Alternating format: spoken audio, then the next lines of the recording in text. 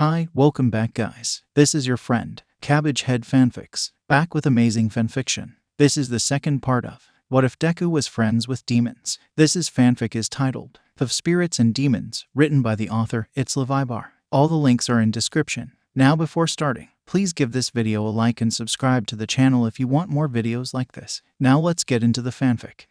All Might was back that day, and Izuku was nervous. At lunch, he was collected and brought to an empty meeting room. I'm sure you are wondering why I brought you here, All Might boomed. But first, you must promise me that nothing that is said in this room will leave unless in dire circumstances, regardless of your answer. Izuku blinked. Sure, as long as it isn't going to hurt someone or go against my morals or anything. Not going to outright swear, but I promise to at least consider it. All Might blinked, then chuckled.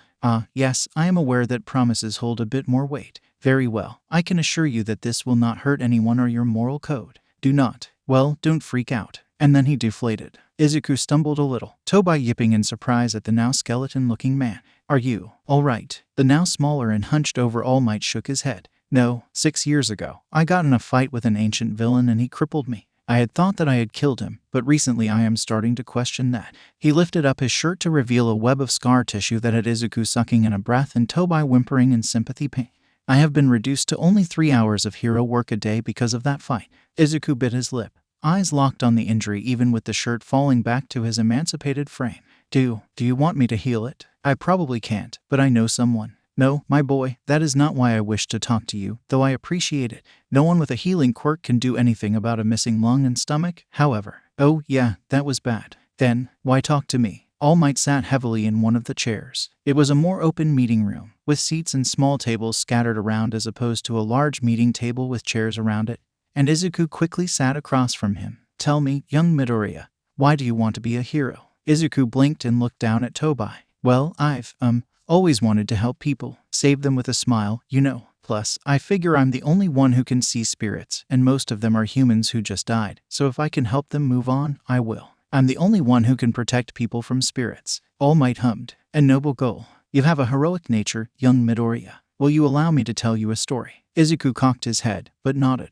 200 years ago, there were two brothers. One could give and take quirks, and the other was quirkless and sick. In an effort to control his brother, the elder gave his younger sibling a stockpiling quirk. Unbeknownst to them, the younger did indeed have a quirk, the power to transfer his quirk to another. For 8 generations, the users of this quirk have fought the older brother, trying to stop him from overtaking Japan and the world with his massive stolen power. Izuku blinked, but nodded. Okay, made sense. Quirks were kind of crazy, as diverse as spirits. Anything was possible. I am the 8th holder of one for all. Izuku froze. Oh, All Might came to his feet and Izuku followed suit. I would like you to be the 9th. Izuku tensed, but before he could say anything, fully intending to say no, he would be a hero with his own power, someone else should take it. All Might began to glow gold, as if Izuku was sensing him, and the light brightened until Izuku was forced to screw his eyes shut, even as All Might exclaimed in surprise. When his vision cleared, there was another person in the room. Izuku's eyes widened as the glowing woman smiled down at him, and he dropped to one knee. My lady Amaterasu, he breathed, knowing her intrinsically by some primordial feeling.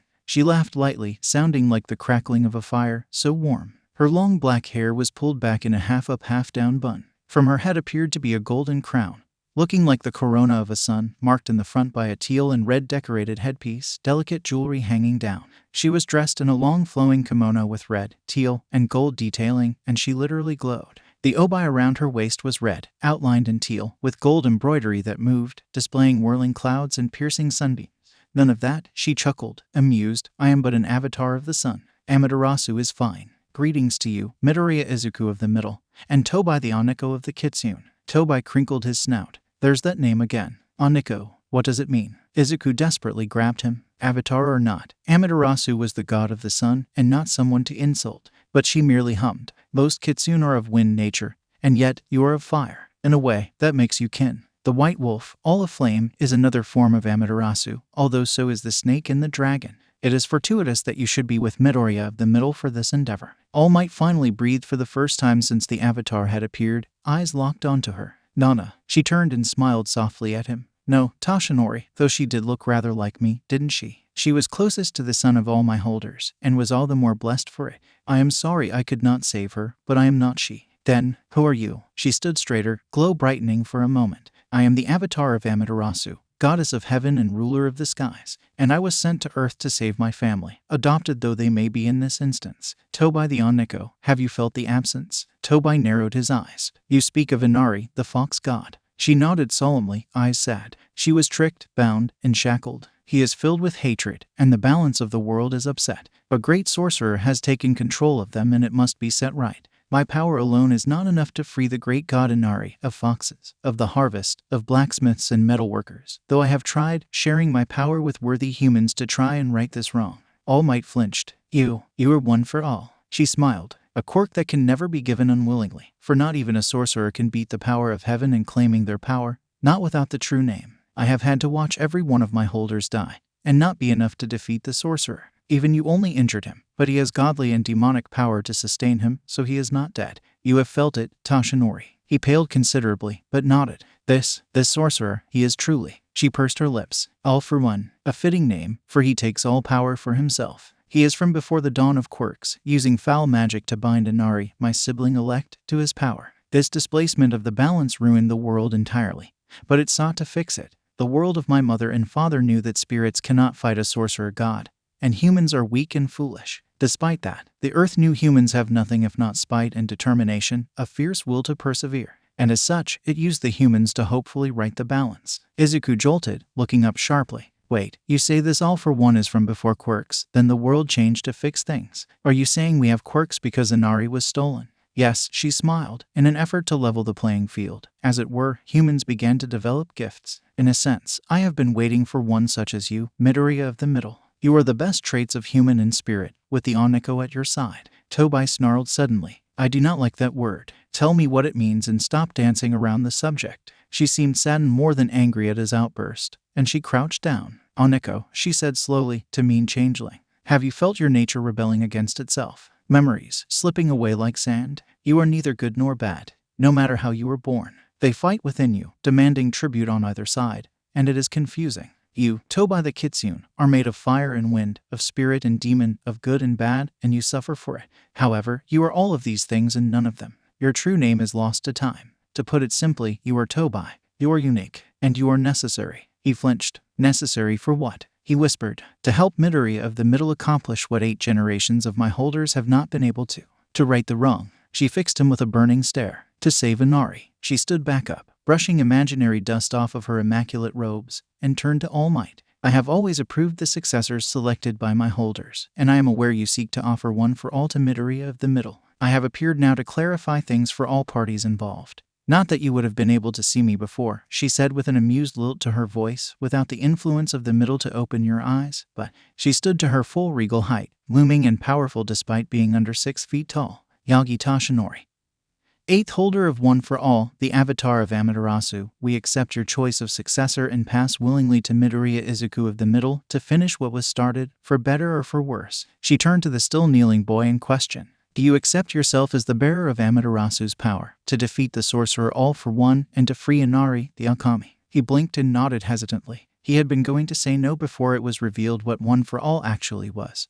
But now, could he even say no? This was practically his duty. So I swear, on my name. She smiled warmly and turned to the fox. And do you, fox-kin Tobai, whose name is lost and who is known only as the Changeling, accept the burden that is protecting your chosen kin and restoring the power of your god? Tobai curled his lip, but stood determined. So I swear, on my Hoshi no Tama, I will protect Yubaba with everything I am, changeling or not. She bowed to them both. Then, the bond is sealed and the promise made. I name you Midoriya of the Middle, Izuku the 9th, and Tobai, the Kitsune bound by destiny, protector of the world's last hope. May your skies be clear. All Might blinked.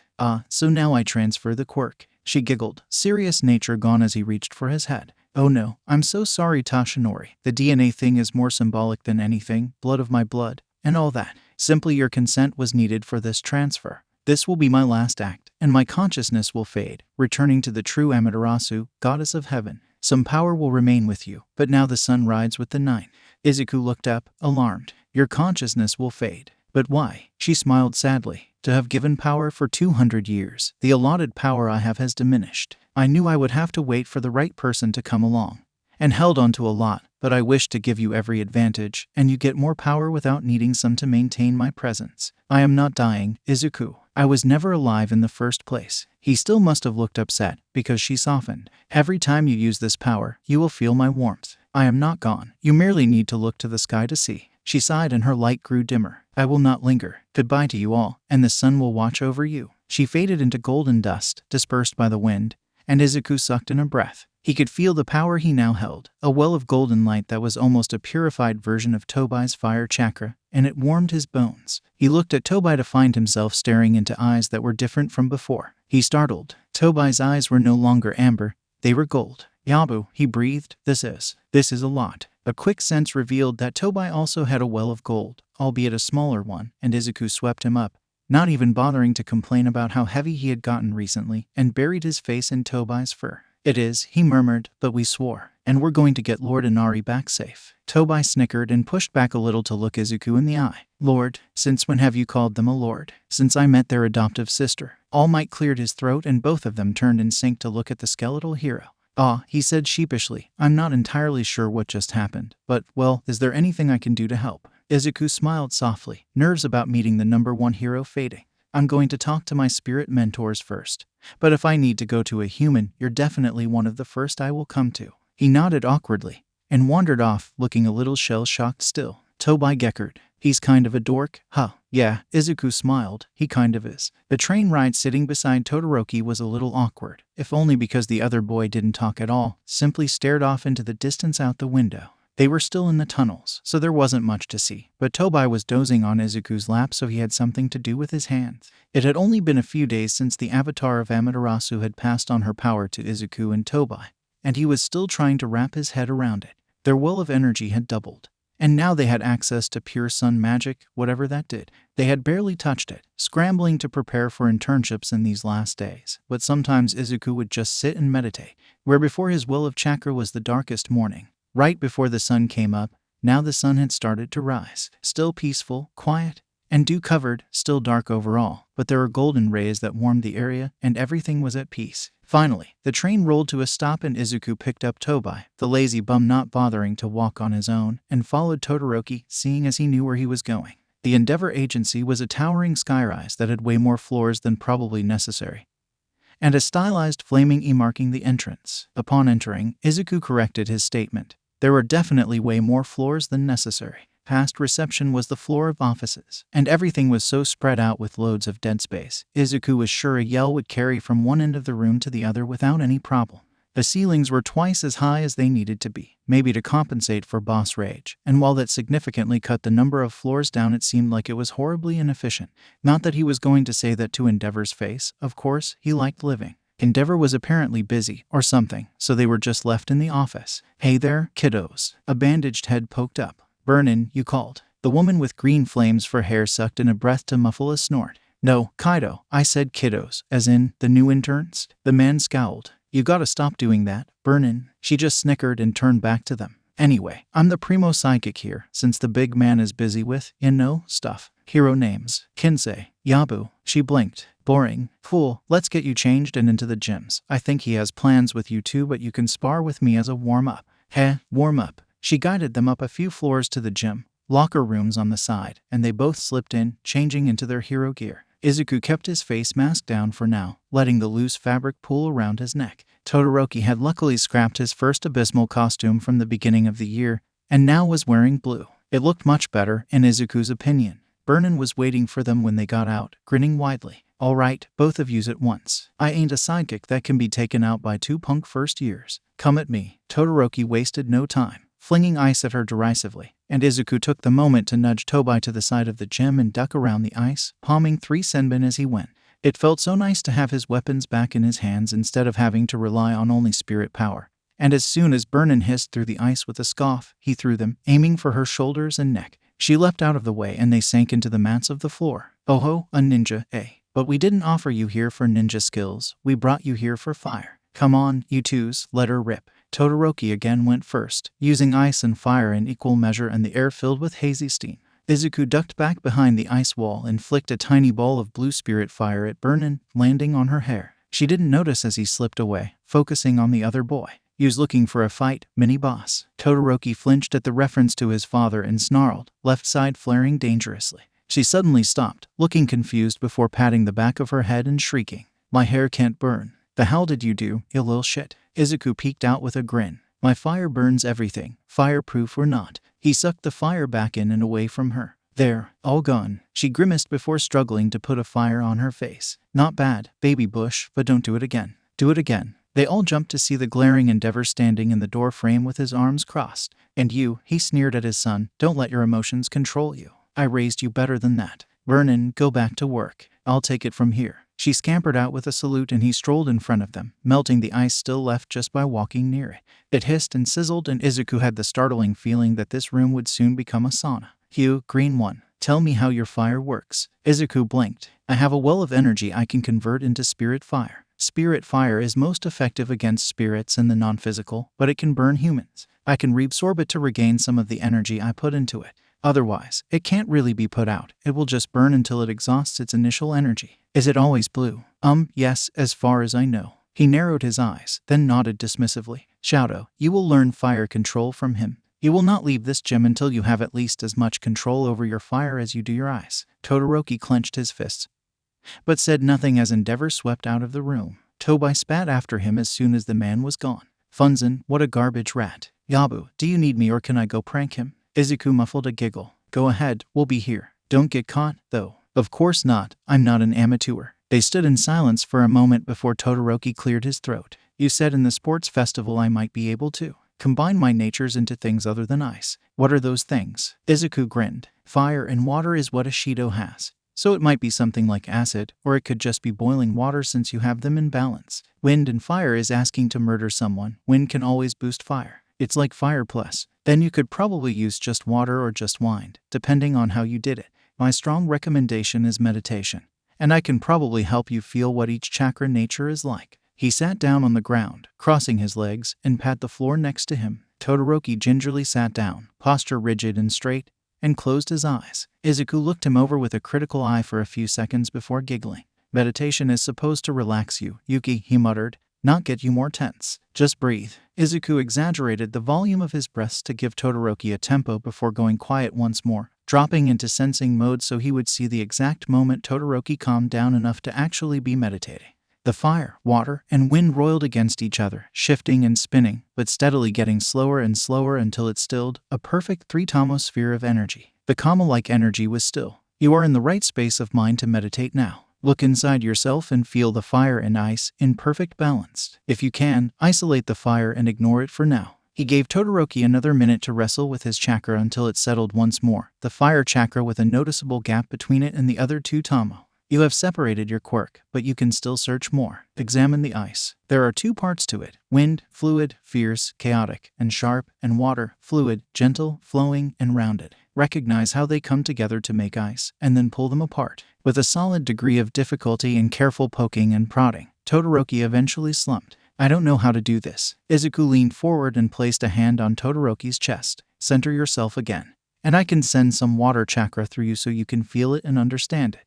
Izuku waited, hand warm on the other boy's chest, until everything was calm once more, and then molding his chakra nature, calling on the water, and sent a tiny sliver of energy into Todoroki. He sucked in a surprised breath and blinked open his eyes, staring at where Izuku's hand met his chest. It was not ice. "No," Izuku hummed, "but it was a part of it. Use that feeling and find water." Izuku gently removed his hand and brought both of Todoroki's together to cup in his lap. I can feel it." "Then move some, just a small amount, to your hands." Izuku watched gleefully as Todoroki's hands filled up with water. Todoroki looked at his own hands in shock. I can make water. I couldn't push the water to my left side, but I could to my right. And now that you've found water, you can find wind, and then you can make breezes. I don't know why you could only push the water out one side, though. Maybe a mental block." Todoroki lightly shrugged, some drops of water hitting the floor, but he never tore his eyes off it despite the fact that it was no doubt leaking out of his hands. On seemingly a whim, out of nowhere, he brought his hands up to his lips and drank the water. "It's clean," he blinked. Izuku snorted. "Yeah, it's pure water. I don't think making and drinking your own water is a good long-term plan for dehydration. But it can probably help in a pinch. What do you want to practice most?" "I know Endeavor said fire, but..." Todoroki looked at his shining wet hands, and then up at Izuku. Water. Izuku grinned and stood up. Then let's get to work. We'll use wind and fire to balance it out some, but unlike fire, water has a hard time hurting you from overbalance. Now, can you spray water like you can fire? Let's find out. Todoroki was not super great with water by the time Kaido came to collect them for dinner, but they had figured out that he could discreetly spread water around then freeze it for a truly slippery surface. Plus, getting someone wet and then buffeting them with wind was trouble, and Flash froze their clothes. The combination of them both allowed for ice, after all, so in tandem they made for good freezes. It was a pretty good capture idea, since they wouldn't be able to see the wind coming like they would a glacier. Trying to put water and fire together proved fruitless, something preventing the chakra from getting to either side. But wind could pass freely between both, so even if they didn't practice fire control, they definitely had the power side down. I would use wind as a buff to both sides. And never use fire or water by itself, Izuku hummed, gesturing with his chopsticks while he slipped Tobai a fried tofu cracker. Because while they're good on their own, they get so much more potent for such little energy. Fire at least. Never use without wind unless you need something small. Heat or range, though. Definitely wind boosted. Todoroki slurped his cold soba contentedly. To think I could do all this from the beginning. Thank you, Midoriya, for opening my mind. You can mimic natures, can you not? Izuku nodded. Some are harder than others, but I have to mesh with Tobai. It would be kinda painful if we weren't matched, so I just have to switch. Luckily, I can switch to fire really quickly since I've been practicing a lot for so long. Could you not do these things? Izuku scratched his head. I could, theoretically, but it's not my strong suit. I'm not built for it, I guess. For you, fire and ice are intrinsic, so a part of who you are that calling on them is second nature. For me, I could do it, but without practice and a lot of thought and concentration, it wouldn't work well. I like what I have, though. They ate in contented silence for a while before Izuku bit his lip. Todoroki, you're friends with Iida, right? Todoroki paused, but shrugged. I know him. Why? Do you know why he chose his hero name the way he did? Todoroki blinked. Ah, yes, he went with his given name. To be entirely honest, I considered doing the same, just to spite my father, but Kinsei worked better for me. Perhaps he too has inner turmoil. He cocked his head, considering. Ingenium. He got attacked during the sports festival. Izuku jolted. Isn't that Iida's brother? Oh, that's horrible. Is he okay? Todoroki hummed. I see you do not keep up with the news. He was attacked by the hero killer, Stain, and was left paralyzed from the waist down. He will live, but his days as a hero are over. Izuku sucked in a breath. Oh, do you know where Iida went on his internship? Todoroki shrugged. I overheard Yakuza telling him to reconsider his choice. I think it was something like automatic, some small-time hero. Manual. Ah, yes, that's the one. Izuku quickly looked up Manual on his phone and frowned. Based in Hasu, the normal hero. I don't see why Iida picked him at all. If he comes from a hero family, there's nothing Manual can teach him. Todoroki blinked. Hasu. Oh, that's where Ingenium was attacked. Izuku swallowed. That seems bad. Todoroki walked them both back to his family house after dinner and Izuku went to sleep feeling unsettled. What was he missing? On the third day, with better control of his three base natures, Todoroki and Izuku were dragged along to Hasu to, ostensibly, patrol, but really to find the hero killer. That was the main reason Endeavor had never had time for them this week aside from stopping and glowering at them. He was busy putting together a plan and a patrol route for finding Stain in Hasu. And finally he had perfected it, so off he and his interns and sidekicks went to Hasu, 14-year-olds, chasing down a serial killer with a hero body count. Izuku had a really bad feeling about this and prayed they didn't find him. So they didn't find the hero killer. They found Nomus. Izuku swallowed the bile and sense of perversion coming from them as all hell broke loose, using his senses to find civilians and clear them out of the area. A four-eyed Namu, with the eyes in its brain, lunged for Todoroki and Izuku sucked in a breath and slashed his claws through the air, calling on spirit fire. It burned gold. Izuku froze momentarily, but the Namu screamed in pain and shriveled up under the assault of the sun flames and soon it was no more. Izuku and Todoroki stared at the crackling gold for a moment before Izuku reabsorbed it. No time to dwell on that. Endeavor had just barked at them to evacuate civilians.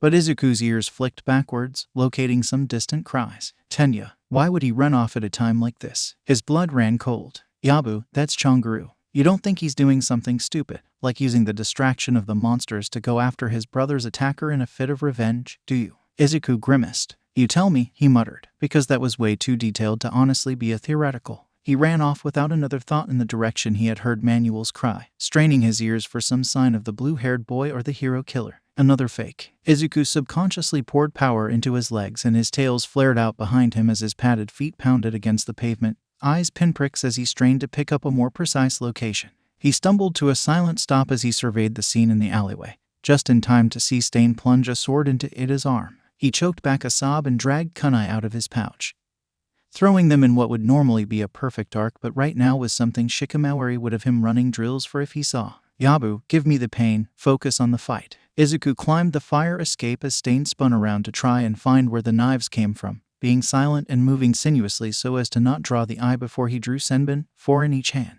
He flung them and they made a slight hiss in the air as they traveled. And in the same moment Izuku slid his tanto from its sheath and leapt from the fire escape to hopefully land on top of Stain. Stain heard the senbon coming and spun out of the way, bringing a blade up to meet his tanto, and Stain grinned. And who are you? The little ninja fox. Ah, the green one, I recognize you. Shigaraki called you feral, and I can see it. Are you here to defeat me, little fox? Izuku snarled. You're a murderer. I kill fakes, Stain spit, false heroes who aren't worthy of the title. I will purge the fakes and society will be good again. Mini Ingenium will be the first of the new generation to fall, but I highly doubt he will be the last. Midoriya, Iida gasped out, please, this is not your fight. Go, don't get hurt because of me. Izuku clicked his tongue. I cannot believe you went off on some revenge quest to fight someone who has killed pro heroes with more experience than you. Don't you dare say this isn't my fight. It's not, but it isn't yours either. My brother is in the hospital and alive, which is more than can be said of Stain's other victims. Tobai, I need you to split and get help. If I break focus to try something, I might get stabbed and that would be bad. We need help before Iida bleeds out. Go. Tobai sent a pulse of warning and then split, running off out of the alley, and everything got darker. Izuku grit his teeth and powered chakra into his eyes, making them no doubt glow. But it allowed him to see easier and faster now that his senses were dulled. Hurry, he thought. I don't know how long I can hold him off. Tobai ducked and weaved through rubble and screaming civilians, trying to find a costumed idiot or two.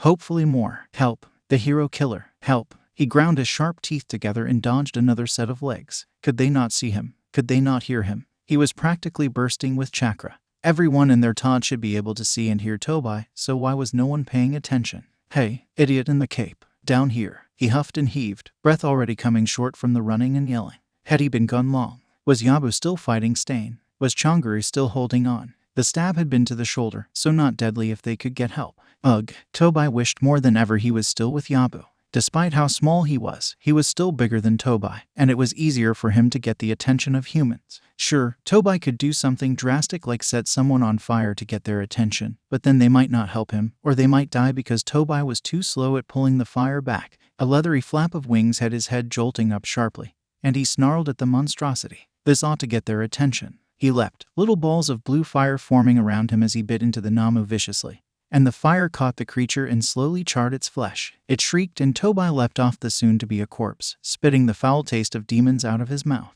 As it rolled on the ground, screaming, little red leeches bubbled out of its skin until it sagged and finally died, melting and smelling something foul. Tobai looked around, haunches raised, praying anyone had seen this and would notice him. He growled in frustration and began running again, not even bothering to require the energy from the fire. He was burning up inside, desperate for some way of getting through to people, praying that he would be able to get back to Yabu in time. He was a protector, the protector of the last hope, Amaterasu said. He felt the burning overtake him and he sucked in a breath before everything tilted on its axis. Izuku was cursing every god he knew and begging them in equal measure. The flames of Amaterasu burned within him, raging against the paralysis that took hold, a sickening water and yin combination that rendered him immobile.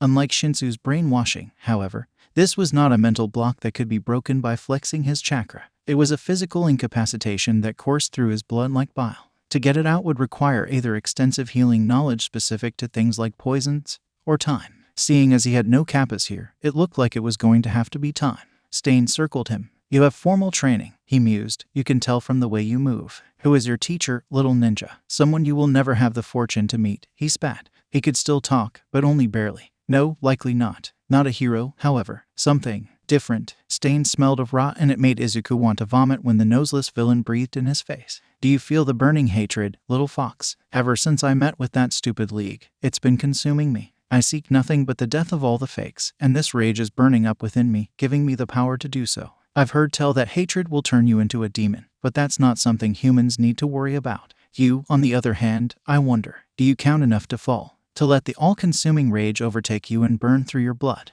Izuku paled. What? Shigaraki was a scam, but he had the hatred too. I imagine he got it from the same place as me, but his is more dormant than mine. spirits fall to hatred and become demons, and humans just get stronger. What will happen to you when the rage and despair become too much? It won't. We won't even have to find out. Are you sure about that? Even now, your little friend is gone, and your classmate is bleeding out. How will it break you to know you couldn't stop me? Izuku felt the last of the burning venom fade away and looked at Stain with burning eyes. Stain recoiled, and Izuku snarled. Like I said, we won't even have to find out. He dashed forward, eyes flashing gold, and golden fire curled around his fingers, coming to his call with a warm sigh. Every time his fingers grazed Stain or one of his swords, they burned and melted, until Stain was panting heavily, eyes bright red with fury. You will not beat me, he shrieked. The only one who can beat me is the one true hero. All might. Izuku wobbled on his feet, hearing a clamoring of voices getting closer and knowing deep in his gut that it was Tobai with reinforcement. I don't need to, he sighed, and flopped backwards. He blinked blearily to see Tobai's red fur and golden eyes looking down at him, mouth twisted into a worried grimace. Tobai slid a hand down his face and whispered, "Don't die on me, Yabu," and everything went dark. Todoroki Shouto had lost Midoriya sometime in the last 10 minutes, and he didn't have an exact estimate as to when. It was mildly concerning, but he knew the boy could take care of himself. He had been taking care of the both of them plus Tobai the fox for the past few days. Shouto summoned more water to put out another fire left behind by his father and marveled anew at how he could feel his three natures working within him. Civilians across the street were choking on acrid smoke from smoldering plastic and rubber, and he whipped wind from his ice side, making it colder, to blow it away from them. He slid ice into a doorway, preventing it from collapsing as it groaned from the strain of the broken building, and dashed inside. Is there anyone in here? Here. The voice was faint, but he supported the ceiling as he made his way deeper into the building. He blinked at the elderly couple. Oh, let me get you out of here. Can either of you walk? The woman with puffy white hair pulled up into a bun nodded. I can, but Anita can't. The other woman, with straight gray hair, scowled. I can walk just fine. They both stood and Anita winced, leg wobbling a bit. Shouto nodded and hooked an arm around the stout woman. I'm going to get you out of here. The white-haired woman nodded and breathed a sigh of relief. What's your name, son? You can call me Kinsei. She chuckled. Balance, something everyone needs. Very well, nice to meet you, Kinsei. You may call me Zeniba. Shouto nodded, walking slowly out of the building as Anita gasped at the ice pillars and shivered. He blinked and warmed up his left side, the one she was perched on, and she sighed in contentment. My, a power like that soothes my old bones. It does. We should get you to come down to the old people's home, Kinsei. Zeniba snorted, hooked nose bobbing a little, as if, I'm sure the young hero has more important things to do than tend to your aging bones. Besides, you say the same thing about my tea. Why I bothered to come visit you, I don't know. Anita cackled. So you don't have to spend more time near your sister while you're here, I reckon. Tough luck your visit and the attack happened at the same time. Zeniba sniffed. What my sister doesn't know won't hurt her. Now, young man, thank you for your help, but I believe someone is looking for you. Shouto looked up, startled. They were already out of the building and he hadn't even noticed, just listening to the two old women bicker good-naturedly, and he looked around sharply. There, running towards him, he recognized those auburn ears. Midoriya, he breathed, pulling forward before hesitating. Zeniba smiled. Not quite, but I'll take Anita from here. Go on, Kinsei the balanced hero. You are needed elsewhere. Shouto was off as soon as Anita was on the arm of her friend, running towards those ears before he stumbled to a stop and narrowed his eyes. That was not Midoriya. Yuki. Ugh, thank goodness. Yabu found the hero killer and needs help. Get stupid Funton or whatever, anyone you can find, and then let's go. I've already been gone too long. The nicknames hit him like a brick and he noted the three tails curling in agitation. Tobai, the fox who was now a boy, grinned, revealing his teeth were just as sharp. Yes, I know, very cool, now let's go. Shongaru and Yabu need help. Shouto sucked in a breath even as he began to run after Tobai.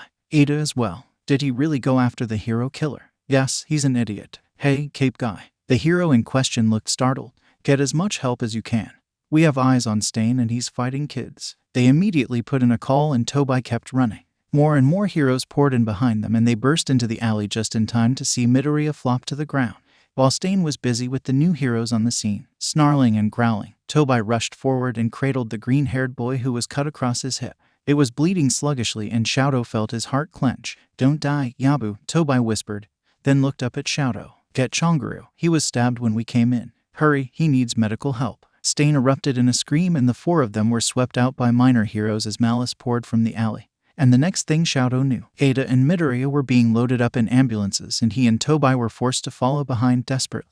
Todoroki prayed to every god he knew that they would be okay. Midoriya seemed to believe in the old kami, so Todoroki would too. He had to. Izuku woke slowly. hip throbbing where he could vaguely remember getting sliced before he could fully dodge, and then came the quiet stillness save for the beeping at a steady pace. Next came the sensation of sheets, and he knew he was in a bed. It had been a while since he was in a hospital, but he supposed a fight with a serial killer would certainly warrant it. His eyes shot open and he could vaguely hear the heart monitor pick up speed as he sucked in air. Stain, what had happened with Stain? Yabu, you're awake. Hearing Tobai stalled his breathing for a moment, but when it restarted he managed to steady himself and not breath so erratically. Tobai, he croaked, and scowled at the harsh-sounding warble that came out. The fox giggled out of his line of sight. You want something to drink, Yabu? You sound a little dry. He closed his eyes again and nodded, hearing someone shuffle around before a glass of water was poured. There must be someone else in the room, because such an action required both height and thumbs. He opened his eyes again as a blurry figure approached with the glass and he took it gratefully, taking a sip before straining his eyes to see who else was in here. Amber eyes and a cheeky grin stared back. He squeezed the glass tighter as he took in the boy before him, looking to be about his age or slightly older. The boy had curly auburn hair and what looked to be symmetrical scratches on his cheeks,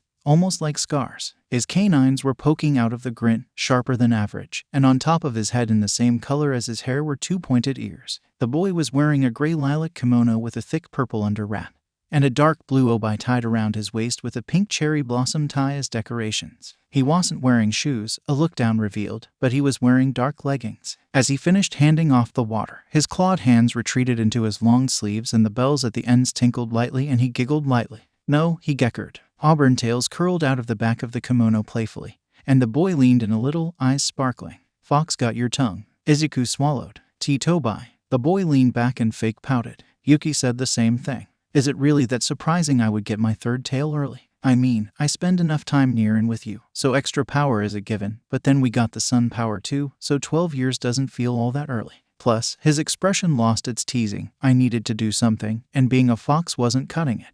I just had to make it in time. Izuku reached out a hand to poke at the fox boy. You did, we're fine. The door opened and Todoroki walked in, stopping and blinking before walking forward. You're awake. Izuku nodded. Did Tobai get you? Sorry for running off like that, but I heard Manuel calling for Iida and assumed the worst. Tobai rolled his eyes. It's not assuming the worst if the worst really did happen. Izuku jumped. Iida, is he okay? He looked pretty hurt when I got there, but as far as I know Stain didn't do any more damage. Todoroki shifted and scowled. He lost a lot of blood and he's in surgery right now. They won't tell me anything else. The door opened again and a dog-headed man walked in. Tobai bristled a little and shuffled closer, a clawed hand coming out of the sleeve to grasp one of Izuku's, and he rubbed the tanned skin on instinct. Woof, you are awake. That is good. I am Hasu, Chief of Police, Tsurigami, and I have a few things I need to say to you, Midoriya. Tobai's lip curled. He's hurt, give him the decency of healing first. The police chief shook his head. This needs to be handled and contained. I also need to speak to you, Tobai.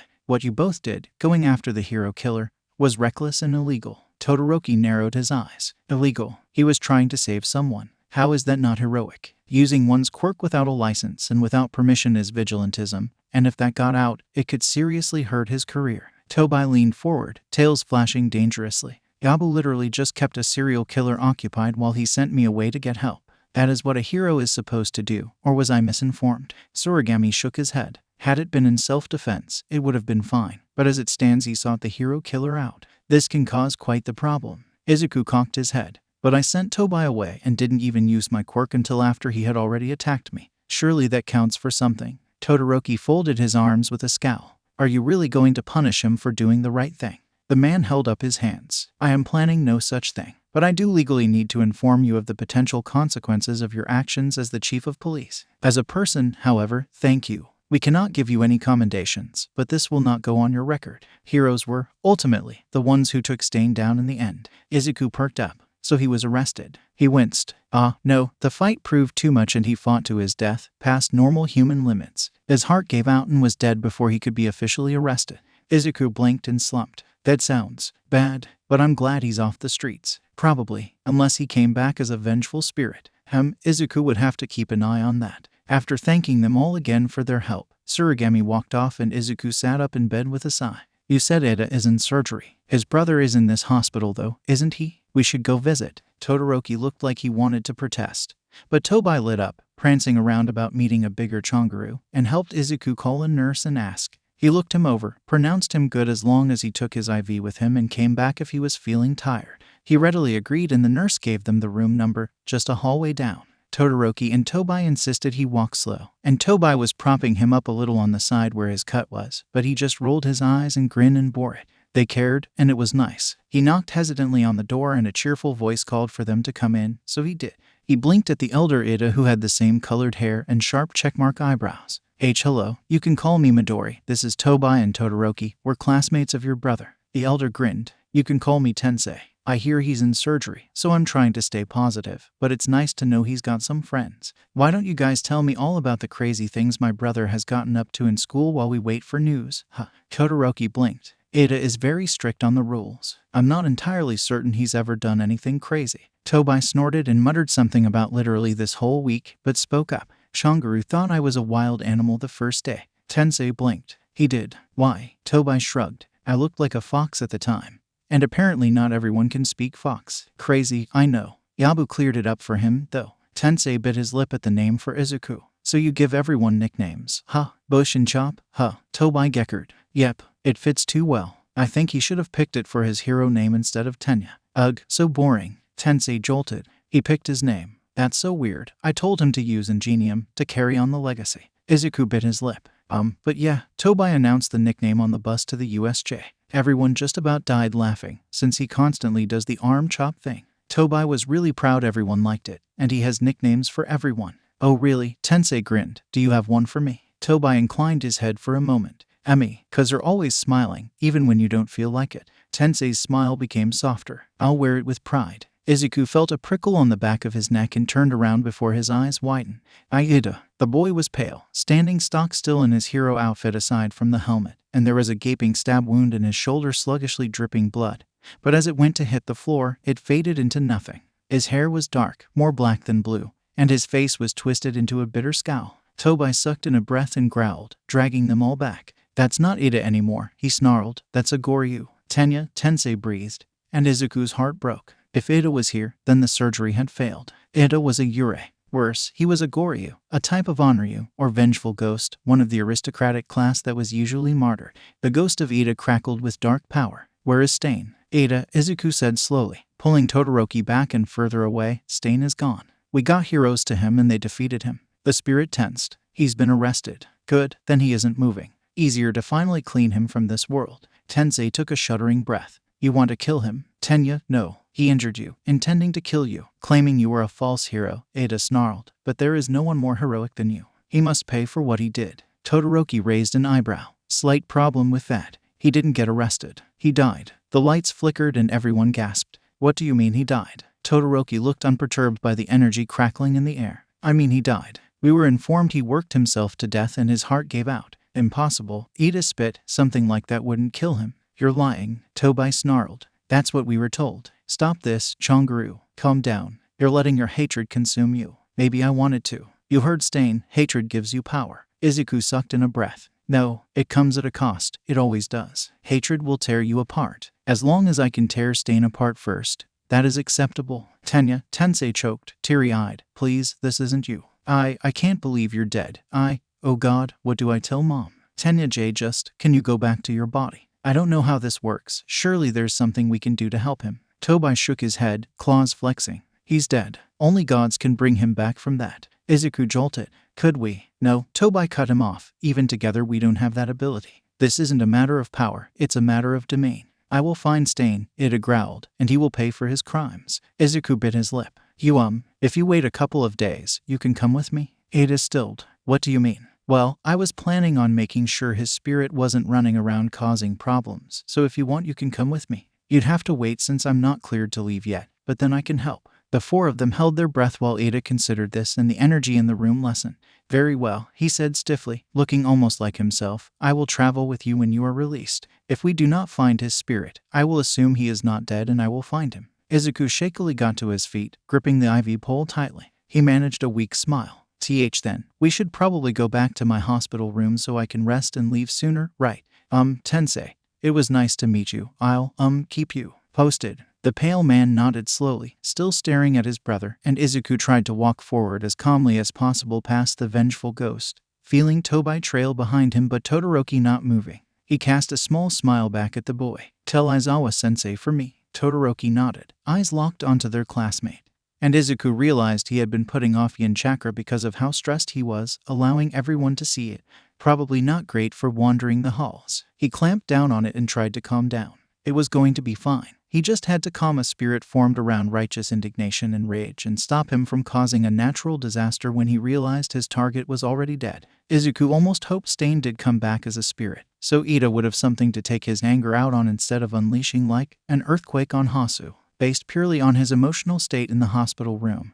That seemed like a reasonable possibility, and Izuku didn't want to have to explain that one to, well, anyone, really. He knew Tobai was trailing behind him and he turned slightly to smile sheepishly. "You aren't going to like this, but," Tobai grimaced. "You want me to go tell Kairu and Washiro, don't you?" It wasn't a question, but Izuku nodded anyway. They might have ideas or plans or just be of some use, but for now they also need to know everything that's happening. If everything works out, I'll fill them in on the rest later. You can come right back, just someone needs to be told. Oh, also maybe warn Mum. Tobai's nose curled up and he exhaled sharply. "If you die, I'll kill you." Izuku grinned. "Sounds like a plan. See you later." Tobai ran off, leaving Izuku to walk back to his hospital room with just Iida. He sat on the bed and bit his lip. Do you want to talk about anything?" Iida just stared at him. "Guess not," he muttered, laying down. "I'll just focus on getting discharged then." The cold presence in his room never faltered. Just as he was getting discharged, Tobai came back in fox form. He eyed Iida balefully. "Let's go then," he snapped, "and find this theoretical ghost." Walking through the city during the day was different than at night.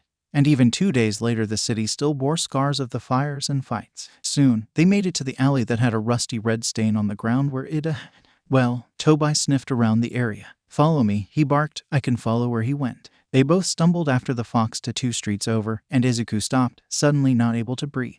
The air radiated malice and rot. Tobai's fur was standing on end. He was taken. The body was taken. Iida growled. "So he's gone. How will I find him now?" Izuku tried to placate him. It'll be okay. If I'm right, I'll have to go fight this guy anyway, so you can just keep tagging along and then we'll find Stain, okay?" Iida whirled on him, form darkening and pulsing with energy. "And how do I know you will find him? How do I know you are not simply trying to find a way to exorcise me before I can complete my task?" Izuku winced. "Iida, I wouldn't. No, I don't want you to kill Stain, again, but I also don't want you running around causing problems. No one can see you without me, so, that means I can help. Plus, I want to make sure you're okay." Iida sniffed, but his form stilled and settled. "I'm perfectly all right. I would say I am more all right than I have ever been. To think this power was always available to me." Izuku bit his lip and exchanged a glance with Tobai. Well, I think we can go home now." "You can, come with me if you'd like, but if not you can just meet me at school, I guess." Iida nodded stiffly and walked away. Izuku just hoped he would actually show up on Monday. Izuku was almost late to class on Monday, but he had spent the entire weekend looking for Iida and doing research on sending ghosts on, and talking to Tobai as the liaison between him and the forest. According to Shikamaru, the only ways to send spirits on is to overpower them and kill them again, or give them what they want. For calm spirits, this is easier because you just have to give them closure. For Iida, closure would be a little bit harder to come by. Still, they promised to ask around and keep an eye on things, and he was heading there after school today to fully ask the questions Tobai didn't get and start to figure out everything. They knew about Amaterasu, but hadn't seen the power in action, so there was that too. Finally, he burst into class 2 minutes before the bell rang, looking around for some sign of the ghost. None to be found. "Geez," Ashido giggled. "You'd think rule-abiding Iida would be here already. Maybe something fun happened on his internship." Uraraka lit up. "Speaking of internships, I really loved mine. I learned a lot from Gunhead." Kaminari chuckled, scrolling through his phone. "I mean, come on, the only real exciting thing happened in Hasu. The hero killer and those Namu showed up. But I mean, have you seen the video about Stain and his ideals? It's kinda cool." The lights flickered and the air got colder. "Kaminari," Izuku hissed, "stop talking about it." The other boy didn't seem to hear. "Obviously murder is wrong, but getting rid of the fakes? I mean, it makes sense." "Kaminari." The door slammed open and everyone jumped as Aizawa came in, looking pissed. "We have an announcement." "Midori." Izuku pursed his lips. "Iida," he called out hesitantly, knowing the boy was around somewhere, at least close enough to hear Kaminari, and the lights flickered. "I should kill him." Izuku jumped at the voice, but based on how no one else reacted, he was the only one who could hear it. "No," Izuku begged, "he's not your target, right? He's just misguided." Aizawa tensed. "What did he say?" Izuku bit his lip and looked around the room again, trying to find him.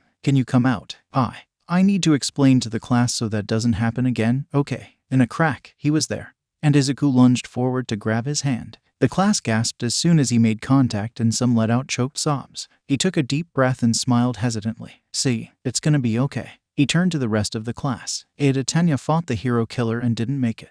Please refrain from mentioning the hero killer in any positive light or, well, bad things will happen. Uraraka was pale, looking torn between approaching her friend and staying as far away as possible. What? He's dead. Tobai walked in the door, hands clenched. He's a Goryu, vengeful martyr. Do not talk about Stain if you enjoy living. Daki, Nezu cleared me for a desk. Aizawa nodded. For those who haven't figured it out, this is Tobai. Take your seats, we're having a crash course on Yakai. Everyone numbly sat down. Izuku easing Iida into his own seat before tugging Tobai over to their side of the room where he slid into the extra desk that had been previously unnoticed, and Aizawa stood in the front, projector turning on and a PowerPoint displaying. First, never give away your full name. Midori has probably drilled that into your heads enough, but it also applies to names that are integral to who you are. If a spirit gets a hold of your name, it's theirs. They can also take your quirk this way. Avoid this if at all possible, for obvious reasons. He clicked to the next slide. Next, some common yokai. Kappa are aquatic creatures that look like a cross between a frog and a turtle.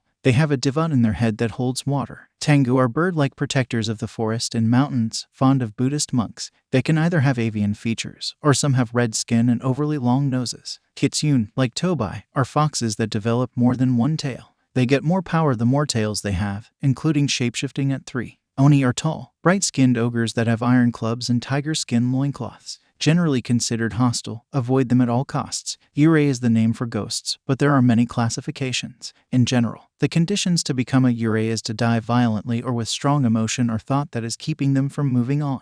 They are, in general, to be avoided unless you know for a fact they are not hostile. Sometimes Yurei will be powerful enough to cause natural disasters. Kodama are forest spirits that show a sign of a healthy forest, but are harmless. That is generally what you might encounter, but we will be passing out a list of further yokai for you to read over. In general, without Midori, you will not be able to see yokai unless they want you to. He sighed. Next, the gods. They are, in fact, real. They are generally uninvolved with things, but you can get their blessing on things and beseech them to help you. This goes without saying, but do your best to avoid angering the kami, please. He looked them in the eyes, making sure he had everyone's attention. Finally, demons. Yaoyorozu raised her hand. But sensei, aren't oni demons? Aizawa grimaced. Not in this sense. A demon in this context is a spirit that has succumbed to rage and hatred and has become infected, in a sense. They are mindless beasts that cause only destruction and curse everyone they touch. If a human is cursed, they will slowly die as the curse eats away at their life force. Only the gods can cure a demon curse. As far as we are aware, the Namu are proto-demons, and someone is looking to make complete ones. The stronger the spirit, the more likely they are to become a demon than simply burn up from the volatile emotion. If you ever, and I mean ever, see a demon, you run. They can be killed, but if they catch you, we currently have no way to heal you and you will, slowly and painfully, die. Do not engage a demon if you can. Everyone was stock still. Sensei, Haku whispered, can Yurei become demons? Everyone avoided looking at Iida when Aizawa nodded. It's more difficult, but it is possible, which is why I advise you to watch your words. The spirit side is working on it. The spirit side being Izuku and his companions. Class went on as normal after that, albeit immensely uncomfortable. The entire day was quiet, but Izuku noticed Iida was calming down slightly, to being a familiar environment. Once school ended, Izuku practically sprinted to the forest, knowing Fumi could bring the rest if they wanted to come. He burst into the clearing. Okay, we have to nail this down. I currently have Iida staying at school so his family doesn't have to see him and he can be in a familiar, low-stakes environment. What? Oh, hello Nezu. The principal smiled. Hello, Midori. Shikamaori folded his arms. The entire spirit community is pooling resources to find the source of these demons. At first it was only one, at your USJ, but now there are more, and they reek of sorcerer magic. Izuku sucked in a breath. Then, it's this all for one. He's making demons. But why? Gamakichi spat onto the shore. Sorcerers are monsters, green, power-hungry fools that would upset the balance of the world for an extra measure of perceived strength, and curse all those who come in between them and their desires. To think that man is still alive. Nezu, you said he was taken care of? Nezu sighed. It was assumed, but perhaps the Hero Commission and All Might did not take into account demon and spirit powers at his disposal. I fear what he is capable of. Izuku bit his lip. He has Inari, we know that much. Amaterasu said she's been trying to help people defeat him for 200 years, but I have the last of the power she gave for this. Gamma grunted. Any more and it leaves her vulnerable. You were her last chosen boy. He nodded. She called me the middle. The cross point between spirits and humans. Is it true that humans only developed quirks because Inari was bound? Nedzu hummed. Indeed, that is the case. Your friends have arrived. On cue, his human friends melted through the trees, looking grim. Fumi blinked. Principal Nedzu, I was not aware you would be here. Nedzu's nose twitched in amusement. It concerns me for various reasons. Now, Midori, do you mean to get all of them involved as well? Todoroki walked into the clearing and blinked at the various yokai around, but then just looked at Izuku, blank.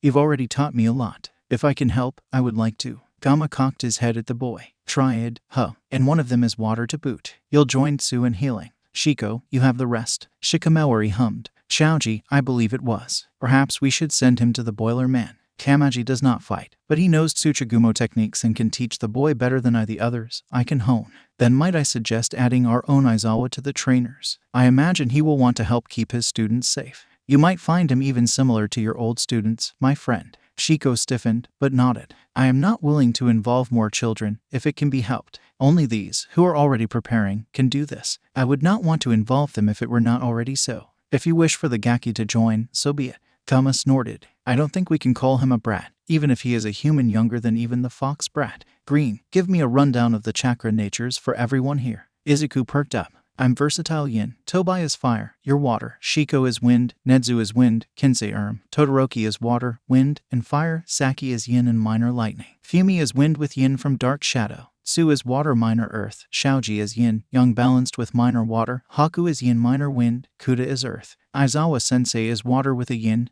young balanced. I know he's not here yet, but it sounds like he will be. And Tobai and I both have some of Amaterasu's power, or sun chakra. Gamakichi nodded. A lot of wind, which is good for Shikamaori. Makes it easier to train you lot. Also a nice balance of yin folk, means you're more in touch with the spirits. Anyone else of note in your class? Izuku bit his lip, thinking back. The girl Tobai calls Nami. After Izanami, she has a creation quirk that lets her make basically anything. She is dual-natured, water and earth. If I'm right, that means she should be able to make plants, but she says she can't make anything alive. The girl Tobai calls Yuri has a quirk that enhances her hearing. She's like Aizawa-sensei, but instead of water, wind. She is probably a sensor. Other than that, we have some single natures and, well, Bakugo. Shikamaori folded his arms with a huff. He will not enter here. Tobai suddenly bristled. Wait, you've been saying there's something in the forest for years. Is it safe here? Yes, it has been taken care of by the witch twins. They all blinked, but the Tengu did not elaborate. Nedzu hummed and slipped his phone back in his pocket. Aizawa will be here within 5 minutes. I would recommend training begin. We have much to prepare for. Do send word if anything pops up. Shaoji, I can take you to the Boiler Man, since I do not think you are currently capable of getting there on your own. Farewell. He paused suddenly and turned back to Izuku. I never did give you an answer for your last guess, did I? Izuku's eyes widened and he shook his head. Kawaso is closest to what I am, but my time in human hands changed me. I did not, of course, come out empty-handed. He winked and walked away, Shaoji trailing behind him. I wish you all the best. Izuku turned back to Shikamaori as Tsu dragged Todoroki over to Gamakichi, and he set his shoulders. Teach us. There was chattering on the bus, but the back was a quiet hum. In the very back were Kuda, Shaoji, Todoroki, Tsu, and Fumi and Dark Shadow on the back bench, quiet and still. Next were Saki and Haku, with Izuku and Tobai across the aisle. They had only had 2 weeks of spirit training, but both Tsu and Todoroki were getting decent at healing, being able to tackle surface wounds. Shaoji had been spending more time with Kamaji, and his arms were increasing in speed, in both changing and stretching. Kuda was talking more and could talk to practically anything, including getting over his fear of bugs. It helped that he knew everything that could eat them and had developed good rapport with all of those creatures in the forest. They had given him tips on what to say to other members of their species, so he was set for the greater Japan area. Everyone was better at stealth now, even if they still weren't as good as Izuku and Tobai. The bus slowed to a stop and everyone came out to see Aizawa and the rest of the teachers they had, with the addition of Power Loader. None of the second and third year or strictly business teachers were there. There were just 9 teachers. Izuku blinked at a particular feeling and cocked his head at Aizawa, amending. 9 teachers and the principal. Aizawa looked at his 19 students and Tobai. I'm sure you all think you have some idea of what you will be facing. Ashido and Kaminari cheered. Robots. Aizawa grinned, and the 9 of them who had been doing extracurricular training with him took a solid step back. Nedzu poked his head out of Aizawa's scarf and smiled. Wrong. He climbed down, the man not moving and seemingly nonplussed about this arrangement before Nedzu landed solidly on the ground and brushed off his miniature suit. You might have noticed there are 10 of us. That is due to the fact that you will be pairing off and fighting a teacher. Aizawa grinned. Uraraka and Aoyama versus 13. Sado and Kirishima against Cementos. Ashido and Kaminari against Present Mike. Todoroki and Bakugo against All Might. Takoyami and Siro against Power Loader. Yaorazu and Jiru against Midnight. Shinsu and Kuda against Ectoplasm. Ajaru and Asui against Snipe. Shaoji and Hagakure against me. His eyes found Izuku and his fox before he smiled with almost a pitying look in his eyes. Midori and Tobai against Nedzu. Nedzu beamed. Indeed. Off you all go to your testing grounds. Now. Nedzu, Tobai barked. How do we win? Well, the ways to pass the exam are to either escape the testing grounds or to put these handcuffs. He brandished a pair that all groups will get around the hands of the hero they are facing. Simple enough, of course. Izuku grimaced. Of course. See you all later and best of luck. The pairs split off to trail after their assigned teachers, and Tobai sighed before grabbing Izuku's hand. No way we're beating Nedzu. Agreed. Run for it. Of course, Yabu. No one bothered to question why Izuku and Tobai were a team when Tobai wasn't technically a student, nor why they were facing the principal, but Izuku knew. If Nedzu wanted a spirit battle, he'd be getting one for as long as it took for them to find the exit. Anjuru hissed beside her as they ducked for cover. He had gotten grazed by one of Snipe's bullets while leaping over the roofs with her. Instead of fighting, they had chosen to use their superior speed to escape, even if it would give Snipe a range advantage. Ajaru had wanted to try hand-to-hand combat, but after their first altercation had ended poorly, Tsu had managed to convince him otherwise. Let me, Kiro. She held a hand over the scratch that was leaking bodily fluids and willed chakra into her hand, feeling the slight power leave her as the wound closed. Thanks, he breathed. I still don't know how you can do that, but it's damned handy. She nodded. I saw the exit on my last jump. Kiro, we are close. He flexed his tail and peeked over the cover. No sign of Snipe. Think he might have figured out our plan and gone to block the entrance. Sue grimaced. Let us hope not. How is your sneaking? He blinked. Pretty decent, but not great. Why? She hummed. Only one of us needs to get through. If you distract him with the handcuffs, he might not see me. I do not want to put you in any undue risk, however. Ajaru grinned. You can just fix me up if all else fails. Let's pass this. She smiled and nodded. Momo swallowed, breathing heavily in the gas mask, and bit her lip. She's not moving, Jiru muttered, but the hard rush didn't work last time. She's too fast for us, and time is running out. Prez, she's covered the entire area in sleeping gas, limiting visibility and preventing us from removing our masks. She's guarding the exit so we can't make a break for it. And her whip gives her reach if we try to come at her from different angles. Momo peeked back over the edge, ignoring the taunting from their teacher, and noted the ground. Jiru, how disruptive can you make a heartbeat distortion? Jiru grinned. Big enough. Mezu extended his arms more and signaled silently to Haku, telling her exactly where their teacher was, and she waved a glove before discarding it and slipping away. Mezu knew that Haku was good at sneaking even before the training in the forest. But now once her clothes were off, she was gone. She had even developed ways to mask her heat signature and scent by pulling more yin chakra to the surface and wearing it like a shroud, so their plan was simple. Aizawa would no doubt be looking for her, as she was his biggest threat, and occasionally doing sweeps of the area with his capture scarf to try and snag her, since she did still technically exist. Mezu's job was to pick an optimal time for her to head to the exit, then play subtle distraction duty and keep him occupied until she was out and they had passed. It helped that he was also good at sneaking, but Aizawa had been teaching them, so he knew all their tricks. He crept through the fake city, careful with his steps until he heard the slight swish that had him throwing himself to the side as white fabric shot past him. He immediately turned half of his ears into eyes and gave himself a 360 view of the area to find Aizawa up on a lamppost, quirk flaring and hair lifting.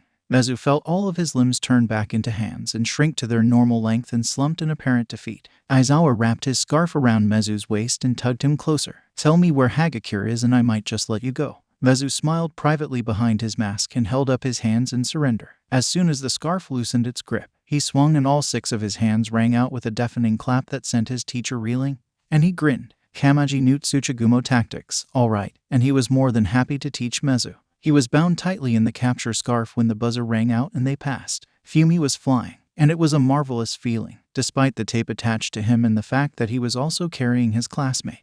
Powerloader had made the ground of the open field practically uninhabitable or transversable, but with nothing to swing on, Siro would have been left behind. Luckily, it was overcast, so Dark Shadow retained much of their power and was able to support both Fumi and his classmate. Not all the way to the gate, it appeared, so there would be some fighting, but Fumi was prepared for that eventuality as well. It would not do for him to fail here, for Tobai would surely mock him. Itoshi was having an interesting time, he'd put it that way. This was really just an intense game of hide and seek, but there were about 10 times as many seekers as there were hiders, and Kudo was getting bugs and small rodents to warn them of oncoming danger and try to direct them to the exit. Luckily, since Kudo knew sign language, they didn't have to talk at all. Plus, if the past several weeks since he had first met Izuku were any indication, Hitoshi was incredible in hide and seek. Then Ectoplasm figured out they were going for the exit instead of fighting him, so he amassed all of his clones into one big one. Hard to escape that. Hitoshi knew that at the beginning of the year, Izuku and Takoyami had managed to weed out his clones by using spirit sensing and then melting them with spirit fire. But Hitoshi nor Kuda could do that, so he was fresh out of luck in that regard. They peeked into the room that held the exit, the massive clone, and the original hero they were supposed to be facing. Hitoshi looked over at Kuda, who signed something, and his eyes widened before he grinned. "Who you gonna call?" Ghost was damn it. Hitoshi let the hook sink into the mind of his teacher, and they both booked it for the door. "Dissolve the giant clone," Hitoshi yelled back, knowing his brainwashing wouldn't hold for long and wanting to give them every advantage possible, and he heard a disgusting-sounding squelch as Ectoplasm did just that. He grinned at the other boy before they both dove through the gate just as the mental connection wore off, and Hitoshi breathed a sigh of relief. They had done it. Shadow huffed and dragged Bakugo behind a wall after All Might's latest toss before running a water-coated hand over the road burn the boy had gotten. "Stop getting hurt," he snapped. "I'm not great at this yet." Bakugo looked shocked for a moment before his eyes narrowed. "You've been holding out on me, icy hot." "Damn, how much can you heal?" "And how?" Shadow raised an eyebrow, but informed him that surface wounds and burns were about all he was capable of currently, due to his water chakra, and Bakugo got a thoughtful look on his face before detailing a plan in a hushed tone. Shadow was intrigued by it, but it seemed sound, so he agreed. Time to defeat All Might. Between them, they had all 5 of the major elements, and this plan sought to utilize all of them to create a storm or disastrous proportions if it worked. And it would, Shadow discovered, as the #1 hero was struck by lightning and fire and icy wind and water. The whole world seemed against him, and when Bakugo put the handcuffs on the man with a click, Shadow found himself rather satisfied. Tobai immediately melted into him, both of them wanting the enhanced senses more than the extra set of eyes, and they set off, slinking through the massive pipes and old warehouses. An industrial zone, it seemed, and full of shadows. A crash sounded in the distance, and their ear gave a single flick before they continued, noting its position but doing nothing for now. More crashes sounded, closer and closer, and they were soon forced to confront the reality of Nedzu with a wrecking ball, gleefully destroying the environment with no thought for the damage, but they supposed that was the point. "Yabu, mind if I take over for a bit? I have a new trick and it will get us over this rubble that's blocking our way to the exit." Izuku shrugged, and soon he was an observer in their body as little colored orbs of fire in every color but the teal blue of spirit fire came around them. They were about the size of golf balls, and Izuku could feel that they took a considerable amount of chakra to summon, but maintaining them after the fact was pretty simple, and Tobai lifted up their foot and stepped on top of one. "Fox fire. Not the best at it yet, but with this, we can fly." "Sort of." Izuku chuckled as they pranced across them like steps, and they shifted to be right where he put his foot until they were running through the air. They both startled when a looming metal ball came hurtling towards them, but they just pushed up and slashed, claws alight with blue, and they rebounded off of the now falling wrecking ball before bounding further, making eye contact with Nedzu before ducking back into the streets and dashing for the gate to secure their win. Nedzu was smirking with a glint of pride and satisfaction in his eyes. But Izuku didn't think to dwell on that. Elated on the high of being able to somewhat fly with his brother, and the buzzer rang out a moment later, signaling they had passed their final exams. Only 4 people failed: Kirishima, Sadu, Ashido, and Kaminari. The first pair hadn't managed to outlast Cementos before they were overwhelmed, since both of their powers had a time limit and Cementos's did not. The second pair no doubt got outsmarted by Present Mike with his PhD and weren't able to get close enough to his ear-shattering screams to do any damage. "You're all going to the summer camp," Aizawa drawled, "but you 4 who failed will be going through remedial training from hell to make up for your loss. Here's a packing list. The camp is a week from now at an undisclosed location for safety." Izuku sighed in relief and looked at the list with a snort. He wouldn't be needing any of this. He was used to practically living in the forest anyway, and everything he did actually need to bring, he had. A week of break before they were right back into it, and Izuku couldn't wait. "Yabu, what's a summer camp?" Haku giggled. "It's like living out in the woods and doing fun things. Hiking, s'mores, swimming, climbing trees, being in nature. It'll be great." Tobai cocked his head, frowning. "I can do all of those things already. In fact, I did all of those things already before Yabu found me." We spend enough time in the forest. Why are we going to another one for school? Saki snorted. It's a training camp, so we get better at our quirks and abilities. But we were already doing that with Kairu and Washiro earlier. Aizawa walked over and tugged lightly on the boy's ear. And you'll be doing more of it. It's training. It's not supposed to be fun. He scowled and batted away the hand. Whatever, Gaki, there better be good food, though. Aizawa rolled his eyes. I'm sure there will be. Now go home, all of you. Yes, sensei. Izuku turned to walk backwards and looked at all of his friends. So tell me how your exams went. A few people groaned, but most grinned, and Izuku couldn't help but grin back. A full term at school, they had done it, and Izuku was swarming with friends. Apparently the class all went to the mall to get supplies. But Izuku and his group pretty much hung out in the forest the entire time, learning as much as they could while not doing a lot of physical activity. Their reasoning was that the summer camp would likely have plenty of that. After meditation, Kuda led them to a grove and Izuku held them all back briefly. You can feel it, he breathed. Right. Everyone nodded, and they slowly walked in. The grove had an aura that grew slowly more prominent as the day wore on. But it was Haku tripping that showed the real beauty of the grove. It was laid in a perfect circle, with the four poles brushed over by leaves, covering stone discs set into the ground with a simple carving on them. To the north, it was indented completely, and the stone disc was darkened in a sphere. On the south disc there was a circular line, but not an indent. To the west showed a half-dark circle with the hemisphere facing out, and to the east, the same but opposite. All of the stone discs were connected by a circular line on the ground. And under an inch or so of dirt and debris, there was an entire disc. It's the phases of the moon, Takoyami muttered. This is a sacred place. Izuku dug under the dirt in the center of the circle and cocked his head. There's more carvings, he murmured, under all the debris. They all looked at each other and nodded before they began scraping off the dirt from the carving. Tobai ran back to tell Shikamaru what they had found before they got too far and unleashed a curse or something. Maybe this place had been abandoned for a reason, after all. He came back with the go-ahead when they were halfway done and gathered pine branches, binding them together to make a crude broom, sweeping off the dust. When it was clear, Todoroki summoned water and washed the stone circle clean, leaving them to see it completely. With the discs on the edge, the moon phases were depicted, but on an inner circle it elaborated more, giving each specific phase with incredibly gradual increment, making a tight and small circle at about halfway across the radius with a total of 32 symbols.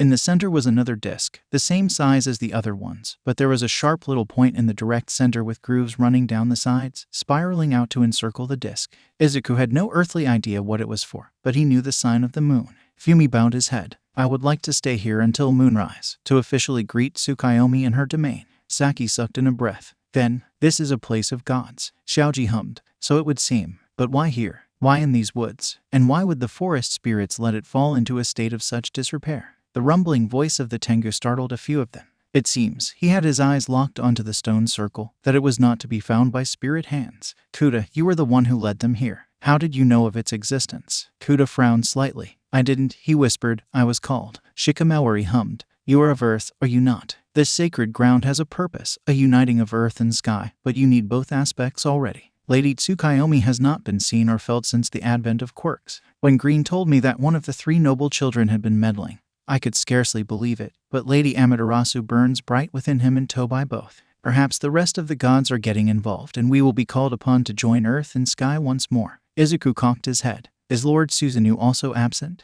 No more than the goddess of heaven. He is the patron of the seas and of storms, so he can be felt more readily. If he were to choose a champion, as the Lady of the Sun has in you, then we might be able to make more judgment.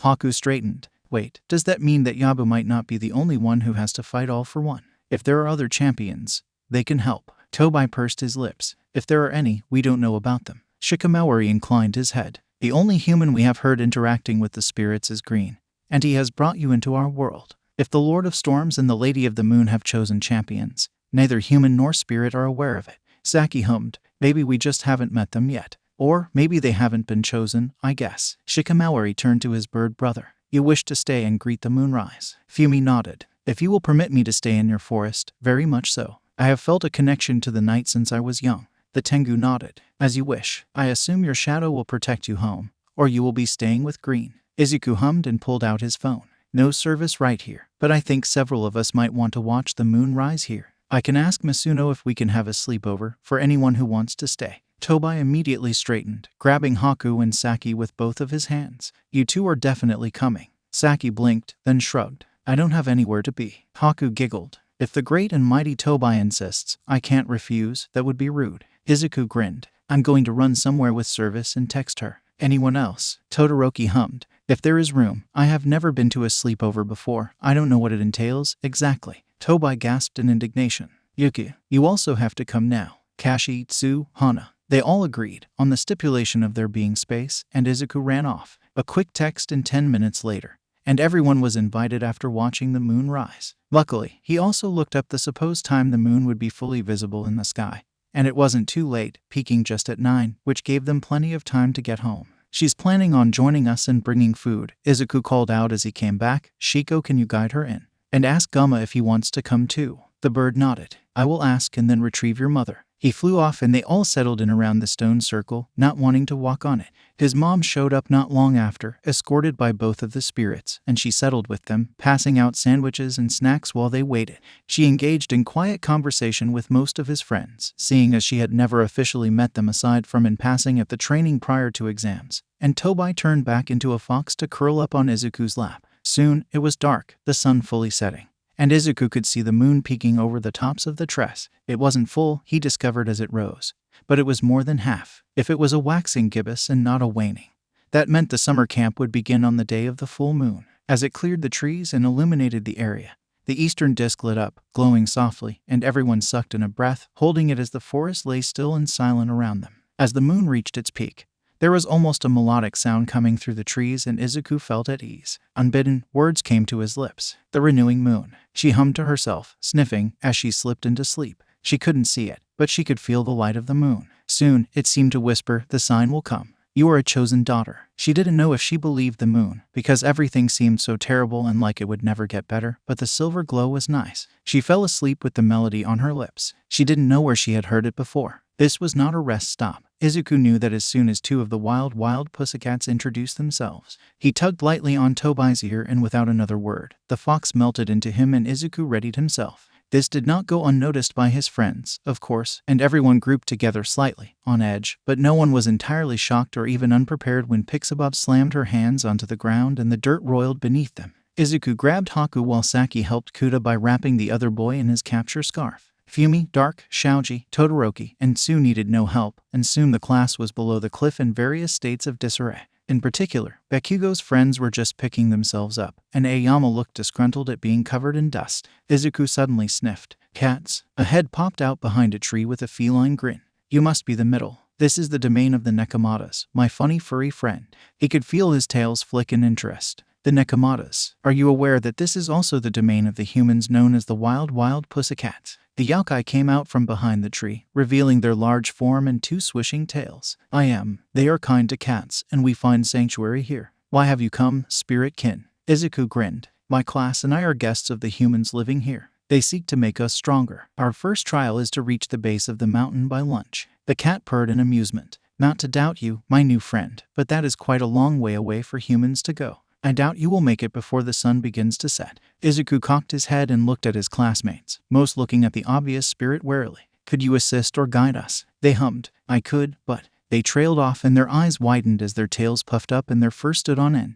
What have you brought here? They hissed. You foolish human? Izuku spun around, bewildered, to find Iida staring at the Nekomata with disdain. This creature, he muttered. Could it help me track Stain? Izuku marginally relaxed and raised placating hands to the Nekomata. This is one of my classmates. He had an unfortunate accident. I promise you he's completely harmless. Or, at least, that I'm keeping an eye on him and trying to direct his anger at the intended source. The Nekomata seemed to relax slightly, but they still looked incredibly nervous. It is not his anger I am worried about, it is his vengeance. You seem to understand what he is, but... They shook their head. I will not guide you or your classmates. It is too dangerous for me and mine, but we will not harm you while you are here. While your Goryo remains, we shall remain hidden unless the circumstances are dire. May you find whom you seek and restore the balance, my friend. Wait, Izuku called as they turned away. What might I call you? They spared him a glance and a grin. I am called Matatabi. Without another word and barely a flick of the tail, the Nekomata was gone, disappearing into the woods. What did you guys talk about? Izuku turned to Uraraka with a slight grimace. I was asking if they would guide us to the lodge, since this is also their domain, but they didn't. Feel safe. Everyone pointedly did not look at Iida. Bakugo clicked his tongue. What effing ever. Like we need a shitty cat to get us there. Kuda looked up in alarm. The earth, he hissed, it walks. Xiaoji swore. Pixabab can make earth monsters. Looks like this isn't just going to be a nature hike. Fumi nodded. Let us depart. The wheel of time continues onwards, with or without us. The class advanced in the direction of the mountain lodge. Izuku stalked into camp, only being as peppy as he was for the years of forest training Shikamaori had put him through. His friends were also faring all right, but the majority of the class was exhausted, and a few people openly wept at the sight of the lodge. Izuku coasted his head, seeing the other two pussycats and the young boy who had come with Mandalay and Pixabab to see them thrown off a cliff. Just like before, he was scowling fiercely, his horned hat pulled low over his face so he could glare at them from under the bill. What are you called? The boy scowled deeper and harumphed, turning away, but Tobai decided to try a different tactic, melting out of their shared body. He pranced forward as his fox self, going to sniff at the boy. The boy's eyes visibly widened in a sort of wonder, and he tentatively held out a hand to the very friendly spirit before snatching it back and glaring at Izuku. This is a trick, isn't it? Izuku blinked. No, that's Tobai. He's my best friend. You can pet him if you want. He'd probably like it. He likes being scratched along his jaw the most. He doesn't bite unless you're mean though, if that's what you're worried about. Mandalay seemed to hold her breath as the boy slowly reached out again, still looking distrustful, but the fox sitting patiently in front of him was incredibly tempting, and soon he was scratching Tobai's snout on his lower cheek. Tobai leaned into it for a solid 15 seconds before straightening and licking the boy's hand, prancing back to leap onto Izuku's shoulder. As soon as the boy saw Tobai perched, he went back to scowling. So that's your quirk, then? Something to do with animals? Tobai huffed. Hardly. That's Hana. Yabu is spirit kin. Surely you've seen the cat yokai around. Now, small friend, what are you called? The boy stumped backwards, wide-eyed. You can talk. Tobai geckered. If I feel like it. I am called Tobai, and my brother is called Yabu. What are you called? He quickly got over his shock and frowned. Kauta. Izuku let out a sigh. Nice to meet you, Kauta. I apologize for invading your home. I imagine you didn't get a say in my class's attendance here. Kauta scowled again and crossed his arms. No. Izuku bowed slightly in acknowledgement. Very well, we are trespassing. So if there are any areas where you like to be left alone, do not hesitate to inform us and we will abide by your rules. Kauta looked confused and shocked in equal measure before he nodded slowly. I have a secret hideout I go to, and no one is allowed there. Tobai nodded. Because then it wouldn't be secret anymore. Makes sense, we'll avoid it. Kauta suddenly looked away, shy, and he grumbled something under his breath that had Tobai yipping in amusement. Okay, Tobai chuffed, if you'd like. Izuku was mildly curious as to what the boy had said, just too quiet for his human ears, but he waved and smiled at the boy before heading off for the tables as well. He hadn't really eaten lunch, and the food smelled delectable. He sat down with his friends as they guzzled down food and made sure Tobai had something to eat as well, not that he needed it, before tucking in himself. I don't think you heard, Saki said dryly, running a hand through his purple hair, but they have hot springs here that will be relaxing in after dinner. Izuku nodded in thanks as he took another bite. So what's up with the kid? Haku giggled. He seemed really angry. Izuku smiled at the invisible girl. Tobai happened. I don't know why he's angry. It might just be a case of we're invading his space, or it might be something else. But I find cute and cuddly animals solve a lot of hostility. Tobai preened. And I am the cutest of them all. Sue nodded. An interesting thought. I find frogs cuter. Tobai sputtered in indignation while everyone else laughed. Dinner wrapped up in short measure and everyone was shown to their rooms and their things and everyone headed to the changing rooms to enter the onsen.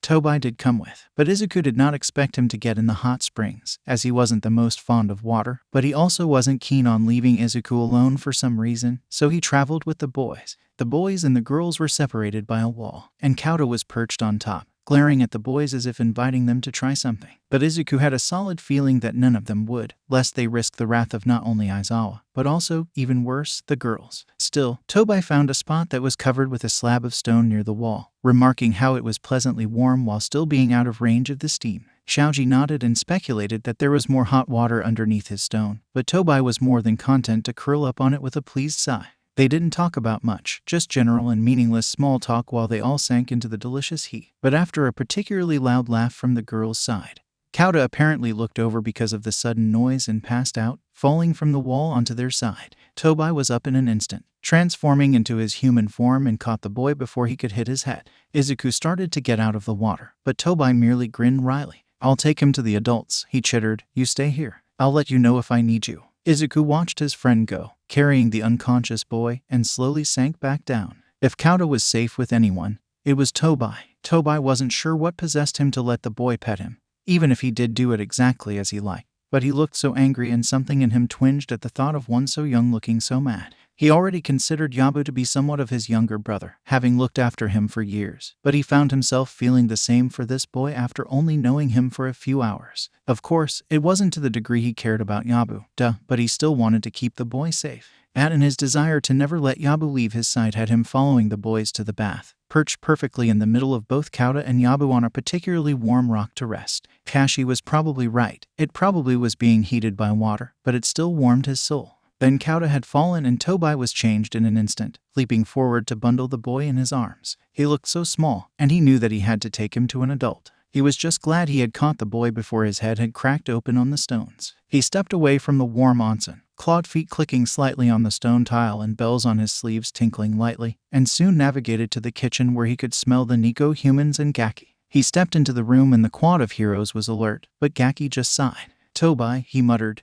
"What happened?" Tobai handed the boy over to the red human, the one with short dark hair who Tobai found very pretty, and turned back to Gaki. He accidentally looked at the girls and fainted. "I caught him before he could fall. And Yabu wanted to come too, but I'm perfectly capable of carrying a kid 100 feet without him, so I had him stay with our classmates." The man-cat huffed. "You're the spirit, then?" Tobai raised an eyebrow and smirked. "Depends on what you've heard. Yue has more than one spirit, after all." "Thank you," the pretty one whispered, "for helping him." Tobai shrugged. "He gives good scratches, and I'm planning on being a hero with my brother. It wouldn't do to let a kid fall when I could catch him." The blonde one that smelled of earth beamed at him. "I think you'll be a great hero. Always looking out for the kittens, if this is any indication." "What's your name?" He smiled sharply. "I don't know, but most call me Tobai." The fourth one who hadn't spoken yet shifted, eyes lighting up with surprise. "You don't know your own name?" I didn't know that was a thing that could happen." Gaki sighed. "If you would like to introduce yourselves, please do so by starting your statement with 'I am called,' but with Tobai it might not matter, he's prone to nicknames." Tobai nodded with a vulpine grin. "Shibutsu, your monsters are vicious." The newly named Shibutsu looked rather startled, but grinned at the compliment. "I think Yabu told me about you," he hummed. "So, the one called Ragdoll is Nentu, and the one called Mandalay is Seishin. Then, of course, Tora." Tora looked rather pleased with himself at having been given what amounted to be his actual hero name, but Gaki just sighed. "It's almost time for the brats to go to bed," he muttered, shuffling out of the room, "and we have a long day ahead of us tomorrow. Good night." The other four also chorused good nights, and all but Seishin left, until it was just the three of them. "Why is he full of hatred?" She looked startled, but soon her expression turned sad. "Kauta is my nephew. He lost his parents, 2 pro-heroes, in a villain attack, and he never quite got over it. I suspect he hates me for being a hero like them, but I don't know for sure. He tolerates me, at least, so that's good, but he's so withdrawn. He threw a fit when he heard we were inviting hero students." Tobai hummed and leaned closer to the boy before tucking his hair behind his ear. "Tori will be all right. Yabu and I can talk to him, he seems to not mind us." She blinked at the name, but nodded, and Tobai slipped away, armed with new knowledge. His little bird would be just fine. Everyone was forced awake at the ass crack of dawn and dragged out into the cool morning air to, of all things, watch Bakugo launch a ball like they had all done at the beginning of the year. Surprisingly, it didn't go much further than it had then. "As you can see," Aizawa drawled, "while you've tactically improved, power-wise, you have not, with a few exceptions. The purpose of this training camp is to exercise your quirks and make you stronger that way. And at the end, you'll be ready for the provisional license exam, making you proto-heroes. You'll all be working on different things. Midori, your gang is continuing what you were doing before for today." Izuku grinned and saluted. "Everyone else, you'll be working with." Knowing they were dismissed, Izuku pranced off into the woods, giggling. Fumi sighed. "Izuku, please contain your excitement." "Fumi," he groaned, "we're playing hide and seek with quirks and exercising our chakra. What's not to be excited about?" "Hide and seek." They all stopped and looked up to see Matatabi perched on a tree branch, dual tails flicking in interest. "Mind if I play?" Izuku grinned. "If you'd like, I don't see why not." I realize I didn't ask before, but what are your preferred pronouns?" Matatabi cocked their head. "Spirits, as you well know, do not have a set of specific gender as you humans seem to. The concept matters not to us. But, as most shapeshifters, you may refer to me as female." Saki blinked. "But Tobai can shapeshift and he's definitely a boy." Matatabi shrugged feline shoulders. "The majority of spiritual shape-shifting is into beautiful women to seduce and trick foolish mortal men. But there are a few that are more inclined to the male gender, it is true. Yaokai who do not shapeshift often have what can be called an assigned gender. Most Tengu are notably male, for example, as are Oni. Yurei are, of course, the gender they presented as when they died, or their preferred gender if they were not allowed to display it. Speaking of," she shifted nervously, "you're Goryo." Izuku shrugged. He's not as active during the day since the target of his ire often operated at night. She visibly relaxed and leapt from the tree to the ground, landing perfectly lightly. Very well, then might we begin our game? I am curious to see how knowing the middle has influenced you humans. She purred, self-satisfied, and sat on her haunches. I shall be the seeker first, I believe. They all took off without another word. Tobai dipped after a few games of hide and seek. He and Yabu had been playing separately, so Yabu could practice his illusions, and eventually Tobai just got bored. He knew there were other Nekomata in the forest, but Matatabi had been the only one to approach his brother and their friends, and Tobai didn't know why. Nor did he particularly care, actually, but that wasn't the point. He sniffed the air delicately, winding his way back through the woods to where his classmates were training, and was curious to note 1B had arrived and joined in. Watching the humans work to get stronger reminded him of particularly brutal days before finals, where all 4 of the mentors given to them were pushing them hard. Between the 3 spirits and Gaki, they had certainly been put through their paces, and it showed in how not only had none of them failed the final exams, but they were given a day to continue said training before getting thrown into more quirk-based learning. Tobai was actually quite curious as to what that would entail for his friends, since Gaki knew about chakra, and they did too. They would likely just be expending as much of their chakra as they could before they passed out, to increase their pools of power. Of course, Yuki and Su had already been doing that with practicing healing, and Yabu was constantly using chakra whether he knew it or not. Saki and Haku might be harder, but maybe they would just be working on being stealthy more. Not that anyone without a sensory quirk would be able to find them, but meh. Tobai cocked his head and flicked his ear, catching the sound of small feet stomping into the undergrowth.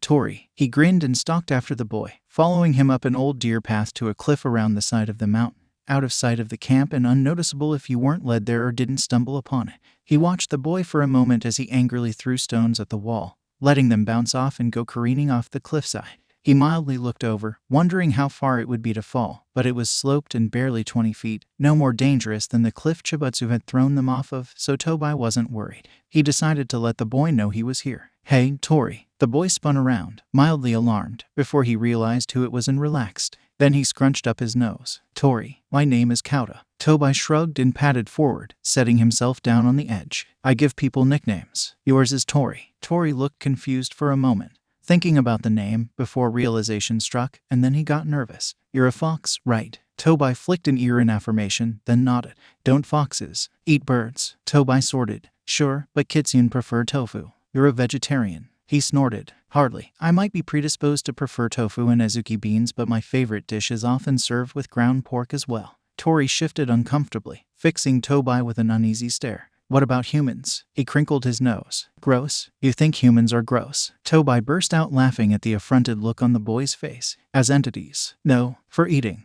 Yes. Not to say it's impossible for a human to be gross. I mean, for some people it's just like, hey, I might be a spirit, but even we've heard of bathing. Just you. Another reason to not eat them, I guess. I'll stick to tofu, thanks. You're a kitsune. Tori looked at the tails sticking out of his robes, something no kitsune could get rid of, even when shapeshifting into a human. Did you think I had the appearance of a fox for fun? I mean, it is fun, he geckered, but that's not the point. Yes, I am a yokai known as a kitsune, hence my many tails and shapeshifting. I thought kitsune were 9-tailed foxes. Tobai shrugged. We get more tails as we get older and stronger. I got my 3rd tail semi-recently, actually. It's with this I can shapeshift. Much easier to talk to people with a proper mouth, I find.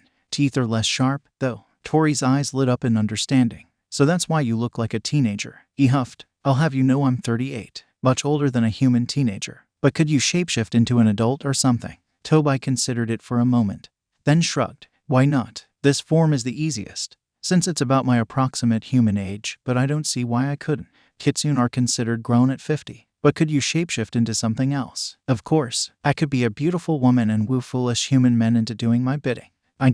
His eyes softened and he smiled softly, looking up at the bright blue sky. Yabu is my brother. Not by birth, of course, he's much younger than me and human besides, but he saved me from some mean humans 8 years ago, and that's when I decided I'd be a hero with him. He doesn't need me to be a great hero, of course, but I help in ways I can. I want to watch over him and repay him for the kindness he has shown me by making him strong and keeping him safe. Tori was silent for a while before he murmured a question. But what if he gets hurt? He fixed the boy with a serious stare. Tori, all heroes get hurt. I've discovered it's part of the job. Gaki, our teacher, he got hurt so badly that Kairu had to come and help fix him. Yabu and I were very mad then. He had gotten hurt protecting us from villains, and we got there just in time to see them slam his head into the ground. But if he hadn't fought, if he hadn't put himself in danger, I'm pretty sure every single member of our class would have died. That's what a hero does. They put their own safety at risk so that more people can be okay.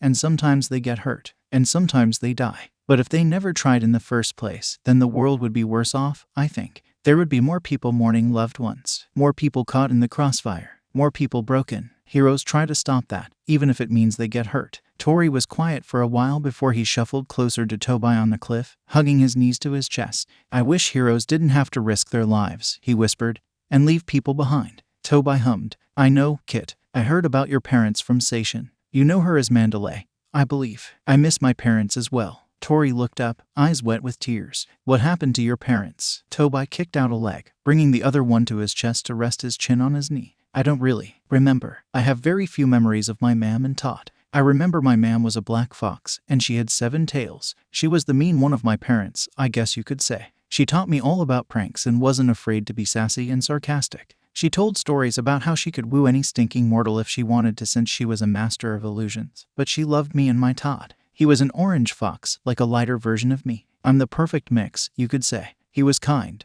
I think most foxes have bigger litters than one, but I didn't have any siblings that I can remember. Did you? Did they leave? Tobai scowled. It's fuzzy. I think I might have been the one to leave. I only traveled from the spirit realm when I was 26, as far as I know. Everything between that and age 12, it's fuzzy. Tori looked incredibly concerned, but Tobai just brushed it off with a broad grin. Apparently I'm a child of destiny or something. Inari has been captured for 200 years and I get to help get him back. Then I can go home and try to find my mam and Todd. Don't you worry, Kit, I'll be just fine. Plus, I've got Yabu. Tori didn't look convinced, but he just lunged forward and hugged Tobai fiercely. It's okay, Kit, he whispered. We're going to be okay. They sat like that until dinner. After 2 more days of trials, including actually working on expending their chakra and listening to Monoma's underhanded compliments, the wild pussycats announced a trial of courage. Of course, Aizawa said, looking at his nails in disinterest, the remedial students will be with me, study. Ashido and Kaminari gripped each other, sobbing and begging a night of peace, but Kirishima and Sato just looked resigned. Monoma seemed too smug to come up with a nice way to word it, but he was with the group as well. The winning class is the one who makes the most people wet their pants, Tiger boomed with a laugh. Yep, Pixabob giggled, and we'll have one be scaring first. You'll go in teams of 2 and you'll need to make it to Ragdoll at the halfway point to get a stamp before you can turn back. Got it, kittens? Uraraka raised a hand. Unless we're counting Tobai, we have an odd number of people. Pixabob shrugged. Then we count Tobai. He spends enough time looking like a human anyway. Sorry, Dark, but you're literally attached to your human. Dark Shadow merely chuckled gleefully, fully on board with this concept of scaring people senseless. Izuku was also looking forward to this whole scaring thing. He wasn't great at illusions like Tobai was, but he was really sneaky and that counted for a lot. Plus, he figured his class wouldn't be so easily scared. Not after what they had seen and been through. They drew lots and Izuku found himself placed in group 7 out of 8 with Todoroki, while Tobai was in group 2 with Saki, who deadpanned, "Nothing could ever be scarier than my traveling partner." First to enter were Fumi and Haku, the invisible girl seeming nervous and jumpy, but she had not one but 2 creatures of the night at her side, so really, there was nothing to fear. Still, not a minute after they had been sent in, there was a piercing scream. Next to go were Saki and Tobai, of course, and they pranced off while Tobai looked positively gleeful. A few minutes later, Bakugo and Uraraka were sent into the forest, both looking fierce and ready to murder. Izuku considered the 2 of them making a pretty good pair for this, both ruthless in their desires. Next to depart were Tsu and Kuda, the frog girl a calming presence for the tall rock-headed boy. But Izuku saw him call birds and mice to help warn him of the members of 1B and Izuku smiled. Smart, to use his resources like that. Momo and Jiru made the next pair, the normally stoic girl seemingly determined to impress what was clearly her crush, but Momo looked definitely the least flustered about the prospect of the trial of courage than the punk girl. Izuku figured it wouldn't be long before Jiru was leaping into Momo's arms. Still something that could work. Next to go, right before them, were Shiro and Shaoji. Shiro joked they'd hear everyone coming, which Izuku supposed could be true for the group before them, but based on Jiru's scream, was not helpful. Still, Shaoji was rather unflappable. Finally it was their turn, leaving Aoyama and Ajaru to go last. And Izuku stepped into the forest on silent feet, Todoroki remarkably almost as quiet. Izuku could rely on his heightened senses to avoid everyone, or at least know they were coming. but he purposefully toned them down to get the full experience. He was going to enjoy this, damn it, and he was genuinely curious to see if anyone could scare the demon boy with their quirks. He only knew some of them, and they had potential with creative applications. The first scare they came across was a head rolling in front of them, and Izuku jumped a bit, thinking that it was maybe a nukabuki, but soon recognized the green hair and softened. "Hello, Setsuna," he chirped with a grin. "Lovely night for a walk." She pouted before grinning and her head floated away, setting up for the next victim. A hand reached up and grabbed Todoroki's ankle, making him gasp and freeze it on instinct. Yeesh, the retreating head of Setsuna shuddered. Note to self, never do that again. "Can you melt me, Todoroki?" Todoroki blinked, comprehension dawning on him, before he nodded, leaning down and touching the ice cube with his left hand, quickly turned the ice into water. "Thanks, best of luck, 1A. The next scare they came across was severely rustling trees, despite the lack of wind. A slow and haunting whistle of a melancholy lullaby rang through the woods and Izuku shivered at the combination. It was certainly eerie, but it wasn't going to send him running. Soon, both sounds died out, though the whistle could be heard for a good while, and Izuku slowly came to realize they were already in the next trap as the ground slowly began to be reluctant to release their feet, slowing them down like they were going through glue. The trees were full of whispers, but even straining his ears he couldn't make out the words until a breath from so close he could feel the warmth of the exhale on his neck whispered, "Are you still there?" He jumped and tried to whirl around, not entirely successful since he could only rotate his upper torso, but the voice had melted back into the darkness, a flickering shape that was gone. The voice came from the other side of Todoroki next. "Do you miss me?" Both boys, forcibly stuck in place, could only try to follow the voice and make out the whispers, but whoever was speaking was merely a shape in the dark. "Come play with me." Izuku instinctively clawed at the air beside him when the void was right beside him, voice so desperately close. But it just gave a high-pitched giggle and melted back into the trees, whispers now mixing with the others, but this time able to be heard. "Can you escape? Will you join us forever? Don't ignore me. Be my friend. Come closer. I'll love you forever, I promise. Don't go." Izuku forced his heels up and tugged Todoroki through the melting ground until it was solid once more, and booked it from the grove of whispers. They burst into a clearing to see the teal-haired ragdoll grinning. "Hey there, kittens," she purred. "You're halfway done. I hear that last one is really something. Huh? Whelp. Come over here and get a stamp and you can continue the course." She pressed the ink onto the back of their hands and sent them off with a smile and a wave. Screams sounded out behind and in front of them, notably Aoyama behind them, but they pressed on. A high and nasally voice rose through damp white mists, coming from everywhere and nowhere. "In the dreary black of night, grant this witch the middling sight. Find me precious human flesh, so my dinner might be fresh. When upon the toadstools come, let the humans be undone, falling into dreamless sleep, lest their lives they do keep. Bring me girl or bring me boy, let me eat and feel their joy. Give me now their bones to suck, humans have such rotten luck." She cut off with a cackle and the mist cleared to reveal the path was covered and lined with mushrooms and Izuku swallowed, carefully stepping around them. It was a rather well-done poem, reminding him of the famous double toil and trouble, fire burn and cauldron bubble from the Shakespearean play Macbeth, and the effects were wonderful, but again, not really something to be terrified of. He'd seen worse. A voice hummed, monotone and sibilant, "To think you heed not the witch's call. Still, you press forward, knowing what awaits you." The voice didn't seem to need a response, swirling around them and continuing. "Spirits linger in these woods.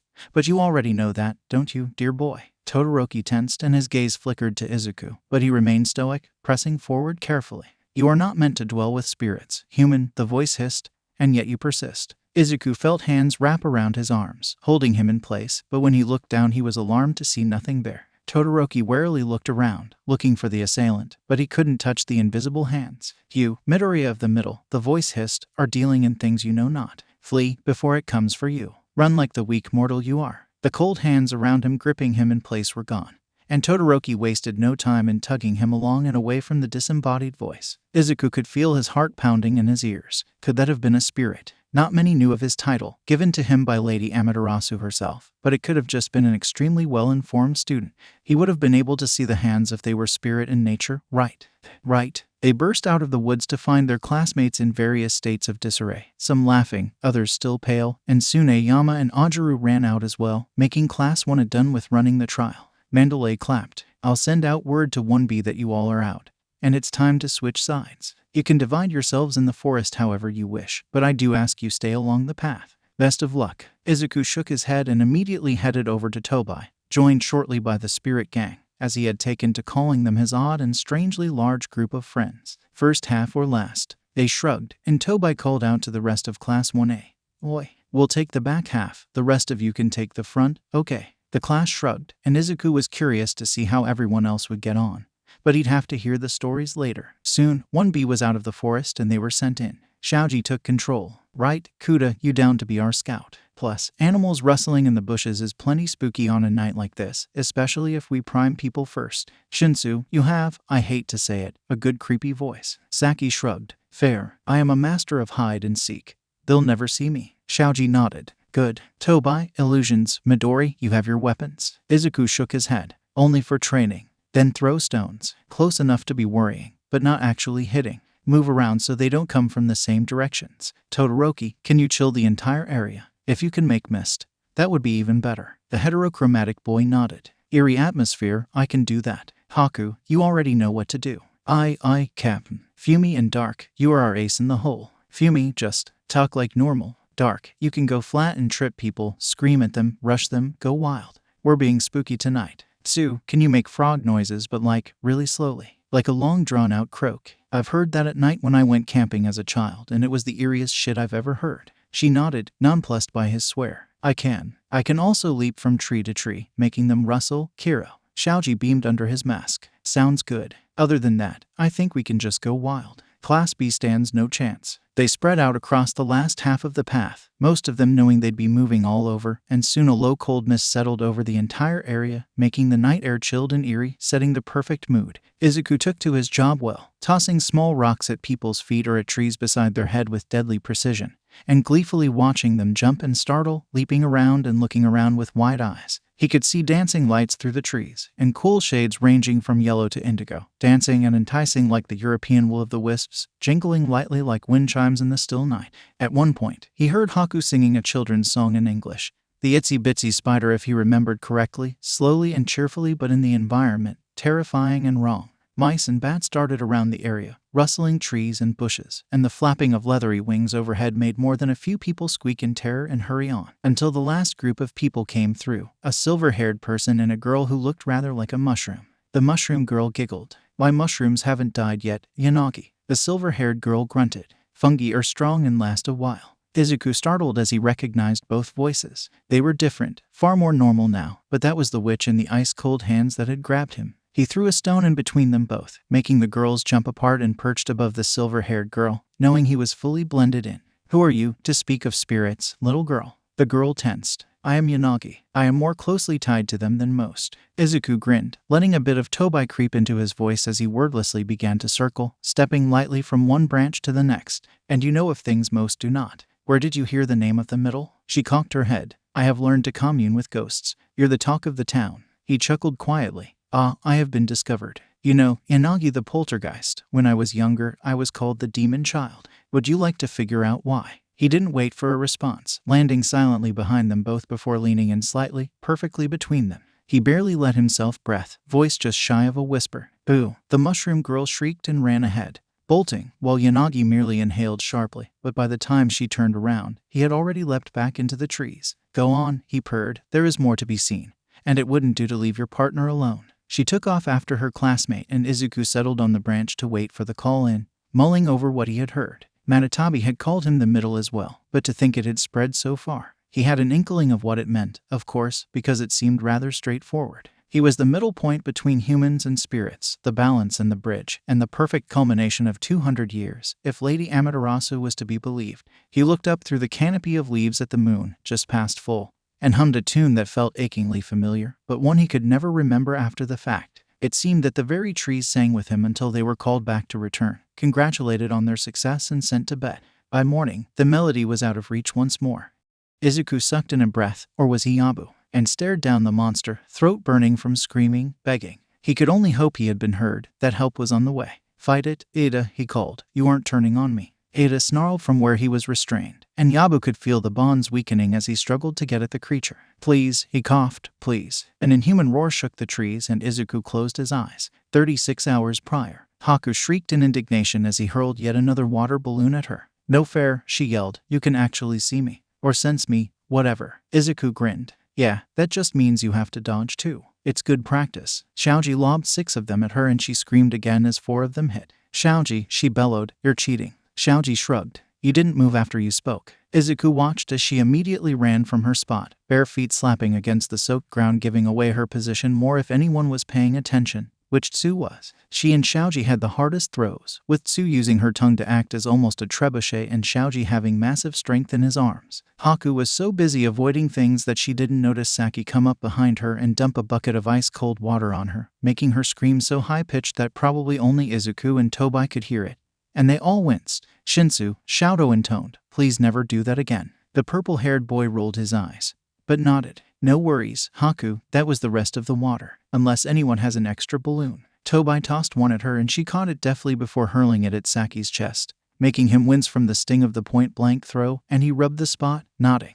"Okay, now that we have no more balloons and it is freezing cold, I think we should all get dry. Go to the hot springs first," Aizawa called. "You're all soaked, and if you catch a cold I will possibly leave you here in the woods." They all cried out in indignation, but he just raised an eyebrow at them and they laughed, moving to the onsen, splitting off to go one way or the other. They all breathed out sighs of contentment when they slipped into the hot water, and even Tobai, still in human form, stuck his feet in the water. He didn't fully get in because it was still the hated water, but he liked his feet being warm after walking on them for so long in the cold and wet mud from the long hours of water battles that was their training for day 4. It helped that Todoroki could make water as he wanted. It made filling up the water balloons much easier. Izuku hummed and closed his eyes, focusing more on his sensing instead of letting it passively show him things, and he spread out and down. Most of what he could feel was earth, but he followed the tracks of hot water until they slowly got closer and closer to the crest of the earth, and he felt the massive strain. If he hadn't been going almost straight down, there is no way he would have made it this far, so he slowly pulled back, feeling the fire and water and earth swirl together. And then he stopped. He carefully sent a tendril of energy to the anomaly, and jolted when it shifted, letting off a low hum. It was asleep. He edged around it to try and figure out what type of spirit it was, because it could be nothing but, and he slowly came to get a clearer picture. Chock full of water chakra. It had horns on its head and was nestled in the old riverbed that had slowly sunk into the ground, letting the water get closer to the magma layer and heat up, causing it to expand back to the surface in the form of hot springs. The same tectonic movements that had forced the mountains around them up had forced the river down.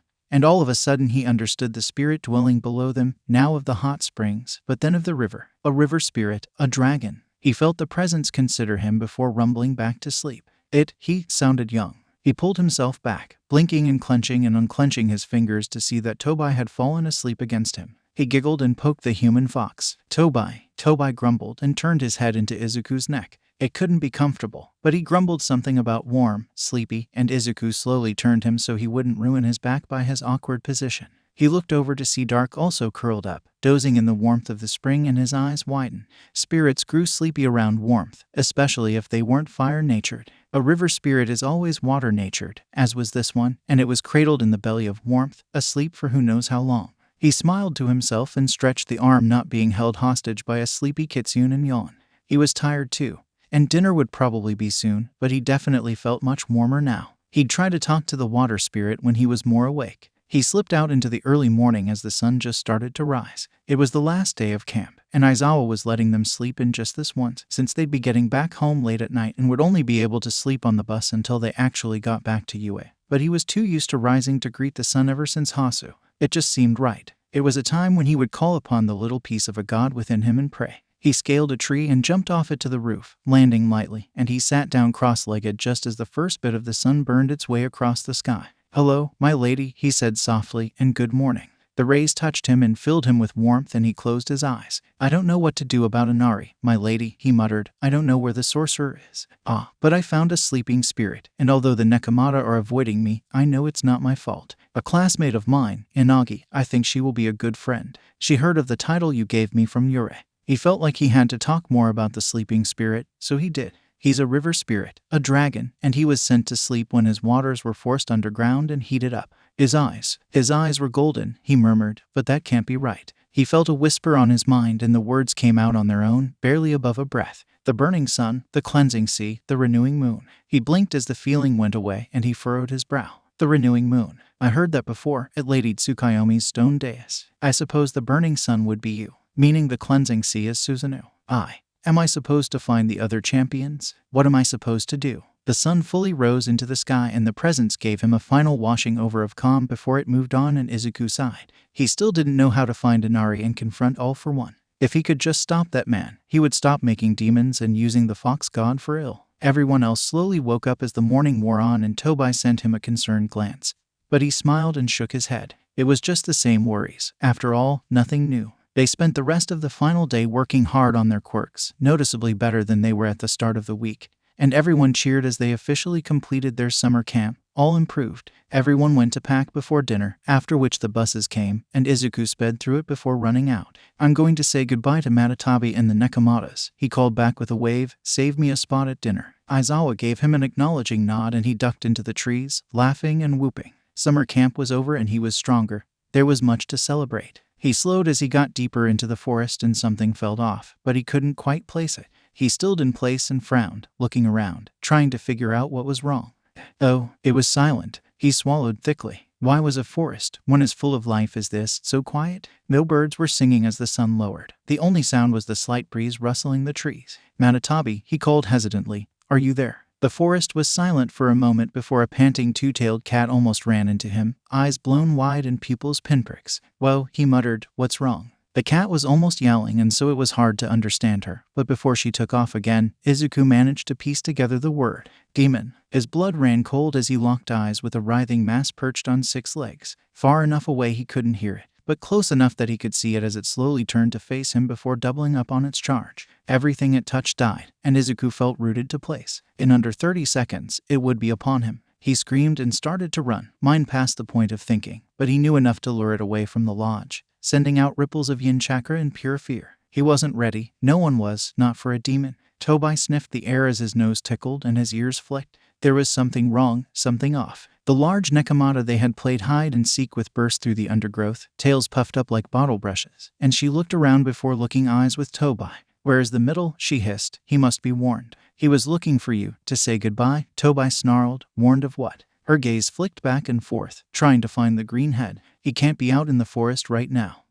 He has to be warned. There's a demon? Tobai felt every hair stick on end and he scented the air again. The scent of rot, decay, and blood. And Yubaba was out there. He let out a wail and whirled on Gaki with wide eyes. Demon in the woods, he shrieked. Yubaba is out there. Gaki's eyes blew out and he stiffly nodded. Bring him back, he growled. I'll keep everyone else safe. Tobai whirled to find a cold presence with gaze locked on the woods. Stain, he breathed. He is here. I can finally get my revenge on him for hurting my brother. Tobai snarled. Don't you effing dare, Iida Tenya, now is not the time. That's a demon, and Goryo or not, you will die. Permanently this time. Iida turned to him slowly, but one look in his eyes and Tobai could tell he was already gone, flickering out of sight and going through the forest faster than Tobai could follow. He whirled back around with a sinking feeling, counting heads and making notes before he spun over to Seisha.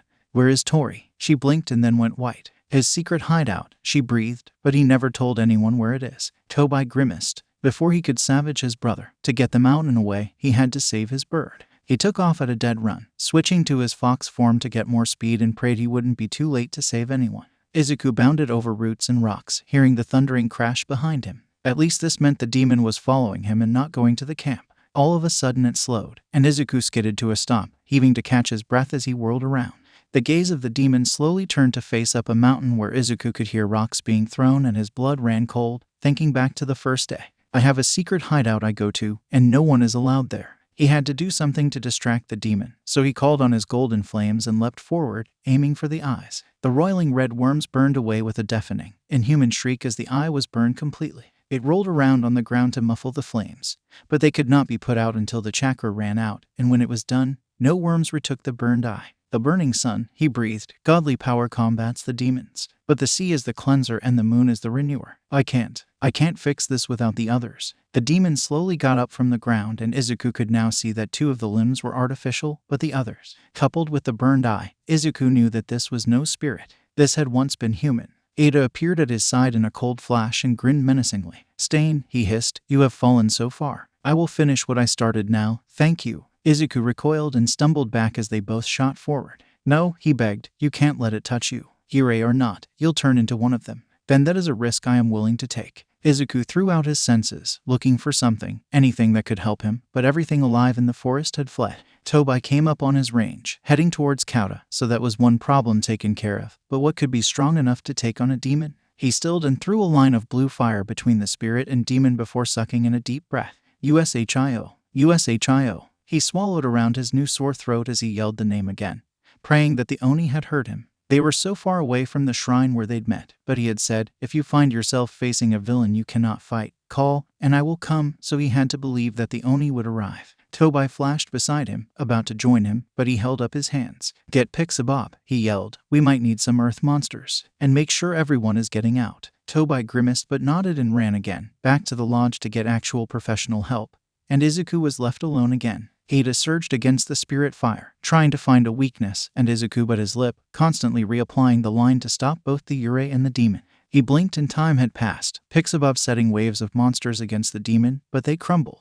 Tobai directed her to bind Iida with dirt, tying him to a tree, and he imbued the earth with his own fire chakra so it would actually hold the spirit, and then she left. Tobai joined him and his senses got sharper and muddier in equal measure, and he was suddenly aware of the animalistic snarling coming from Iida's mouth. He whirled around to see phantom worms started to appear and he paled considerably, rushing forward and imbuing the earthen binds with golden chakra. No, no, no, he muttered. No more demons tonight, please, fight it. He desperately turned back to see the demon struggling and slowly forcing its way over the line of fire. One good eye set on Iida with a hunger, and his emotions went out the window as his vision got hazier from the intense chakra use and the smoke of the burning forest. Izuku sucked in a breath, or was he Yabu, and stared down the monster, throat burning from screaming, begging. He could only hope he had been heard, that help was on the way. Fight it, Iida, he called. You aren't turning on me. Iida snarled from where he was restrained, and Yabu could feel the bonds weakening as he struggled to get at the creature. Please, he coughed, please. An inhuman roar shook the trees and Izuku closed his eyes. It had been a long time, Midori, Ushio growled. But if ever there was an enemy you could not face, this would be it.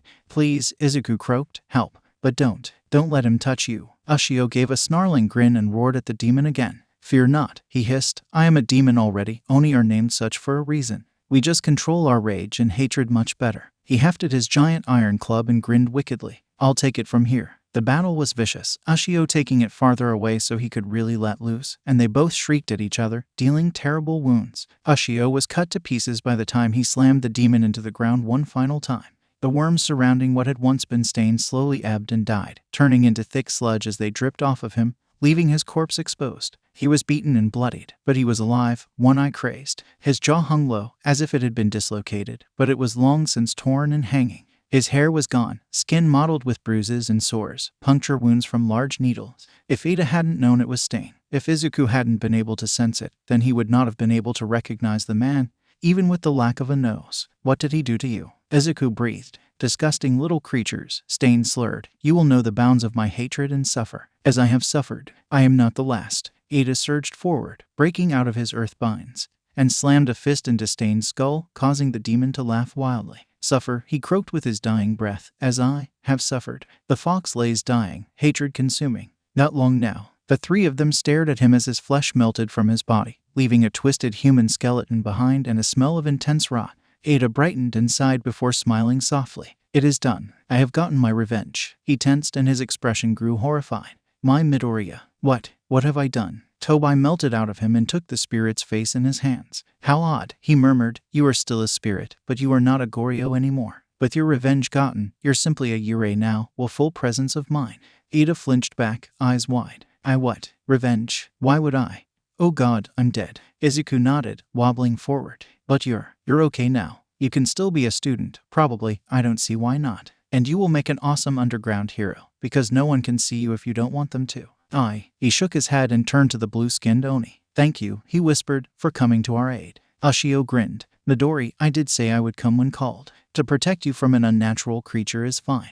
In addition, I have heard rumors circulating. You are the chosen champion of the sun. He nodded weakly. I am, Tobai as well. I'm supposed to find the other two, but I don't know where to look. Ushio bellowed with laughter. One is beneath your feet, little spirit. He simply needs to be awoken, but I imagine you will have trouble with that. Izuku blinked. Beneath. Ushio slammed his club on Stain's skeleton once more, shattering the bones, and huffed. I must go, he grumbled, but my promise to you is fulfilled. Should you call on me again, it might cost you. Izuku bowed lightly, ignoring the blood rushing to his head. Thank you. He ran off, presumably home, and Tobai grabbed Izuku soundly, picking him up and tutting about his weak protests. Really, brother, he murmured, you have done too much tonight. Rest, and I will bring you back to camp. Shanguru, do follow. Izuku let his eyes slip closed in a doze, hearing the life slowly come back to the forest and cuddled into Tobai's warmth to his rumbling purrs, before he heard yelling and blearily opened his eyes. The lodge was there, looking perfectly fine, but as soon as Aizawa spotted him, his eyes went wide. Shigaraki was here, he said quickly, ranting about hatred, and then he took Bakugo.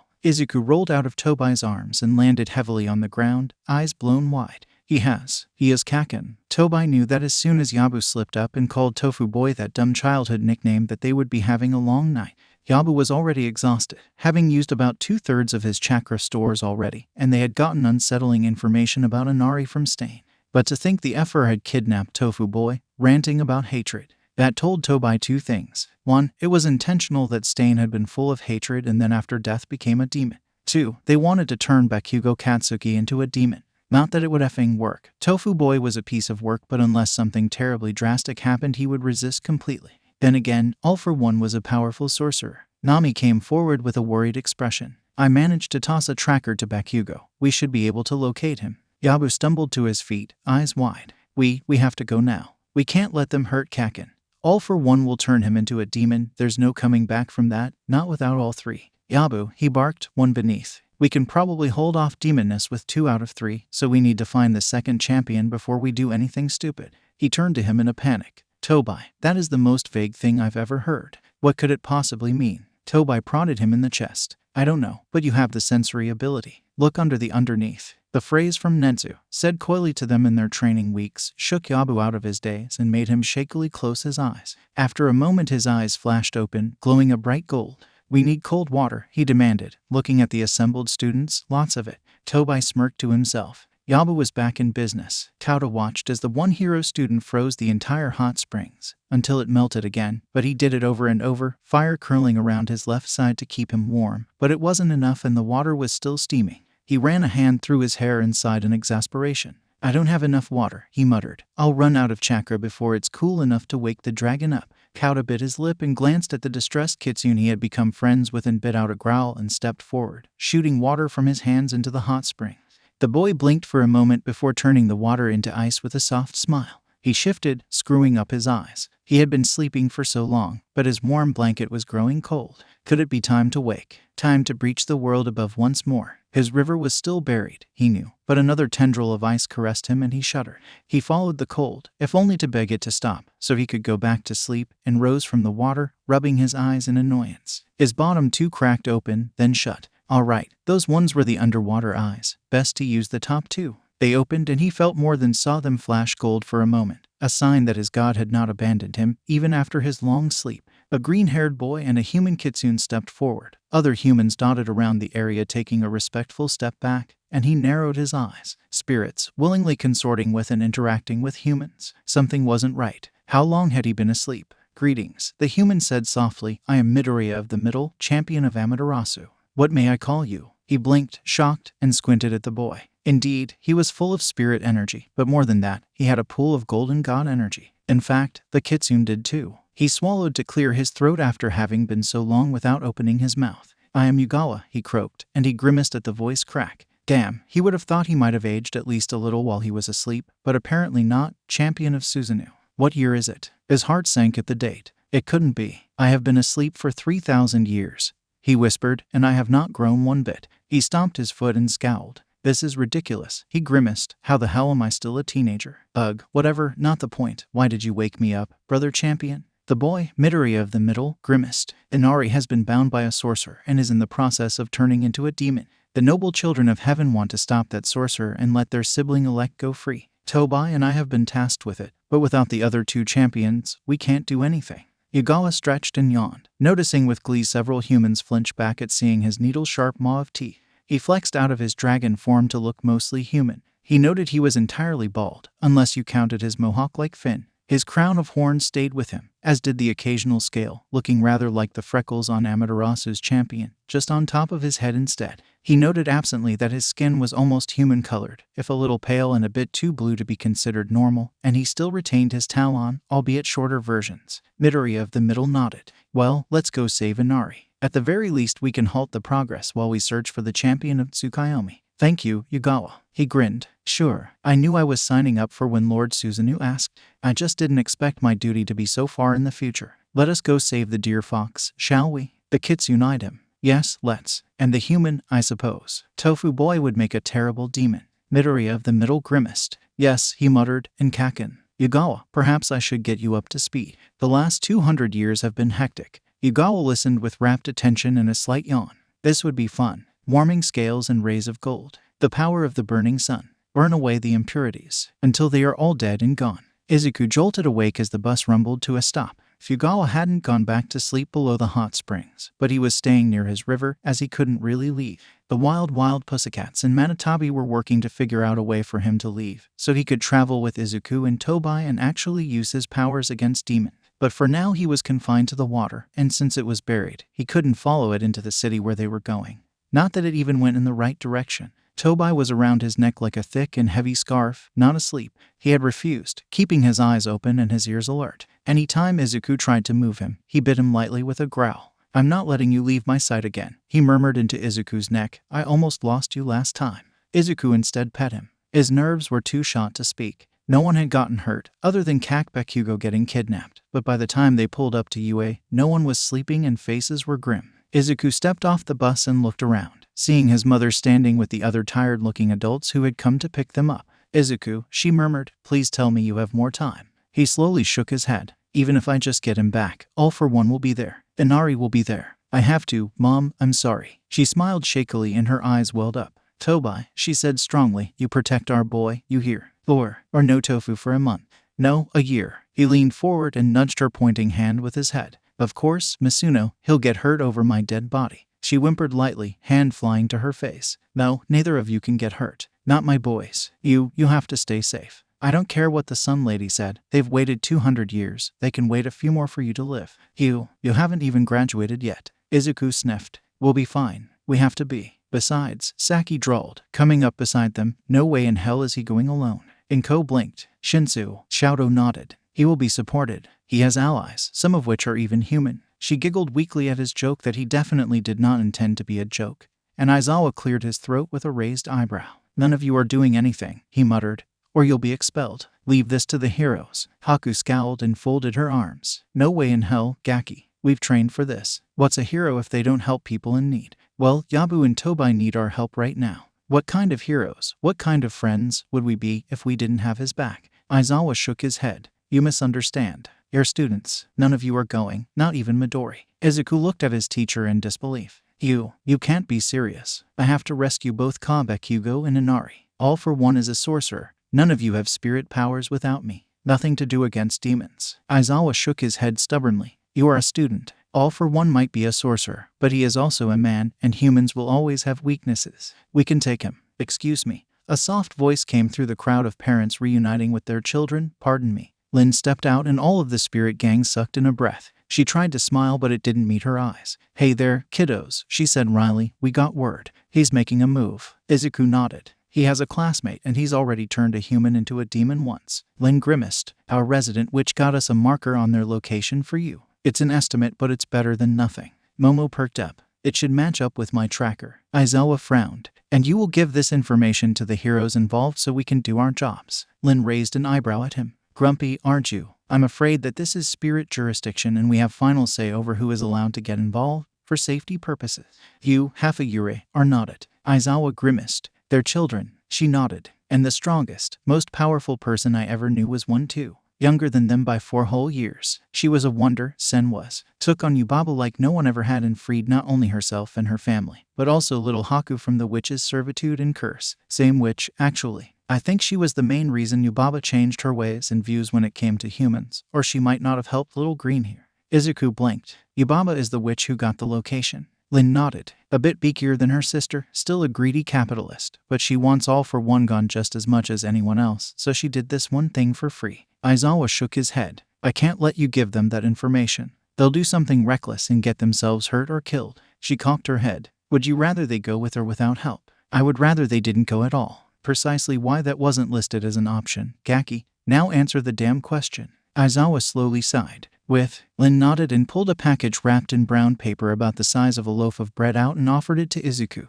From your grandpa, kid. Stops the corruption process. If you see worms, they're too far gone and you need divine intervention. But until then it will get rid of the nasty slug of hatred in them.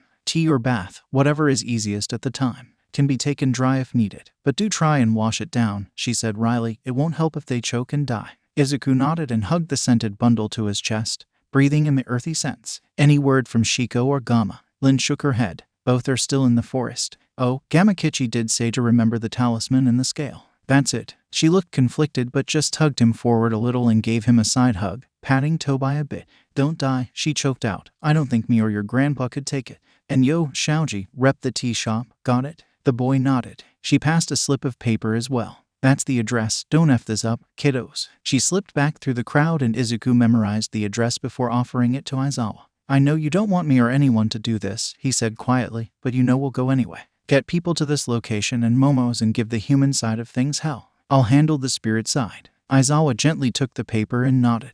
I'll contact other heroes. We move in an hour. Izuku looked at his spirit squad, some standing with their parents, some not, and then to the rest of the class. I have been chosen, he said softly, and I have to free them both. I will not ask anyone to come because this is terrifying. Most of you haven't even been trained in spirit arts. Shadow took a step forward first. I am called Kinsei.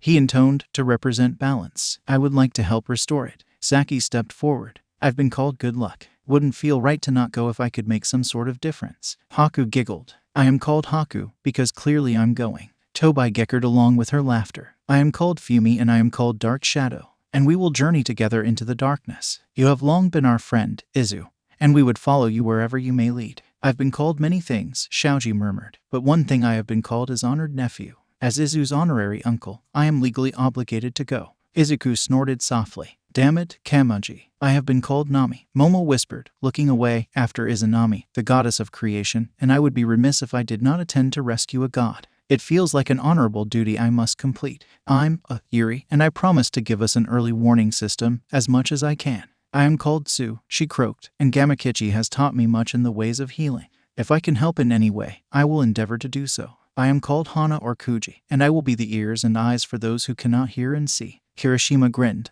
I'm called Kirishima, but right now I want to go by another name, Red Riot, the unbreakable hero, and I'm going to get my bro back. I'm Reiju, the lightning dog, and I gotta help get my friend back. My name is Iida Tenya, and I am dead. I have nothing to fear. Tobai pounced on him with a snarl, sending the spirit toppling to the ground. No, you can still be hurt. You have everything to fear. Unlike the humans, spirits can be lured in by sorcerer magics. That's how he got so powerful. You and anyone else, he snarled up at the class, cannot go into this willing to die. Go into this willing to live. Anyone willing to sacrifice themselves, stop now. No one is dying tonight except maybe the effer who set this entire thing in motion. Got it. They all nodded and Aizawa paused for a moment. Anyone else? I am called Kurenki, Aoyama grinned, and I will be a sparkle in the night. I am called Sasu, Mina said, her voice shaking a little, and I'm gonna hit him where it hurts. They'll feel my sting. I am called Duravity. Uraraka nodded, taking a page out of Kirishima's book, and I'm going to be a rescue hero. I'm Sadu, this is Anjuru, and this is Siro and We're staying behind. There was silence before Izuku nodded. Okay, stay safe. Siro looked away guilty. It's not you or anything, man, but you said this was dangerous. We're first years. This is a 200-year-old feud that got the gods involved. Gods I didn't even know were real until like 2 weeks ago. Tobai nodded sharply. That's good. This is not a game. So if anyone who said their name wants to back out, do so now, and no one will judge you. Everyone was silent and Aizawa sighed. 16 of you, are you certain? They all nodded resolutely. He narrowed his eyes, then sighed. Let me call Nedzu and let him know. I suspect his plan will help things. The Yakuza was happy to get the call, and in another hour, they were on the train to Kamino, fully prepared, or at least, as prepared as they could be. Nothing could have truly prepared them for what was to come. Crashing waves and deep blue views. The power of the cleansing sea. Force the sickness far away, until you find it pure and clean. Gentle songs and whispered words. The power of the renewing moon. Restore to prior state of whole, until there are no more wounds. I would like to say for the record I hate this plan and wish none of you were here. Kuda patted their teacher on the arm. They're there, he murmured. You know it was inevitable. Aizawa scowled. I almost liked you better when you were too scared to talk. The tall boy beamed. Momo finished distributing the earpieces to the team who were part of the assault team, with a few of the support team getting them as well. Tobai and Izuku didn't get one because they might be switching in and out of their own forms, but they did have a microphone in case they needed to tell people something. The support team consisted of Momo, their battle commander and coordinator, Jiru, Kuda, and Shaoji as their intel specialists, Aoyama as a long-range support and backup, Sue and Kaminari also as backup, and Haku was a wild card to get in and out to secretly do a task as needed. That left the main assaulters as Tobai and Izuku himself, Fumi and Shadow, Saki, Hida, Kirishima, Uraraka, and Mina, along with Aizawa, who was insisting he went with them to ensure they didn't do anything stupid like die. Such confidence he had in them. They had decided to leave Bakugo in the hands of the heroes and follow the location Lin had given them, from the witch, leading them to supposedly Inari. They still had several heroes to assist them at this location as well, but most were attacking where Bakugo was being held, 5 kilometers away. Speaking of the plan, Momo hummed, "We have 5 more minutes before the heroes enact their part and we move in, so to recall, the plan. Kick all for one's ass and grab the fox god." Momo sighed. Uraraka. No. Uraraka, yes. The plan, Saki hummed, is for us to distract all for one long enough to find Inari and get him out. Support team locates, extraction team extracts. Jiru, Shaoji, anything so far? Jiru grimaced. Sorry, Shinsu, there's a lot of demon noises. I don't know if I can pick out a specific sound. Shaoji also shook his head lightly with a frown, but they kept searching. Good news, most of the Namu and demons are all in the same place, so you'll be able to search there if nothing else. Bad news, most of the Namu and demons are in the same place, so if All for One commands them to kill you, you're kinda F-ed. Aizawa frowned. I don't see this plan going well. Izuku butted in. Inari is a god, so when Mount Lady smashes everything, they'll be fine and most of the low-powered Namu will be destroyed, at least a little. If nothing else, Tobai and I can burn them away. We just need a general sense and we can cut certain people off with Kinsei or Sasu. Iwa, Hain, don't let them touch you no matter what. I don't want anyone getting touched by any demon. Saki, you are on pure distraction duty for All for One. Best of luck. The purple-haired boy grinned. Never let it be said I'm not lucky. We'll kick his sorry sorcerer ass and get our friends out of his grasp. Aizawa glanced at the time. On your marks, we're nearing time. They all tensed and prepared before a booming yell rang out. Canyon cannon. A giant foot stomped on the warehouse and the shockwave hit them, all of them tensing and looking and listening for an opening. An inhuman shriek not unlike from the forest earlier that day came from the ruins, but it seemed like it was weak and fading. We have 2 live creatures in the rubble, Shaoji muttered, one moving, one not. A figure stepped out of the rubble and brushed off his suit, making everyone freeze. Fum, he said amused. It seems the heroes and spirits have come. Will they be successful? Are they too late? Have they taken on too much for their plate? I should bring all of my pieces together before All Might gets a foolish idea in his head. He snapped his fingers and in a wash of black sludge, 4 figures appeared. One was Kurogiri. Not wrong like a Namu, but distinctly spirit and tainted by the sorcerer's power, knocked unconscious by unknown means. Another was Shigaraki Tamura, almost frothing with rage and screaming about All Might once he had cleared his throat. The third was Bakugo, bound and blinking, looking dead on his feet like he was sick and occasionally shaking his head as if to clear it. The fourth was slumped on the ground, asleep, but Izuku knew in his heart exactly who the large silvery fox with 9 tails was and felt Tobai's clawed hands bite into him. Targets in sight, Momo murmured, waiting on opening. They all tensed, prepared to move, when All Might came hurtling through the sky. Before, Izuku would have compared All Might to the sun, bright, vibrant, and powerful, but ever since Amaterasu had passed the powers on, his golden chakra had slowly been dwindling. And now he was merely a raging bonfire, ready for one last hurrah, and it seemed this would be it. Oh, All for One hummed, amused, you have been getting slower. Is your wound finally catching up with you? Or is that quirk of your failing after all this time? You should have retired a long time ago. That's rich, coming from you, he spat, give it up. All for One hummed. You mean young Bakugo. Very well, I've done with him what I will. And Inari. All for One paused for a moment then began to chuckle. Ah, I see, I was hearing talk of this middle, but I didn't realize whoever it was also informed you of our world. You're in over your head, All Might. Give them back. All for One waved his hand and Kurogiri swallowed up Tamura and they both disappeared before he crouched down to stroke the head of the large god. And Inari twitched in their sleep, looking discomforted. Did you know, he hummed mindlessly, that the fox god has been a very big help in figuring out how to create demons even out of humans. It's easier with spirits, of course, so if I wanted to I could simply kill the humans and force them to turn that way. But then there's always a chance that they won't form a spirit and their death would be for nothing. Sure, claiming their quirks as soon as I had their names was delightful and he helped with that as well. But to find a human to plant a seed of hatred in and nurture into a wonderful blossom. Demons corrupt and destroy everything they touch, you know. Imagine my surprise when I found a human that could do the same thing. A grin curled on his face, felt instead of seen due to the mask. And he continued, oppressive aura keeping them locked in place. Tamura took a seed of hatred and adapted to it. For most humans, it would destroy them, but not him. When the time is right, he will be the most powerful demon to walk the earth.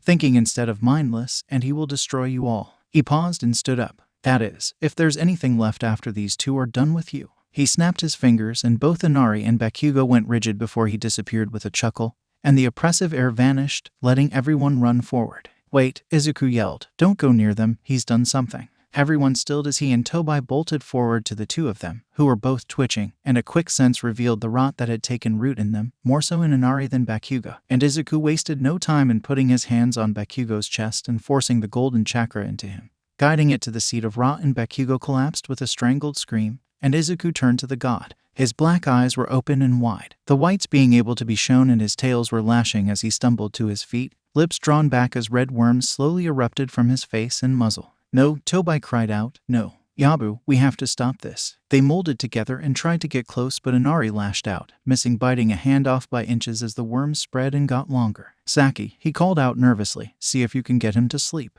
They aren't turning as long as they're asleep. Saki bit his lip and took a tentative step forward. Oh great Inari, sibling elect of heaven, respond please. Inari snarled and Saki choked out, go to sleep. Slowly, the vicious squirming of the demonic worms slowed and then slewed off of their host, turning a muted plum as they became inert, and Inari flopped to the ground, breathing deeply and eyes closed. Saki fell to his knees and gasped for air. They all stood in shocked silence looking at the god that had been less than a minute from being consumed, but was now clearly visible. Inari's silver fur was dingy and gray with poor care, and there were pockmarks and old stab wounds, matted with old golden blood that looked a deep brown. They looked old and tired. Not what one would expect of a god, for all the fact that they were the size of a horse. That felt anticlimactic. Kaminari finished. What are we going to do? Kuda whispered, face stricken. The sorcerer got away. But we got Inari, Tobai murmured. And now as soon as we get the champion of the moon, we can heal them. For all that we stopped the hatred from taking over, it's still there and impossible for us to purify as we are. This must have been what the gods meant. Where will we keep them while we search for them though? Su looked down at the god in sadness, hands itching with barely controlled water chakra, aching to heal them in some way. Izuku nodded slowly and bit his lip before taking out his phone and dialing a number. Nedzu, he began. I'd like to call in my favor now. Together 3, the blight is gone, and sanity is then restored, with sun and sea and moon as one. The lowest be in light reborn, warming scales and rays of gold. The power of the burning sun, burn away the impurities, until they are all dead and gone. Crashing waves and deep blue views. The power of the cleansing sea, force the sickness far away, until you find it pure and clean. Gentle songs and whispered words. The power of the renewing moon, restore to prior state of whole, until there are no more wounds. Together 3, the blight is gone, and sanity is then restored, with sun and sea and moon as one. The lowest be in light reborn. Izuku looked around the new dorms with a blank expression before Yugawa popped out of a mini fountain in the common room. Why so glum? The old-fashioned teenage dragon spirit grinned. We have your godling back, and as soon as we locate the third champion, our mission is fulfilled. Izuku eyed the boy with sharp eyes. He and the wild pussycats had figured out that if he had flowing water from his river, he could be nearby, so Nedzu had, as a part of his favor, imported a good deal of the river water and installed fountains in various locations like the dorms. Mostly, however, Yugawa hung out in the underground bunker where they were keeping Inari. He would soothe the sleeping god, keeping him asleep, and slowly fixing the wounds, ensuring they didn't get infected and irritate the god into waking up and turning again. Izuku and Tobai would also occasionally visit the bunker to burn away the impurities, but without the moon power, there was no restoring. They were stuck. Izuku sighed. I doubt the third champion will be at all easy to find, Yugawa. Besides, while the dorms are a good way to keep my classmates and Lord Inari safe, it gives us less opportunities to go out. How will I find the third champion unless they drop into my lap or I am explicitly told who they are? Yugawa shrugged. The Fox Lord is safe. We can afford to spend diligent time searching.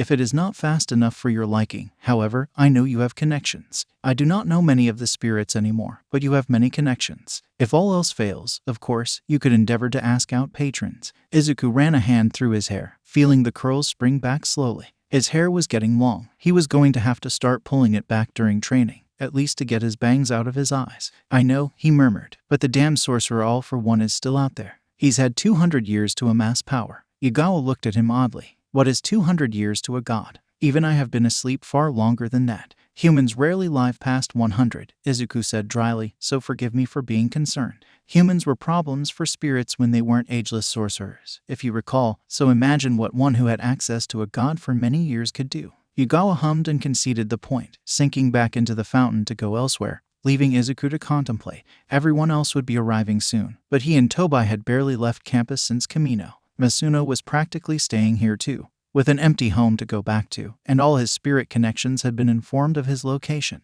Shikamaori informed him that the forest surrounding UA was technically in his jurisdiction, as per Nenzu's own deal long ago, and should he be needed, he will be a short call away. Kamaji could send Lin if he needed anything.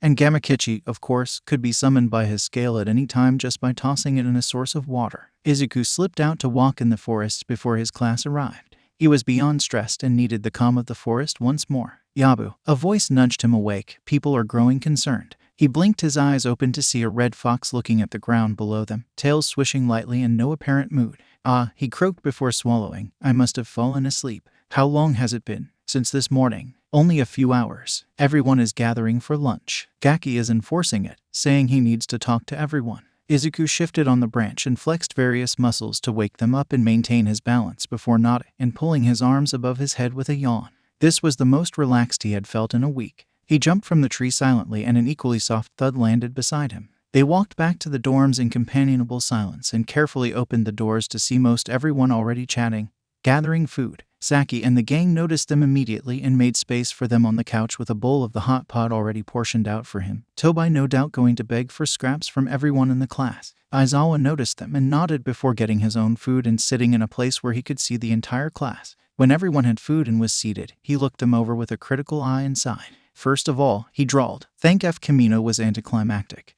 And if I could give you all detention, I would, but I technically approved it and at this point, I'm certain Nenzu would side with Midori and his posse over anything remotely spirit-related, so I won't bother." Some people grumbled, some people cheered, but soon all was quiet again. Our class is being targeted, Aizawa murmured, even before Midori was considered a big deal in the spirit community. All for one and by consequence, Shigaraki Tamura are after us for reasons we don't know. They almost turned 2 students into demons, one while he was still human. Izuku didn't look at Iida or Bakugo. I have no doubt, Aizawa bit out, that they are only growing in power and biding their time. We will do everything we can to protect you all and try to make it seem like everything is normal, but consider this spirit lesson too. You cannot afford to be kept out of this world any longer, since all of you are a part of it, so everyone will be training in their energy or chakra, whatever you want to call it, and everyone will be better able to protect yourselves. We're exceptionally lucky that not only do we have people experienced with this, but we have already seen how effective learning the new methods and powers is.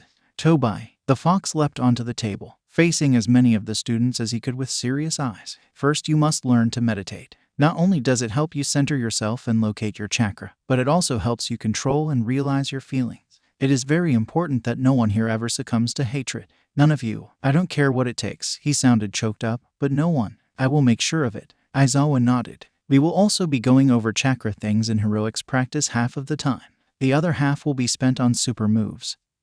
Things you would already be able to do with your quirks. This is because in 2 weeks' time, you all will be taking the provisional licensing exam. Should you pass, you would be able to act in situations where you find yourself needing to act. Izuku nodded. I assume you want the spirit squad as the teachers. Aizawa looked at him, expression blank. If you agree. If not, I saw it enough times. Izuku shrugged. I'm fine with it. Guys, they all nodded. Then sure. Aizawa sighed and stood. Then first things first, meditation. Bakugo Katsuki would never admit it, but he appreciated meditation a lot. He had already gotten Ibags to teach him how to do it after he had freaked out in the hospital, waking up from a nightmare where he could feel the writhing under his flesh. But it was nice. He already knew about chakra. The nerd had told him a long time ago, but now he could sense what the boy had meant. The steady thrum of earth, the unyielding ground, coupled with the crackling of lightning and the smell of ozone, like when Pikachu fired off his quirk. He knew intimately how they came together to spark and explode. All explosions were a combination of specific minerals and something to set them off. He knew this. He knew and recognized how the earth brought together the nitrogen, carbon, hydrogen,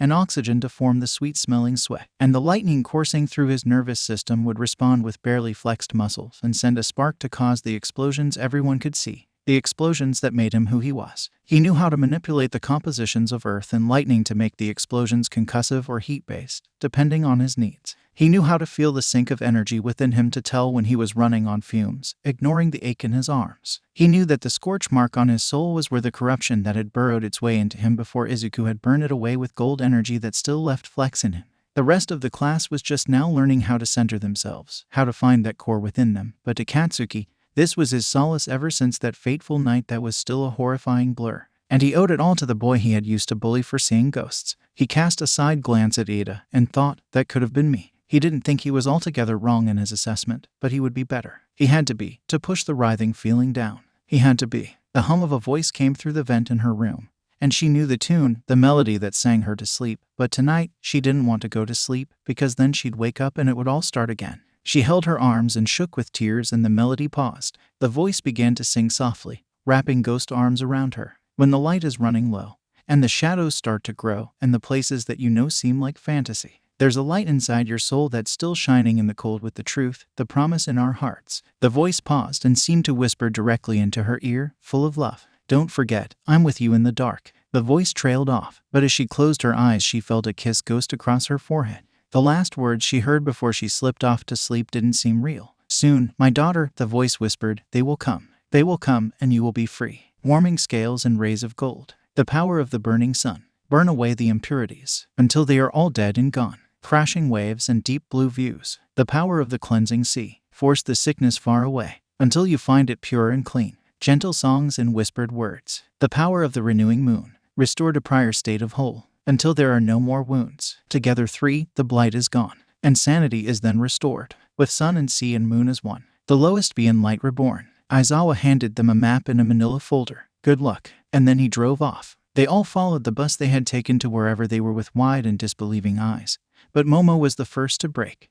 What? Tobai's face scrunched up, confused. I thought this was like an exam. He just drove us into the city and left us here. Well, Zero sighed. Let's check out this folder. Maybe it will tell us why we brought our costumes, but came in civilian clothes instead of our uniforms. Momo obligingly opened the folder and people crowded around to get a better look before Tsu cleared her throat and they backed off of the pair of reps. Momo's eyes scanned the folder, her confused scowl slowly turning to dawning and understanding as her eyes widened and she smiled, clearing her throat and reading aloud. We have a lead on the Orca gang, led by Gang Orca. At approximately 2:15, or 10 minutes from now, 2 operatives will be meeting at the cafe on 3rd Street for a 5-minute meeting. At least one of them will be heading back to the main base. It is our job to tail them without being spotted or losing the target to find the base. She glanced up. This is the exam. We're in civilian clothes so we can blend in better, as some of our costumes are noticeably hero costumes and will spook the targets. The folder also has blurry pictures and descriptions of the 2 we'll be tailing. But the calling card of the Orca gang is, apparently, a black and white checker pattern, so we can be on the lookout for that. Well, Shoudo nodded. We should split up and head to that cafe, I suppose. A group of 20 teenagers would clearly be spotted. And that's even with Tobai as a fox and invisible to normal human eyes. Make that at most 17 students, Izuku mumbled. Haku and Iida won't be seen, and I don't intend to be either. Estimates on distance from the cafe. 5 minutes, Iida said promptly, already looking over the map. Hovering above the 2 class reps, I can be there faster since I can go as the crow flies. Momo nodded. We'll meet you there, Iida, thank you. Keep an eye on them. And if they split before we get there, pick one to tail. I assume you had an idea, Midori. He nodded. Since we don't know which one will be leading us back, unless they explicitly stated and Yuri and Shaoji are close enough to hear, we'll need to split up and alert the other group when we find out either way. Meaning we'll need either phones or earpieces. Phones might be easier initially, because we can spread the pictures around so everyone has eyes, and they have easy location sharing. They aren't as hands-free, however, and that can be bad later. I also think we should determine how we're splitting up before we have to in the moment as well. We don't have long, but Momo nodded. Limelight heroes will be tailing on foot, in civilian clothes. Those with enough stealth will be tailing via the roofs, if they wish. We can either go one group over the other, or split them up. Split them up, Bakugo barked. That way if the FRs try to make a run for it you have heavy hitters in each group. We're being led to the base, right? There are going to be more goons waiting. You need combat in each team. Tobai nodded. We'll take Tofu Boy. He's not the stealthiest, but he packs quite a punch. Bakugo just rolled his eyes. Momo nodded. Right, if you have any objections, let me know. But here are the 2 teams, and then we'll move out. Izuku flicked an ear in the direction of Shaoji, their pointman on the roof with his incredible vision before the boy nodded. That's a go. He heard Momo's voice murmur from Bakugo's earpiece beside him, one heading north, one south. Team Yabu, heading south, Bakugo grunted. Ground teams deployed. If you aren't a stealth operative, let's act like normal effing teenagers, got it? There was a chorus of amused agreements, especially from his squad as they followed him out onto the street. In the meantime, Izuku, Shaoji, and Saki took to the roofs. Kuda was also on their team. but he was walking along the ground in civilian clothes with Aoyama as a secondary group, listening to him ramble in French but also keeping an eye on the birds in case they noticed anything fishy about the man with the checkered bandana tied around his arm. The ground teams were going in and out of the area, not tailing too close but being nearby. Being close and keeping an eye on the target at all times was the job of the stealth teams going over the roof. If any of the ground teams lost sight of the target for a while, they'd ping one of the stealth people and get a location drop. "OG," Sue croaked. "Too many eyes on Momo. Divert attention, please." There was a call of affirmative from the tailed boy as he enacted the other side of the plan. The idea coming from Saki initially. In hiding, sometimes the best thing to do was to draw all attention. Then no one would notice anything nearby. Like in a hero fight, you focus on that, not anything that might be happening around you. In this case, one half of the ground team, the smaller group, usually, would draw attention to themselves by causing a scene of some sort, whether that was a huge fight, a loud exclamation at a funny meme, or running into a pole and getting themselves injured. That one was Kaminari's suggestion. Izuku didn't see the appeal, honestly. One member of each ground team was dedicated to picking a future location they were heading to, in case the target caught on that they were being followed, to make it seem like more of a coincidence when someone loudly asked how much further it was. But then they'd still fall back and slip into the background if they could. Mina ended up using that one as they went further south, and Bakugo caused a scene at the same time, yelling at her in a way that was a little dramatic, but definitely drew heads. Still, it made their target dismiss Kuda and Aoyama. It was nearing 3 in the afternoon when Jiru's panicked voice came over the earpieces, Izuku hearing it via Saki, who was right next to him at the time. "Iida just came back," she hissed. "He found the base. Due north. I'm sending the address to the group chat now, and there are a lot of goons there. I don't know if other schools are also going to the same location, but it's pretty clearly a hideout, looking at it. Word on southbound goon." Bakugo clicked his tongue, went to a regular-ass office building, tucking his marker into a pocket. "Not the guy. Southbound team en route. See you soon," Momo murmured. "I don't know the conditions, but our team will monitor the building until backup is here." Saki exchanged a glance with him as Izuku pulled up the address and they turned on their heels before pressing a finger to his ear. "We don't know the full scenario," he said, "so keep sharp ears out. This is a gang, and we might be pushed to move sooner rather than later. If you need to engage, stall." "I could just ice the building while we wait," Shadow offered. "No," Uraraka scolded, but it sounded like she was trying not to laugh. "There's no way that will work. Plus, we don't know their quirks and that will just alert them. We need to wait for backup." "Momo," Aoyama hummed. "Did the folder have word for us on what we should do once we located them?" 4 minutes, Bakugo barked out. "Once we find the base, not really. We have been cleared to raid it upon arrival, which seems to imply we're supposed to go in and attack." Ajiru seemed to frown over the connection. Maybe they're also judging on raid tactics and planning. "Class rep, what's the plan?" 3 minutes, Saki murmured. "Almost there." Thinking like a racerhead, Momo hummed, switching into hero mode. "If we can get numbers and neutralize targets without them knowing, that would be preferred, and then once we know more, send in the heavy hitters. Iida, Haku, scout as you can. Earjack, until Tentacle gets here your audio. Karasun, if Dark Shadow wouldn't mind slipping under cracks and spying visually as well, that would be lovely. Animan, cover them both once you're here to ensure they don't get spotted. Uravity, Tailman, Kinsei, Sugarman were in reserves until given the clear. Uravity if they need to get to higher windows." "Excellent. South Team, Pinky, Cellophane, Red Riot, Ground Zero, Kurinki, you're all reserves. Yabu, Tentacle, and Saki are cleared for immediate entry. Charge a bolt. Once you get here, Froppy will have found the box for you, and on my signal, we're shutting the building down." Kaminari gave a little cheer. "Speaking of, Froppy, if you could find it, that would be lovely. If not, we might be taking out the block." "I am searching, Kiro. My sneaking is very good." 1 minute. "We have visuals," Houston, Zero joked, and the stealth team wasted no time in getting to their assigned posts, sliding down the walls to peek into windows and slip inside to join the rest of the scouting team. After a minute of quietly marking members and taking out any stragglers and outliers, shoving them into closets, Momo's voice came back over the line. "I just texted the rough estimate of the floor plans. Note which direction you came in. We're dealing with only 14 members, thanks to our indoor team, but these ones are all together in the large center room.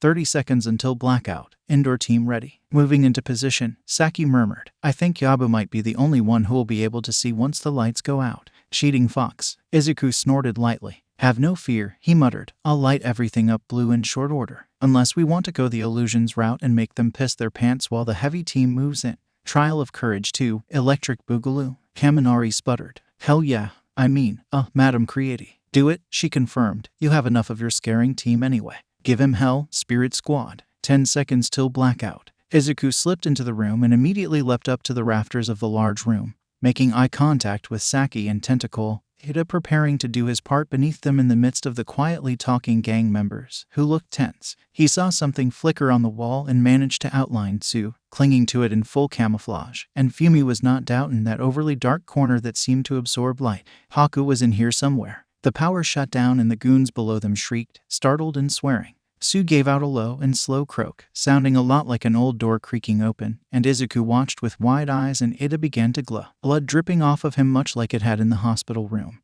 And he could see the light reflecting off the eyes of the goons as they stood, paralyzed with fear. Moving in, Momo murmured, and Izuku let Tobai wash over him as tiny blue lights flickered on in a circle around the group, just as Iida disappeared. It was almost like they had planned this, it was so perfect. The goons, now sort of lit up by the illusory blue fire, huddled together in fear. Izuku slid his tanto out of its sheath on his back and clanged it on the rafters before hissing out in the best spirit approximation he could. "Won't you give me your names?" Saki, Shaoji, and Haku caught on, hissing out in barely comprehensible words. "Who's there?" "A new friend. Don't be scared, it's just..." Haku giggled, "Some lonely spirits. But you won't leave us all alone, will you? That'd just be cruel, after coming into our home like you did." "Don't worry," Iida whispered next to them, grinning but unseen. "It'll only hurt for a moment. Trust me." At that moment the doors to the room flew open with a loud bang and the 14 goons screamed, getting overwhelmed by the heavy team quickly until everyone was captured. "Chargeable," Momo said. "Reactivate the system, please. Not all of us have fox eyes." Second and third switch. In a short moment, the power was back on and the indoor team slipped to the ground, startling the goons that were clearly gang orca sidekicks. There was a ghost. Izuku grinned, showing off his canines and cocked his head. "Was there? We just got here. But everyone knows ghosts aren't real. It must have just been a weird quirk." But another one swallowed. "We saw him. He was dripping blood and glowing pale blue. Then there were spirit lights, like the ones you always see before the Grim Reaper takes you away. And there are voices." He blinked innocently. "Voices? We didn't hear anything, did we?" They all shrugged and looked so serious and confused before Haku doubled over laughing and the goons all jumped. "That's one of them," he squirmed, trying to get out of the ropes they had been bound in. "She said we broke into her home." Izuku snorted. "Nah, that's Haku. She's not the class ghost. She's just see-through." If they noticed him insinuating that they did, in fact, have a class ghost, they didn't comment on it. And in the next moment an HPCS representative walked in with a clipboard. She looked up and nodded at them. "Phase 1 of the exam is complete.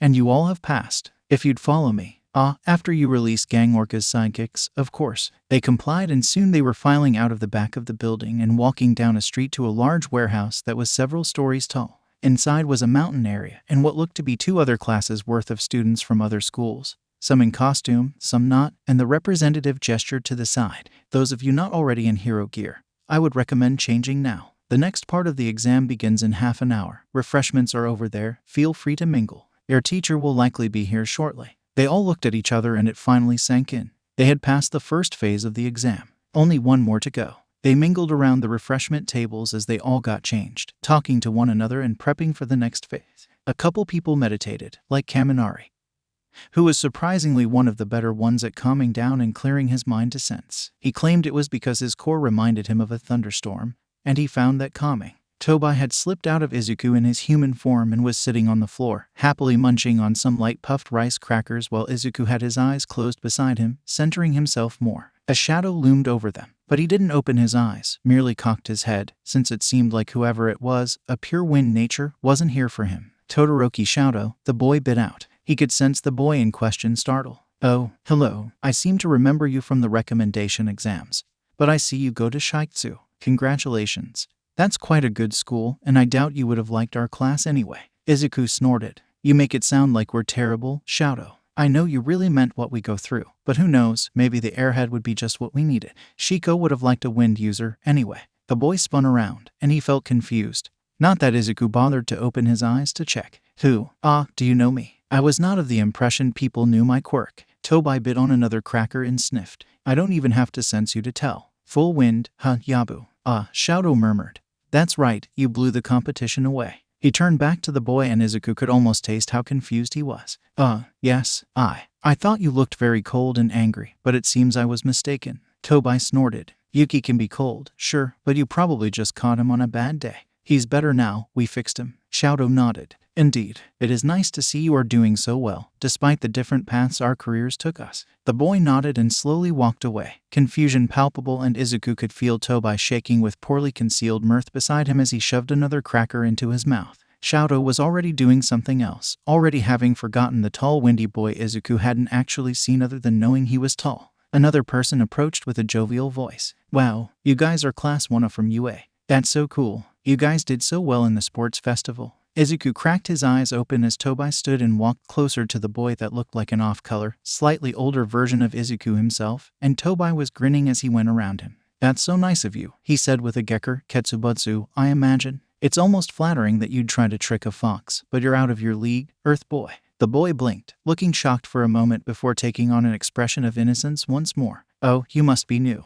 I know there was one fox boy, but that was the first place winner, Midoriya Izuku. Are you related? Tobai smirked and shrugged. Yeah, he's my brother. But honestly, the act is lovely, but not good enough. Try to fool someone else. His eyes widened for a moment before he dropped into a smirk. Interesting, he hummed. You're pretty quick on the uptake. Not fooled for even a second? Huh. What's your name? Tobai smirked devilishly. Only if I can have yours. The boy gave him an appraising look. Grand. Tobai clicked his tongue in disappointment. You can call me Tobai, Grand. I hope the next portion of the exam is in direct competition with the other schools, because then I can show you how a real trickster operates. Go on, now. Grand walked off with an appraising smirk and left them alone, leaving Tobai to flop down and sprawl across Izuku's lap with a sigh and a pout. You'd think, he grumbled, that humans would stop getting smart about not giving their names away. We could have had an unwilling ally in whatever is next. Mommy, please tell me you have something that can take over people's minds. No, dear, Momo called back, that's spirit wheelhouse. Shinsu, specifically. Saki looked up, startled, from his cup of coffee. What, Saki, we're mind-controlling the masses into allies. He blinked. I thought that was a given. Well, now it's even more of one. Attention. An HPCS representative called. May I have your attention? Excellent. There are 40 of you who have made it to this stage. All of you successfully found the Orca Gang hideout, but word has gotten back to the big boss, Gang Orca himself, and he arranged for all of you to be here, at this beautiful mountain town. She gestured to the mountain scene with a good 20 buildings at the base. She held up a remote and pressed a button, causing explosions to shake the mountain and send an avalanche tumbling down to the town, and Izuku and several others flinched. He caused an avalanche in his rage, she said dryly, and it will be your job to evacuate the helpless company actors acting as civilians before he shows up to take revenge. Worry not, they are adding themselves to the wreckage after the explosion. We're not insane. She pressed a hand to her ear and nodded before turning to face the 40 students with a tight smile. Each HUC member will be grading you on your rescue operations and timeliness. Good luck. Your time starts now. A loud buzzer sounded and the UA students all turned to Momo. She nodded. Sensory types split up. Tobai, if you and Yabu permit, you'd both be more useful split to increase our sensing ability. Everyone else, split up to give our sensors muscle. Anyone unsuited for sensing or heavy lifted, we're on triage duty. Keep your comms open. They all nodded and began to split off. The sensory types were, of course, Izuku, Tobai, Kuda, Jiru, Shaoji, Fumi, and by a technicality, on the heavy lifting side were Shouto, Uraraka, Bakugo, Kirishima, Sadu, Tsu, Mina, Ajaru, and Siro, depending on the situation. That left Aoyama, Momo, Kaminari, Haku, and technically Saki as triage folks. Saki would be working on calming people down, and he, worryingly, had extensive first aid training. It seemed like the other hero hopefuls were also working in the same mindset. Some people already clearing an area near the ruins for a triage station. Momo quick to help and semi-take over, and Izuku waved to Tobai before splitting off to help look, stretching his senses with half-lidded eyes. He worked with Uraraka and Bakugo to locate and pull out civilians, smiling kindly at them. Bakugo noticeably looked them over, told them gruffly it was going to be fine, and then handed them off to the other two to be taken to first aid with a reasonable assessment of their injuries. It wasn't until 10 minutes after they had started and Izuku knew they had maybe a quarter of the civilians left to get that the mountain rumbled and everyone tensed. Gang Orca stepped around Rebel with a wicked grin and a roar. Heroes, you have angered me for the last time. I will have my revenge. Bakugo immediately abandoned the rescue operations and ran off to confront the villain, and Izuku pressed a finger into his ear. Tobai, he said, tell Tobai to meet me there. Uraraka needs a new sensory group. Bakugo and I are on the assault. Momo called an affirmative and Jiru quickly gave a location for Uraraka to come to, and Izuku took off, leaping over rubble and scaling buildings to give himself more space to run as he wrenched the earpiece out of his human-shaped ear and shoved it into a pouch, exchanging it for the fox one. He saw a flash of red and blue out of the corner of his eyes and flung a hand out to touch his brother, who wasted no time in melting into him. Despite the weight and sense change, he didn't falter, putting the new earpiece in and blood thrumming with anticipation. Water with a bit of wind, he called as he joined Shadow, Bakugo, Grand, and a tall Shiksu boy as they approached Gang Orca. The last two sent him a confused look, Grand's eyes flicking to his ears in surprise, but his two classmates nodded. Weak to fire and mostly earth. Kinsei, if you need to ice it, put in more wind. You're, windy boy. Excellent, and Grand is earth, perfect. Ground Zero, you do whatever, you've got a handle on this. We'll be getting in sneak attacks. I wonder if Spirit Fire will dry him out. We'll have to check. He ignored everyone else after that, only having enough presence of mind to note locations and surges in chakra that denoted attacks and dodging. Gang Orca carefully dances around their fire, but they were pushing him back away from the triage station and the civilians, getting in a surprising number of combination attacks before he used a sonic attack and sent them all reeling back. He poured a water bottle on his head, negating a lot of the drying out they had managed to do. Is that all you can do? Shadow pushed his hands together and bit his lip, and a torrent of water came out, soaking the ground in a path to Gang Orca, who blinked in confusion. Shadow merely smiled and stepped to the side as Kaminari slammed a hand onto the water trail and it lit up with sparks. Gang Orca tried to leap away, but he was dripping wet and they made it to him, arcing over his body and leaving him panting and looking a little pissed, but definitely proud. A buzzer went off. All civilians have been rescued. A voice droned, the exam is over. Please make your way back to the entrance for briefing. Gang Orca stood straight and brushed himself off with a shaky cough. My, he said, that packed quite a punch. I was wondering at the foolishness of giving me an advantage by soaking me in yet more water, my natural element. But that was really quite shocking, I'd say. He chuckled at his own joke and began to wander off. You all did excellently at playing to your strengths and my weaknesses. Well done. Izuku grinned and turned to the two people he didn't really know, or at least hadn't introduced himself to, and stuck out a hand. Yabu, the Yakuza hero. Windy boy puffed up with a grin. Gale Force, it is a pleasure to make your acquaintance. Grand inclined his head. You already know I'm Grand. Where is Tobai, then? Tobai popped out and grinned up at the boy. Right here. Grand recoiled and stumbled back with a strangled cry, and Izuku rolled his eyes before tugging on Tobai's clawed hand. Come on, he snickered. We were told to gather for our results. Let's go see if that promise of yours really held true after all these years. Tobai scoffed. As if it wouldn't. Were we even graded separately? Or did I count as an extension of you? Can I even get a license? Bakugo looked at the two confused faces of the other students and snorted. Tobai isn't human, nerds. Now let's go. They all gathered at the front and Tobai was practically bouncing in anticipation before the representative cleared her throat and clicked a button, making a large screen above the door turn on. On the screen are the names of everyone who passed. If you don't see your name on the screen, you did not pass, but will have the chance to take a 3-month-long remedial course to get your license since you made it to the second stage. We are passing out a score breakdown now. See your teacher for your licenses. Izuku grinned as he spotted his name on the board and wrapped Tobai in a hug. We did it, he whispered harshly. We're heroes. Unless, of course, Tobai said cheekily. They did grade us separate and I didn't make the cut. Izuku rolled his eyes and took his sheet and scanned the rest of the list, marking off classmates in his head.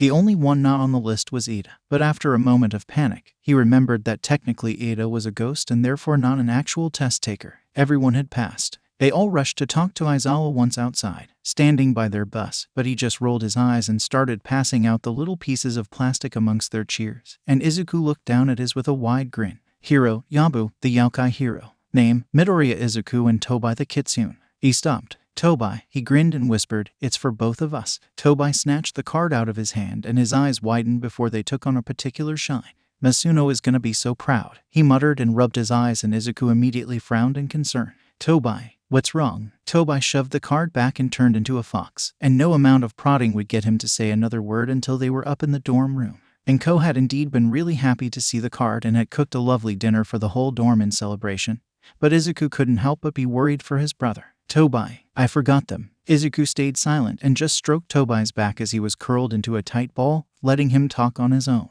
I barely remember what my parents look like. Do you think they'd be proud of me? Or would they think it's weird that I decided to get a human job? Izuku pulled the fox onto his chest. Tobai ragdolling for him. I know they'd be proud, he whispered. I just know it. Remember how you didn't know if you were a good fox or a bad fox? How your nature is mudded. Well, I think even by Kitsune standards being a hero is pretty good. Why wouldn't they be proud of you? Tobai was silent for a while before sighing. I miss them. Is that weird? I barely remember them and I miss them. No, Izuku murmured, it's not. But after all of this is over, I'm sure you'll see them again. Even if I have to move heaven and earth to find them and call in every favor I know, you'll find them. Tobai gave a low sigh, but rubbed his head under Izuku's chin before settling back down. They fell asleep curled up together. When the third years came in and the blue-haired girl floated over everyone, getting in their faces and asking them questions, Tobai got up and circled her with a mischievous smile. How are you flying? She lit up and began to ramble about her quirk and energy manipulation, and he nodded, eyes sparkling as he gently led her back to the front, and she slowly calmed down before blinking, realizing she was back at the front. Oh, Aizawa sighed. These are the big three, or the three students at UA closest to being real heroes. Introduce yourselves. The elf-eared boy looked over them, his expression twisted up in discomfort before he turned away. Sensitive ears heard him say, I can't do it. I tried to imagine them as potatoes and everything, but that just made it weird. Izuku muffled a snicker and took the moment to check their natures. Haru Nejire, lightning and yin. Amajiki Tamaki, earth and yin. Tagata Mirio, wind and yin. It was curious to him that all three of them had strong yin natures on top of their elemental connections, almost perfectly balanced. They were more connected to the spirit side of things than some of his classmates. But he didn't know what that meant quirk-wise aside from Nejire, as she insisted on being called, since she had straight up told them. Apparently, the three of them were there to talk about work studies, which they might be able to go on, they might not, but no one really got it. Mirio, or Lemillion, as his hero name wasn't very good at explaining. So instead he suggested that they all fight him at once and feel the difference. And Aizawa agreed, because why not? Yugawa poked out of a fountain. Can I play too? This sounds like tag but with more violence. Aizawa shrugged. Whatever, we already have two spirits who will be fighting. Mirio, Yugawa is a 3,000-year-old dragon river spirit. Don't pull any punches, but also we do need him, so if he goes down, leave him down. Mirio grinned and looked incredibly interested in the teenage-looking spirit. But Yugawa got the location they were going to and melted back into the fountain to meet them there. They changed into their gym uniforms, since fighting in the UA suit and tie was not a fun time. Izuku could imagine, and headed to the gym where Yugawa was already outside of his fountain and looking relatively human. Relatively. He still had the horns and pale blue skin and the double eyes. But only the ones in the regular eye spots were open, so it was fine, definitely human looking to a point. Izuku wasn't going to judge. The spirit squad grouped up, muffling their presence as best as they could. Izuku was the best at it, mimicking nature chakra, but the others weren't slouches either. Mirio grinned at all of them and then just told them to start. Suspicious, Izuku stayed back. Bakugo had no such reservations. The blonde flung himself forward with an explosion-powered punch, but he passed through the grinning boy and Izuku's gaze sharpened, extending his sensing. His chakra was surging, and the yin part became clear. Coupled with the wind, his quirk made things pass through him when he wished them to, like a spirit. Izuku grinned. Things pass through you. I can imagine that is annoying as it is strong. Mirio blinked at him. A sensory type. You're right, but I don't think that will matter. He gave one more grin before disappearing from sight. Fury, he snapped. Sensing lessons start right now. Move. Jiru leapt to the side just as Mirio came up trying to punch her, only to look around in confusion to see she had moved before he shrugged and slipped away again before anyone could try to punch him. Lesson 1. Focus on your energy sensing like in meditation.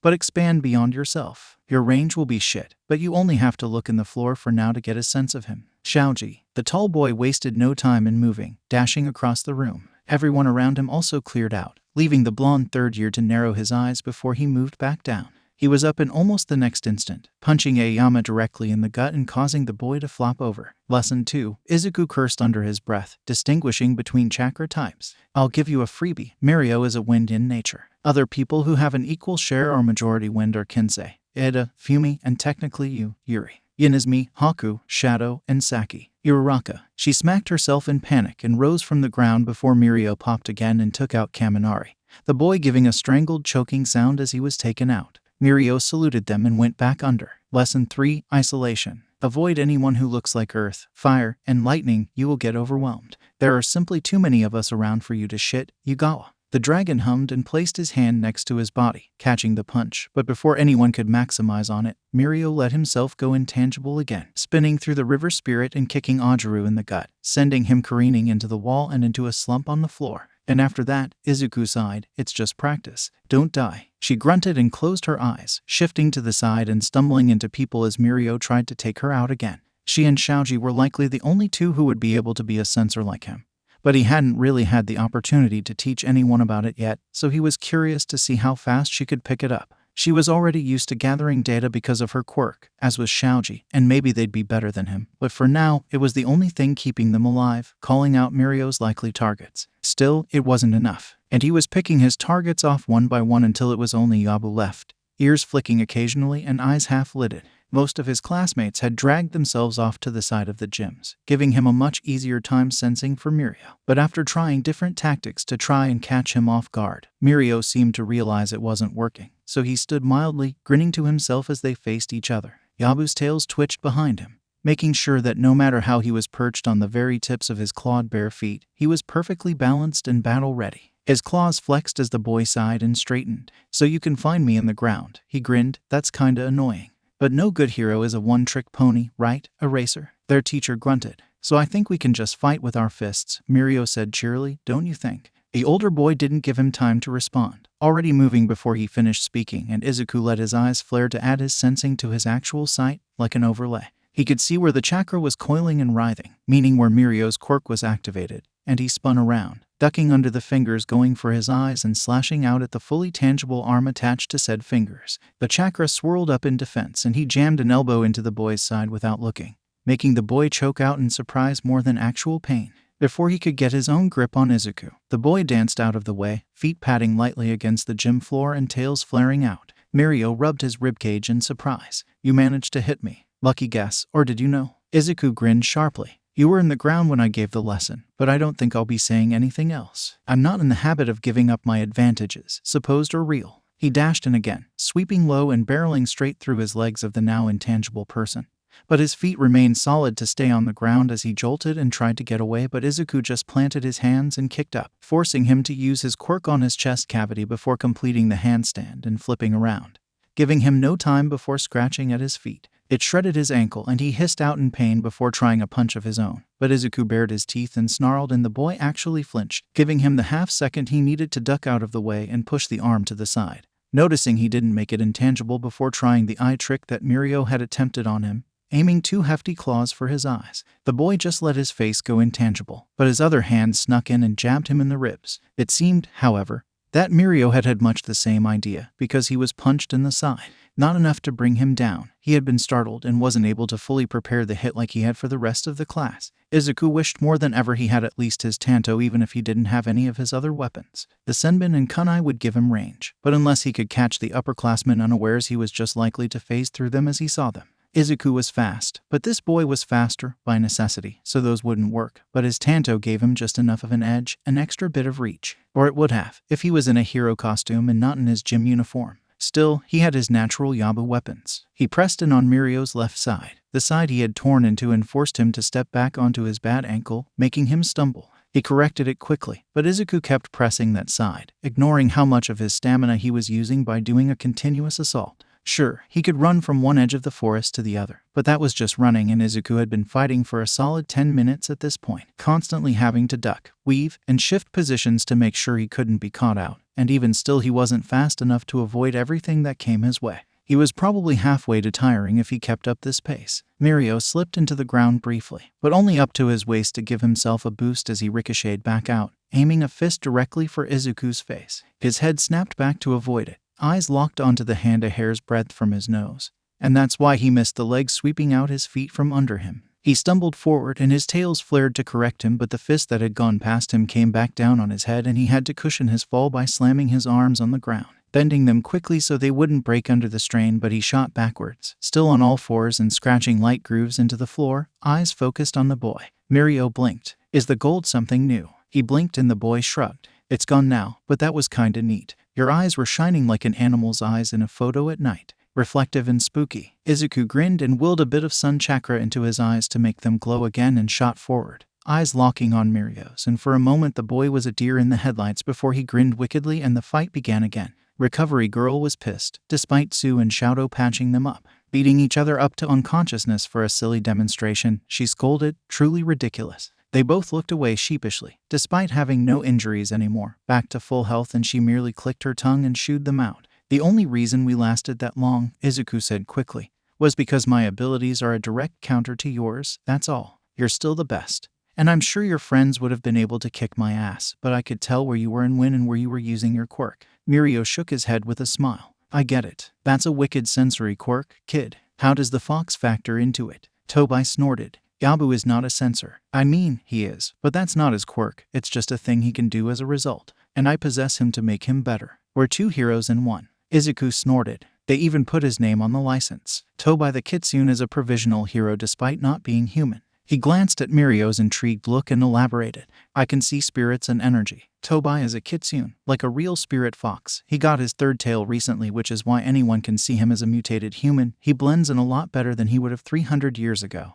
That's for sure. I met him when I was, 6, I think. Yeah, and I helped him, so he decided to stick around and become a hero with me. That got us wrapped up in a lot of crazy stuff. But long story short, we can work either together or separate, and I can sense energy, which is how I always knew where you were. I also say where your chakra was most active, or where you activated your quirk. It limits my other senses a bit, but having Tobai and being Yabu already enhances them, so that's fine. Mirio's eyes sparkled. That's pretty cool, Kuhai. Say, you don't have a work study, do you? Izuku raised an eyebrow. We just found out we could do them today, so. No, I think Sir would like you. You should apply for his work study. Then we can hang out and spar more, yeah. Izuku blinked. Sir, Nighteye, something in him sang. He had to get that internship, even if he didn't know why. He smiled. Sure, I'd like that. See you around, senpai. They waved goodbye and he let out a gasp, rubbing at his chest and turning to Tobai. Tobai looked at him with blown-out pupils. You felt it too. He nodded. They had to get on that internship no matter what. Izuku and Tobai walked into the Nighteye agency perfectly cool, calm, and collected. They had a feeling, a premonition, that they had to get this internship, and they'd gotten glowing endorsements from both Mirio and Yagi. There was no way he could turn them down. Plus it was a 2-for-1 deal. What's not to like? What would you working here do for our agency? Izuku frowned and Tobai raised an eyebrow. Izuku blinked in confusion. Can you explain the question? Because it sounds like you're asking what we're bringing to the table, and I was of the impression that was made quite clear. Nighteye didn't bat an eye. I will be frank with you, Midoriya and Tobai. The Nighteye agency is fully staffed as of yet, and we already have someone doing a work-study placement. Why should we hire you? Izuku narrowed his eyes. Because you offered this interview, meaning you're looking for people, or at least first-year interns, and we're your connection to the spirit world, which opens your investigative avenues. And, he said snidely, sniffing lightly, apparently fit to carry on All Might's legacy. Tobai stiffened. All Might's legacy? You mean one for all? Nighteye pursed his lips. I offered my own suggestions of successor, of course, but in the end it was his to give, I suppose. Izuku and Tobai stared at him, dumbfounded, before Tobai doubled over laughing. Oh, you mean you weren't told? Oh, this is too good. Izuku cast a disapproving look at his brother before sighing and turning to Sir Nighteye. Sir, he said carefully. What we mean is that one for all is a legacy, yes, but it's not Yaga's. He was a temporary holder, and we were chosen to carry it in its final interaction to finally defeat All for One. Yes, he dismissed. All Might offered you the quirk. Actually, Tobai geckered. He didn't get around to it before the quirk did. He was just as shocked, I can assure you. Not true. Izuku cut him off. He said he wanted me for the 9th before the avatar ever appeared.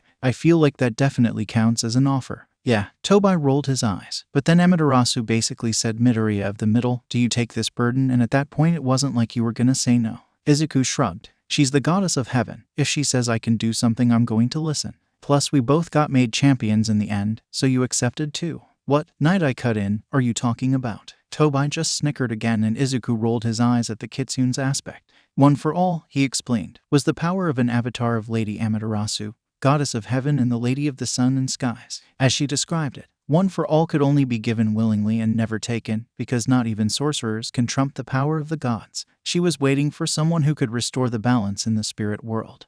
And after 200 years, I was born with a quirk to see spirits and manipulate my energy as they can. I am called Midoriya of the Middle by most spirits. I'm half in that world, and Tobai and I were chosen as the Sun Champions. Nighteye narrowed his eyes. And you are the last holders. Izuku forcefully lit his eyes up gold, making the man flinch. We are chosen by the sun herself. The battle with All for One will end in my lifetime, one way or another. By our guesses, sooner rather than later. Nighteye nodded slowly. One for all is not a quirk, then? Tobai huffed. That's what we've been saying, dummy. For someone with premonition, you sure are shit at seeing what's right in front of you. Izuku smacked him on the arm and the kitsune rolled his eyes but slouched back. I would like to appeal to your foresight, Izuku pressed, not wanting to lose the advantage they had, and inform you that both Tobai and I felt impressed to try and take this internship. We don't know why, but we have a mission that we must complete and something is telling us our path leads here. Nighteye was silent for a bit. eyes unreadable as he looked through them and thought before he lifted up the stamp and pressed it to the paper. "You will come with Mirio," he said softly. "Welcome to Nighteye Agency. We will brief you both when you come next. Will you ever be coming separately?" They shook their heads. "Very well," he stood. "Then here is your form. I must do some research on the spirit world."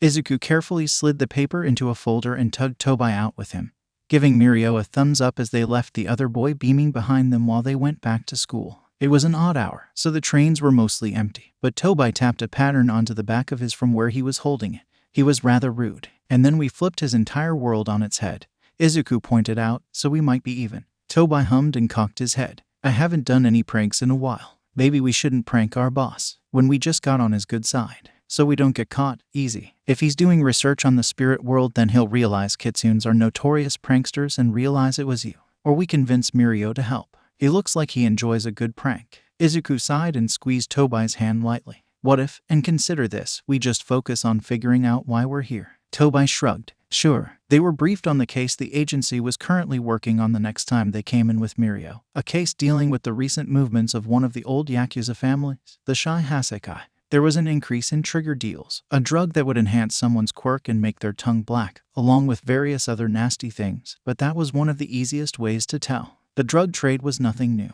but the ramping up of production, distribution, and sales made authorities worried, so they set the Nighteye Agency on the case. There were a couple of important figures noted in the briefing, most notably Chisaki Kai, the current leader and adoptive son of the previous head who had fallen ill right before operations had picked up. Rumors said Chisaki had something to do with it, but the rumors on the other side were just as adamant that the man had loved his father and wouldn't have ever hurt him. Basically, however, they were taught that the calling card of the Yakuza family were the masks they wore to cover their noses and mouths. The higher up they were, the more likely they were to have ornate, intricate, or particularly designed masks. Plague Doctor masks were favored by a few lackeys, and Chisaki Kai himself, codename Overhaul, had a long beak the majority of the time. His eyes were gold in a horrible parody of godlike power, and Yabu saw him and wanted him dead. With Centipter staying at the agency to field calls, Yabu and Lemillion went out in one direction on patrol, and Sir Nighteye and Bubble Girl went in the other to cover more ground.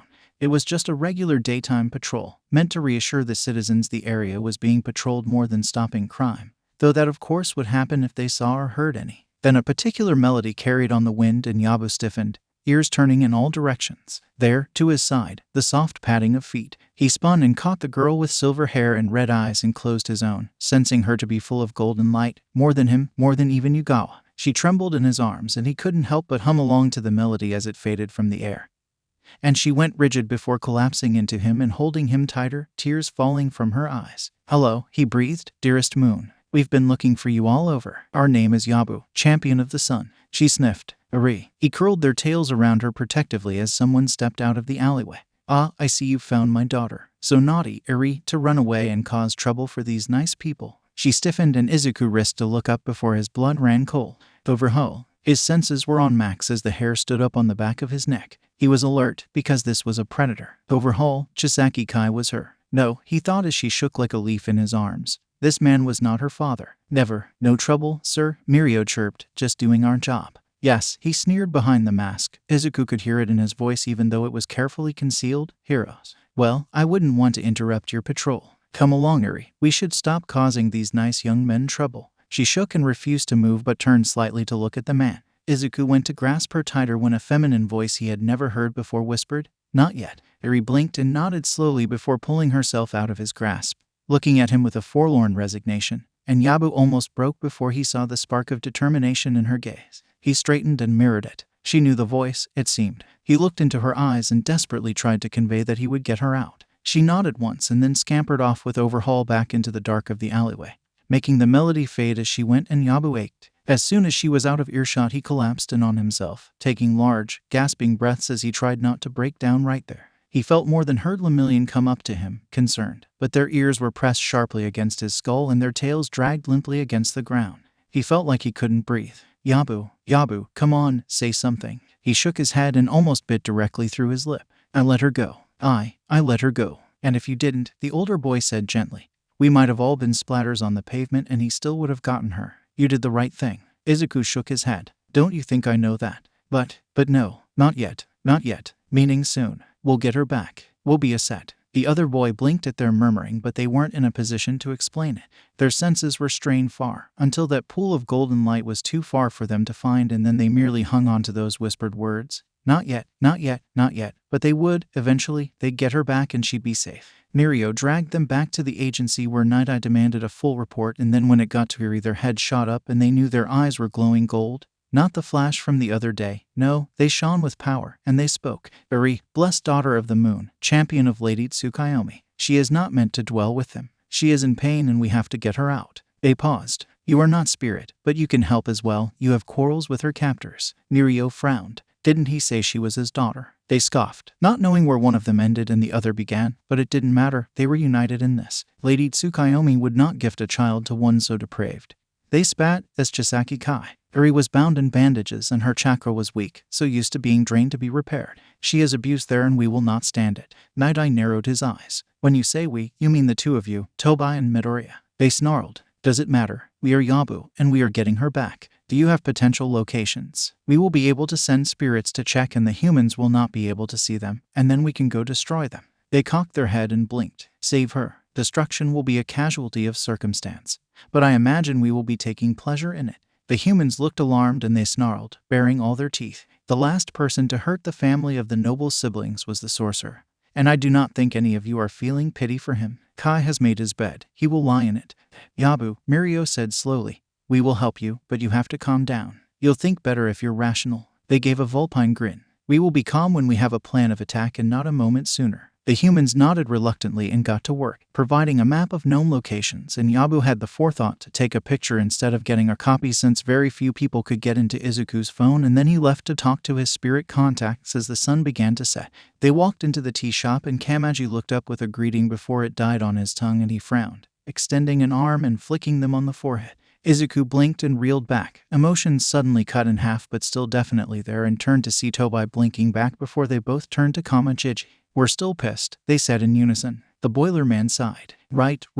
Lin, get out here, our boys are visiting and they look rather grim. Lin poked her head out of the back room, blinking. Oh shit. Green and red, what the hell happened? We found her. Izuku got out in a rush, excitement almost pushing out his anger. The moon. We found her. She's not just a champion, Tobai added on. Her aura was that of a demigod. She's not the champion of the moon, she's the daughter of the moon. She's small and precious and beautiful and so hurt, Jiji. Nisan, she's being abused by humans. Both spirits sucked in breaths and Jiji led them to a table while arms put together tea. Lin ducked back into the back to get biscuits and they sat at a table. We could have taken her, Izuku said miserably, but someone said not yet, and that felt right despite how wrong it seemed logically, so we did. We let her go back to that man. We have a plan. We know all the potential locations they could be and we want to send spirits in to check, all invisible, to see where she is so we can plan with the human heroes and get her back. They're already investigating the group that has her anyway.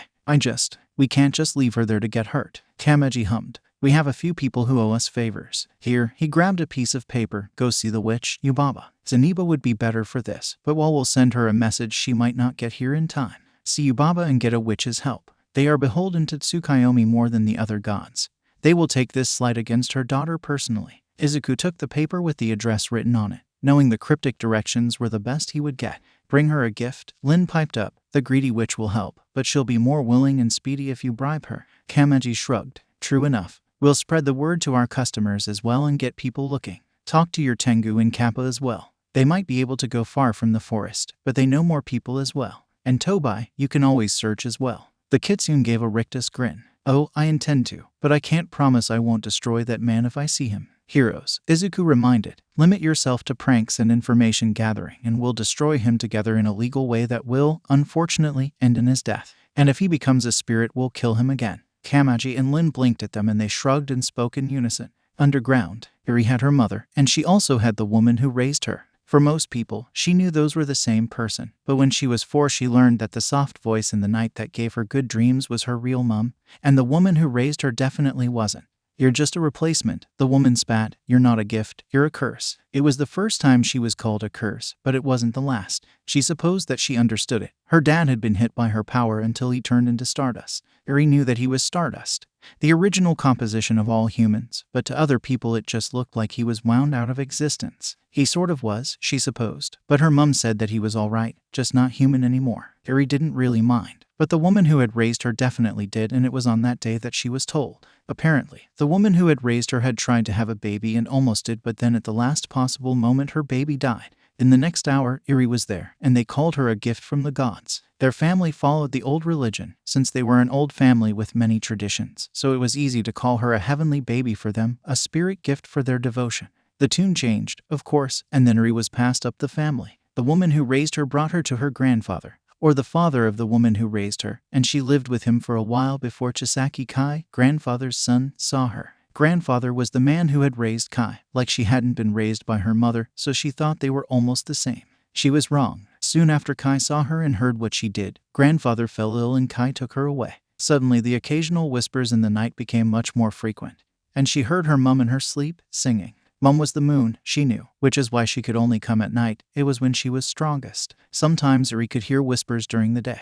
Did that mean the moon sometimes came out in the daytime? Arie didn't see the outside all that often. Mum had a favorite song, and Arie knew all the words. It rang like bells, and then Mum's pretty voice would sing. Sometimes Arie would whisper along, but she couldn't sing too loud or Kai would hear her and get mad. On the worst days, Mum would tell her stories as she dreamed and conjure up the images. There was a fox by the name of Jinsei, she hummed, a beautiful kitsune with shiny black fur. When she was just a kid, she loved playing pranks on all of the other spirits, but one night, she snuck into the garden of Tsukuyomi, one of the noble siblings of heaven. She only had 2 tails, but this was surely a big enough prank to give her her third, she thought. Kitsune gain more power the more tails they have, and the more power they have, the more tails. They can either come of age or gather power. But Jinsei was beholden to the old myths, where Kitsune would get tails for milestones, and she considered pranking a god to be a pretty good milestone.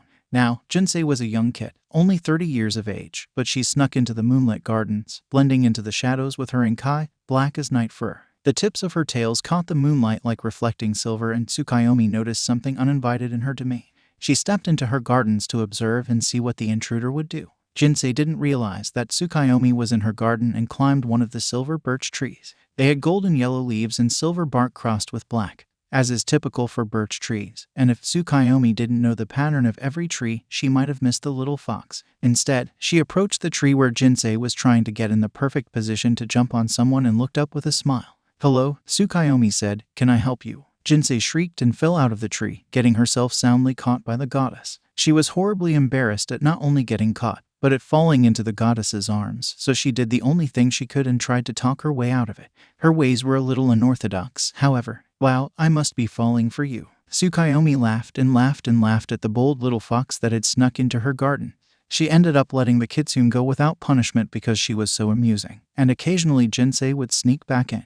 Mum got quiet for a bit after that, and Arie watched the fox come back with another tail every time until one time she came as a human. She was dressed in a black and white kimono with dark red flowers on it, beautiful black hair pooling down her back as 7 tails flared behind her. She was barefoot and looked tired, but happy. The last time she visited, Mum said softly, she brought her little child. It had been a hard birth, and she only managed to save 1 child, but she was so proud of her little fox that she wanted me to see them. They opened amber eyes, so like their mother's, and looked at the birch trees in wonder, and then she was gone, quick as she came. Soon, my dear, I will see her again. Perhaps even you will meet Jinsei and she will tell you stories of my gardens. That night was a little sad, but that's when she knew her mum was the moon for real. She was Tsukuyomi, the moon goddess. Arie hoped she could meet Jinsei one day, and maybe her child too. Maybe they were her age. Probably not, because who knows how long Mum had been around and when Jinsei was alive. Maybe it was so long ago Jinsei had even more tails. Like 14. She didn't know how many they could have, but 7 already seemed like a lot, so who's to say?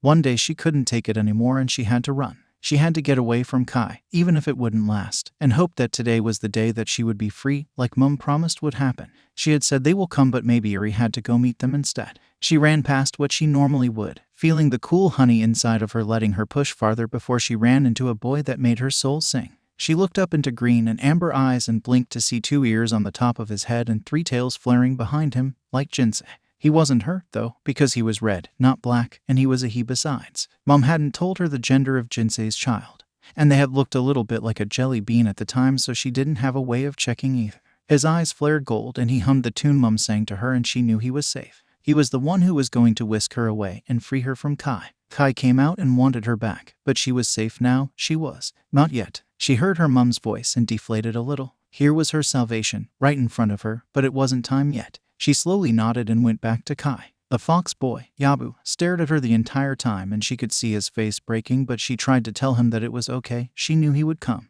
Probably with more people than the bright smiling boy, because Mum said they and she was always fairly literal with Arie. Kai punished her when she went back. She knew he would. He took more of her blood, more of the cool honey inside of her. It wasn't meant for what he was using it for. She knew. It was a restoration, a renewal, not a removal. He would have better luck with the sun or the sea, she and Mum knew. But Arie healed faster, she knew, and she didn't want Yabu to get hurt because he was the sun. Mum told her that Yabu was not like her. He wasn't part of the literal sun like she was part of the literal moon, but he was chosen by Amaterasu because he was noble and just. His love burned bright and he had a job to restore balance to the spirit world. Arie was mostly human, despite her heritage, but Yabu was a perfect half. Mum said that to balance them out, the sea person was mostly spirit, so they were all balanced out, the three of them. Mum said there were three because just like Mum, there needed to be all three or things might go wrong. There had to be balance in all things or the world would start to break. The next story she told was a little more serious, but Arie was 6 now, she could handle it. Many years ago, Mum said softly, there was a man who knew of the gods and the spirits. He saw what they could do and wanted that for himself. He would capture spirits and break them apart, trying to figure out what made them powerful, what made them different from humans. He broke them down, like Kai did to her. He slowly began to figure it out and used his own energy to perform feats no humans could think to muster, and it allowed him to take stronger and stronger spirits until he was powerful enough to trap a god. Arie felt cold fear at that. What if he took Mum? He prayed to one of the lesser gods, one unnoticed by many, and requested an audience. The god agreed and came to Earth, appearing before the sorcerer, unknowing that they were going straight into a trap. The sorcerer bound the god and used their power like his own, drawing in more and more until he was as powerful as the god had been. However, he didn't count on the siblings of heaven noticing the absence of this god. And Amaterasu, my sister, sent an avatar to discover where they had gone. She was shocked to find the god bound and hurt, locked away by a human they hadn't even seen, and the entire world was thrown out of balance. She gave a measure of her power to the brother of the sorcerer, in hopes they could free the god before things became too bad. Susanoo and I are more able to see the future than our sister, him in the long term, me in the short, and we knew that it would not be enough, so we slowly sent power into the humans until they became more and more in tune with spirits. We hoped that one day someone would be born with the power to unite both worlds and free our adoptive sibling from the clutches of the power-hungry sorcerer known as All for One. After 200 years, there was a boy born with green eyes and hair, and when he was just a little younger than you, he wandered into the forest and met his very first spirit. Arie knew that was Yabu. He was the half and half, she knew, that her mum talked about. He was going to save the god. But it was soon revealed to me that one champion alone would not be enough, she whispered, and Susanoo again revealed his foresight. He had a champion sequestered away for thousands of years, waiting to be awakened, completely hidden from All for One. And I saw Jinsei's child, and I yearned. So I broke off a part of myself and created a child of my own instead of picking a champion. Does that mean Jinsei's child is still alive? Oh yes, she whispered, oh yes. She didn't get anything else out of Mum that night, but she was shown more dreams of Jinsei in the garden, looking older and more adult-like with every tale she gained, but never straying from a good prank. Sometimes she even got Mum. Mum, she whispered, what do you look like? Go to the forest, she whispered back, to my sacred place, and I can come without being spotted by the sorcerer. I will come when you call, my daughter. The compound rumbled one day and she knew it was time. Yabu was coming to save her. Izuku peeked his head into the common room where most of the class was eating dinner. Hey guys, he called. If you were going to a greedy capitalist witch and trying to convince her to help you and not kill you, what would you bring as a gift? They all blinked before Kaminari gave a strangled laugh. Bro, what the F is your life? Good question, he chirped. I don't really know. But I have to go to a witch and bribe her into helping me. Momo hummed. You can always give her gold or jewels. Slight problem with that. I don't have those things. Do you have a unique bit of magic? Ajaru raised an eyebrow. Not really. I mean, I can give power, but she sounds pretty strong anyway. And the usual offer of servitude I don't have time for. Momo snapped her fingers and lifted up her shirt to pull out a shiny diamond pendant encased in gold.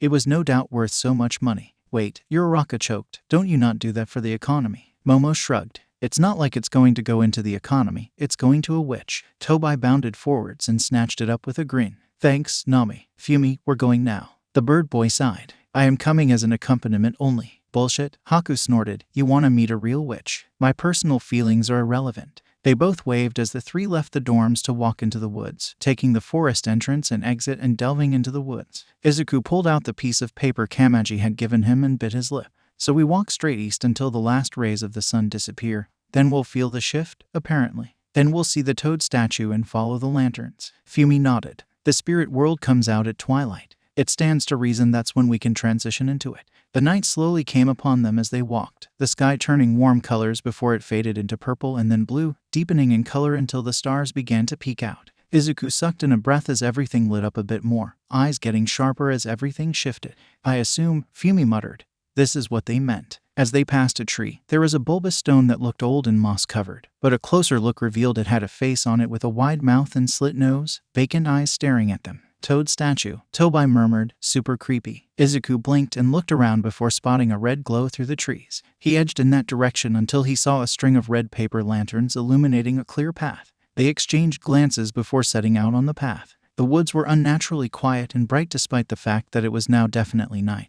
And Izuku could hear the murmuring of water and the rustling of leaves, but that was it. The path ran for a while before the lanterns lit up both sides and they came upon a bridge with red handrails, lightly curving up. Izuku glanced over the edge and could hear the water below, but he couldn't get a good distance and the area was covered in a light fog. Halfway across the bridge, the middle posts rose up and had hanging lanterns off of them, and a black shape moved from one of them to the railing beside them and croaked. The bird, a raven, cocked its head and looked at them with beady eyes. Izuku and Fumi looked at each other nervously, but the bird didn't do anything to them and didn't stop them as they slowly continued on the bridge. On the far side of the bridge, a mansion rose from the mist, lit up and showing the old style of building. It was opulent and rich, built of the best materials. And the doorknobs and knockers looked to be made of solid gold, the knockers in the shape of more ravens. Izuku swallowed and hesitantly reached up to knock, but the eyes on the knocker opened and swiveled, locking on him. Who are you? He blinked. Midoriya of the middle. You can call me Midori. The knocker narrowed its eyes. Oh, the middle, are you?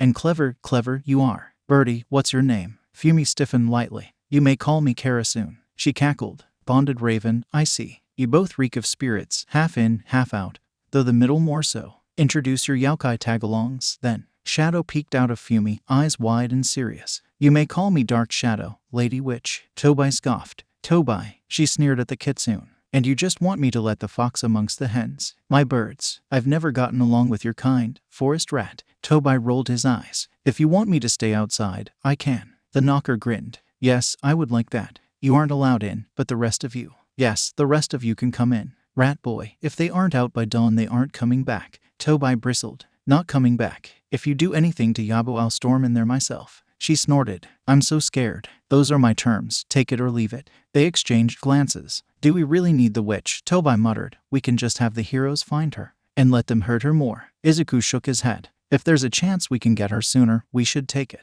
The moonchild is hurting, Fumi muttered. And if the witch Yubaba can help, I would like to. I owe much to the night, and she is but a child. Tobai grit his teeth before huffing. Fine, but if you aren't out at dawn I will be burning this pretty mansion to the ground. Aw, the knocker crooned. You think my mansion is pretty. Good choice, rat. The others, and you don't have all night. The door swung open and something tugged Izuku and Fumi inside before the door slammed shut. Lamps lit up down the hallway, the lights guiding them through the house. The floors looked to be made of marble and the colors on the walls were rich and vibrant with expensive-looking art and pottery adorning the alcoves. There were a few doors here and there, but none of them opened and they were led deeper and deeper into the house before they came across an open doorway at the end of a mirrored hallway that was awash with light, spilling into the hallway. And they walked in. Yubaba was large, much larger than a human. Not height-wise, she was perhaps 6 feet tall if you counted her massive bun. Hair carefully piled onto her head, but her proportions were that of dwarves, built for stockiness and not willowy heights. Her head was the biggest part of her, not helped by her hooked nose and bulbous mole. Her eyes were caked in makeup and large bowling ball-sized golden earrings hung from her ears. She was wearing a deep blue dress with a red gem at her throat. Her fingers were adorned with shining and sparkling rings of all shapes and colors, and her nails were long, red, and pointed. She sat behind a beautiful mahogany desk across from a fireplace that roared and warmed the room. The room was no less opulent than the rest of the house, if anything it was more. A thick, rich rug covered the marble floors and the walls were a deep brown with tapestries hanging. Rich knickknacks were everywhere, some morbid, some just expensive-looking, and her desk was covered in papers and gems and gold. Well, she raised an eyebrow and narrowed her eyes. Why are you here? Last time you had a problem. One of my old bath girls came to deal with it. Izuku blinked. Lin had been. No, this wasn't the time. We've located the champion of the moon. He took a breath, or rather, the daughter of the moon, and we need help to get her out. She's being abused and used by the human who's taking care of her and she's terrified. Yubaba visibly stilled and set her pen down. The daughter of the moon. The lady had a child. Izuku nodded. I felt it. She is almost nothing but godly chakra. Yubaba's expression darkened, but her lips curled up. She's with a human, you say? A disgusting creature? No better than a pig, she spat out the word, who takes what doesn't belong to him by defiling greater beings. Oh ho, I see humans really haven't changed. And what would you have me do? Izuku dug in his pocket and pulled out Momo's pendant. A gift. First, he said, to show we're serious. She took it and whipped out glasses and a magnifying glass, cocking an eyebrow as she inspected it. This is good work, she murmured, and much more pricey than a street rat like you could afford. Where did you get this? A friend, Fumi said simply, sympathetic to our plight. She grinned coyly. Very good, little raven. I see you've been raised to this world too. Perhaps when this nasty business is done I can teach you a few things. He shifted, but Izuku didn't know if it was an interest or discomfort, so he moved on. We know you were capable of divining locations, since you've done it before with Inari. Thank you for that, by the way, but other than that we want her to be safe and free. Yubaba stood from the desk and glided over to the window, pulling the red velvet curtains back and securing them with golden tassels to look out, despite not remembering going up any stairs or inclines. They towered over the trees as if on the top floor, and she looked to the moon, expression unreadable. The Lady Moon, she grouched, is the patron of all yokai. Oh, sure, Lady Sun and Lord Sea are patrons of certain types, but the Lady Moon. We are nocturnal by trade, so we are more by her silver light. My magic becomes stronger when she casts her gaze on me and mine. It is under her watchful gaze I become a bird to seek what I desire. It is through her my sister has been brought back to me. She scowled, though she would say I was brought back to her. Bah, that girl's sin made me soft. Got to my baby boy. She trailed off with a grumble but sighed and spun back around, lifting lightly off the ground before settling back down with a light tap, a casual display of magic, and she fixed Izuku with a hard stare. I will give you what you seek, she said sharply, the location, the means, and a warning. She jabbed a finger forward, suddenly looming over Izuku. The first two will be delivered to your rat boy, the mangy mutt, and the third I give you now. You have been given gifts from your first friends, but there will be a choice that you must make, to give or to keep. I recommend you keep, but for all you are a selfish human, your heart simply oozes generosity, however undeserving they are of it. Should you choose to give, you will be without in your time of need. Choose wisely. Midoriya Izuku of the middle. He jolted, but she was already turning away to sit back at her desk, picking up her fountain pen again. Now get out of my house before dawn or you will be trapped here.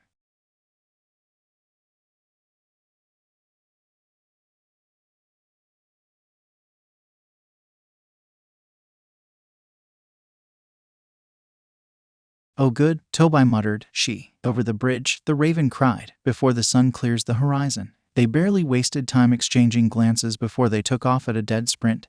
The three of them, their feet thudding heavily against the wooden bridge, and Izuku could hear the water rushing, getting louder and louder in his ears until it stopped, and he with it, realizing his feet hit dirt. He turned back to see the bridge was gone. Instead was the toad statue, even more moss-covered than it had looked before. It seemed to be grinning. A bird chirped and they jolted out of it. So, Tobai pressed. What did she say? She said she gave the information we needed to you. Fumi frowned. Something crinkled in Tobai's yukata and he immediately pulled it out with wide eyes, casting his eyes over it before handing it to Izuku. It had an address and a map. On the back was a note. Middle, rain down fire on the pig. Birdie, if you want to be a temporary apprentice when this mess is over, you know how to find me. Izuku rolled his eyes. I get 6 words, you get 19. She's biased because you're a bird. Fumi blinked. So it would seem. Izuku took a deep breath and then started the trek back to school, already pulling out his phone and drafting a message to Sir Nighteye. They were good to move soon. They'd free Arie. Izuku let the meeting wash over him. Tobai wasn't paying attention either. They were circling the warning in his head. There will be a choice that you must make, to give or to keep. Should you choose to give, you will be without in your time of need. His first friends were Gamakichi, Shikamaori, and Tobai. Gamakichi gave him his scale to summon him at any time, and he had already used that gift before and gotten a replacement, so it couldn't be that. Shikamaori had given him training and a safe haven. He had given the training freely, but it wasn't something he would lose without practice, and the safe haven was just the entire forest, and they were an entire city away. He wasn't giving that up, but if he needed to give someone else a safe haven, then he would. Tobai gave him a brother and enhanced senses, but unless he died or disappeared, that wouldn't change. So what could the warning possibly mean? And what was his time of need? The final confrontation with All for One. It was the only thing he could think of besides healing Inari, but that didn't make sense. Amaterasu had given him a gift, yes, but that was when he was 14. She didn't count as one of his first friends, and he wouldn't be giving up the power she gifted him until it was time to heal Inari. There was too much at stake for that. Nighteye revealed Arie was being used for the quirk erasing bullets, and it was like a drop in the bucket. Honestly, the man was already going to die. Wait, that wasn't heroic. Whatever, they should have a freebie. Murder is okay in some scenarios when your new baby sister was getting abused. Izuku felt. Izuku looked at the rest of the gathered heroes and noted which of his classmates were here. With Fatgum was Kirishima, the earth-natured boy. He had been coming along in his spirit training quite a bit and could call in chakra from the ground to sustain him for longer. With Rukyu, Tsu and Uraraka. Uraraka was able to negate a good deal more gravity without getting nearly as sick. And Tsu was almost as good a healer as Gamakechi was. Fumi had begged Hawks to join the case so he could help Arie, and the winged hero had reluctantly allowed it. Izuku knew this wasn't the kind of case he usually did. But he heard of a little girl being hurt and he caved easily. Saki came along with Eraserhead, his own work-study mentor. 3 of his most trained friends, 2 of his other classmates along with their upperclassmen and all of these heroes. He hoped it would be enough. He blinked and found himself outside of the compound, ready to move in as the police officers on the scene approached the door of the compound and knocked. They had a warrant, and everyone hoped it would be easy, but no one was counting on it. Izuku breathed deep, feeling the sun warming the top of his head and pulse a little within him, resonating with the pool of golden chakra as deep as ever. He knew as long as he didn't use every last bit, it would regenerate, converting his own chakra into golden glowing chakra for as long as he needed it, as long as he was a champion. He still felt the warmth on his head, a promise, as the door was broken down and the fighting broke out. He moved with the team going in, veins humming in anticipation as he extended his senses underground to find the deep well of shining golden light, reaching out and trying to tell her that they were here. Yabu flicked his ears as Sir Nighteye pressed on the panels and gave a warning growl before it opened and 3 people surged out, quickly dispatched, and they descended into the belly of the beast. He barely heard the hum catching on his breath, a promise and a comfort all in one breath. Blood was roaring in his ears and he knew his pupils were pinpricks. He and Lemillion had gotten there as soon as they could, but he was holding her and threatening her. And Yabu wanted to tear his throat out if it didn't mean his disgusting gristle would get caught in their teeth. He clamped down on his anger and felt Tobai squirrel it away. Anger would not help them in this battle. They had to keep a cool head. They had to plan to get her back. Perhaps. No, Izuku thought harshly. We are not playing that game. But it would be such a good prank, Tobai reasoned. And if we did it right, he wouldn't even notice until it was too late. Izuku grit his teeth. No, Yubaba said to rain fire down on him. That's something they could do. He pulled blue fire to his hands and tossed it at Overhaul. The man sneered and leaned out of the way so it wouldn't hit him, and Izuku willed it to spread in a plane up the wall, making the entire back wall burn with heat. It wasn't much, but it was a start, and it limited Overhaul's movements. You missed, brat, Overhaul smirked, and what if you had hit Arie? He snarled. I wasn't aiming for you. Give her back. Overhaul scoffed derisively. She isn't yours. Lemillion pursed his lips. She isn't yours either. Without another word, the 2 heroes took off in opposite directions, and Izuku threw thin senbon through the air, catching the man in the shoulder and making his arm fall slack just in time for Lemillion to catch Arie and speed her across the room. How dare you, his minion cried, leveling a gun at them. Give her back to boss. Izuku hadn't bothered to pay attention to the man before. He simply wasn't important, and knew that everyone else was fighting the rest of Overhaul's cabal. Some of them had been forced away when Mimic was still in the walls. But Izuku could feel they were still safe, all of them winning their battles with some injuries, but not enough to be debilitating. They were slowly making their way here. All they had to do was stall. Nighteye and Eraserhead were very close by, and if they could get out, the 2 professionals could deal with Overhaul. Lemillion shoved Arie into his arms as they regrouped, and he immediately tightened his grip to hold her securely. They kept running as the ground rippled with spikes in their direction, and Lemillion shouted as he came out from the ground again. Go, he yelled. I'll stall until Sir gets here. Izuku stumbled on the uneven ground but corrected his balance with a flaring of his tail and darted into the hallway. He didn't even notice he was humming the song until the hallway echoed back to him and he abruptly stopped. He murmured, sorry, I'm not. We're getting you out. You're safe now. She looked up at him with wide eyes and nodded. Eri, I'll destroy all of these heroes. Is that what you want? Is that an acceptable price for your freedom? When you know I will just get you back. She flinched. No, she whimpered, it's not true. They all promised I wasn't ever going back. You aren't, Izuku hurried to assure. We're never letting you go again, you'll be safe. I have the blonde buffoon. If you come back, I'll give him his legs back. Izuku swallowed. It might be a bluff. Lemillion is really fast and hard to catch, and he wouldn't want you to give yourself up for him. She blinked in distress, clenching and unclenching her hands, and her horn sparked gold. The longer you wait, the more pain you cause. I'll even let the fox boy live if you come back now, despite how much of an annoyance he is. Have I ever lied to you, Arie? No, she murmured, you haven't. Izuku startled. Arie, I'm sorry, Yabu. There was a flash of gold, a lot of pain, and then Izuku was reeling. Everything was muted and he was dizzy. There was a spot of color, a dark russet red, and he reached out, touching something wiry, and he flinched.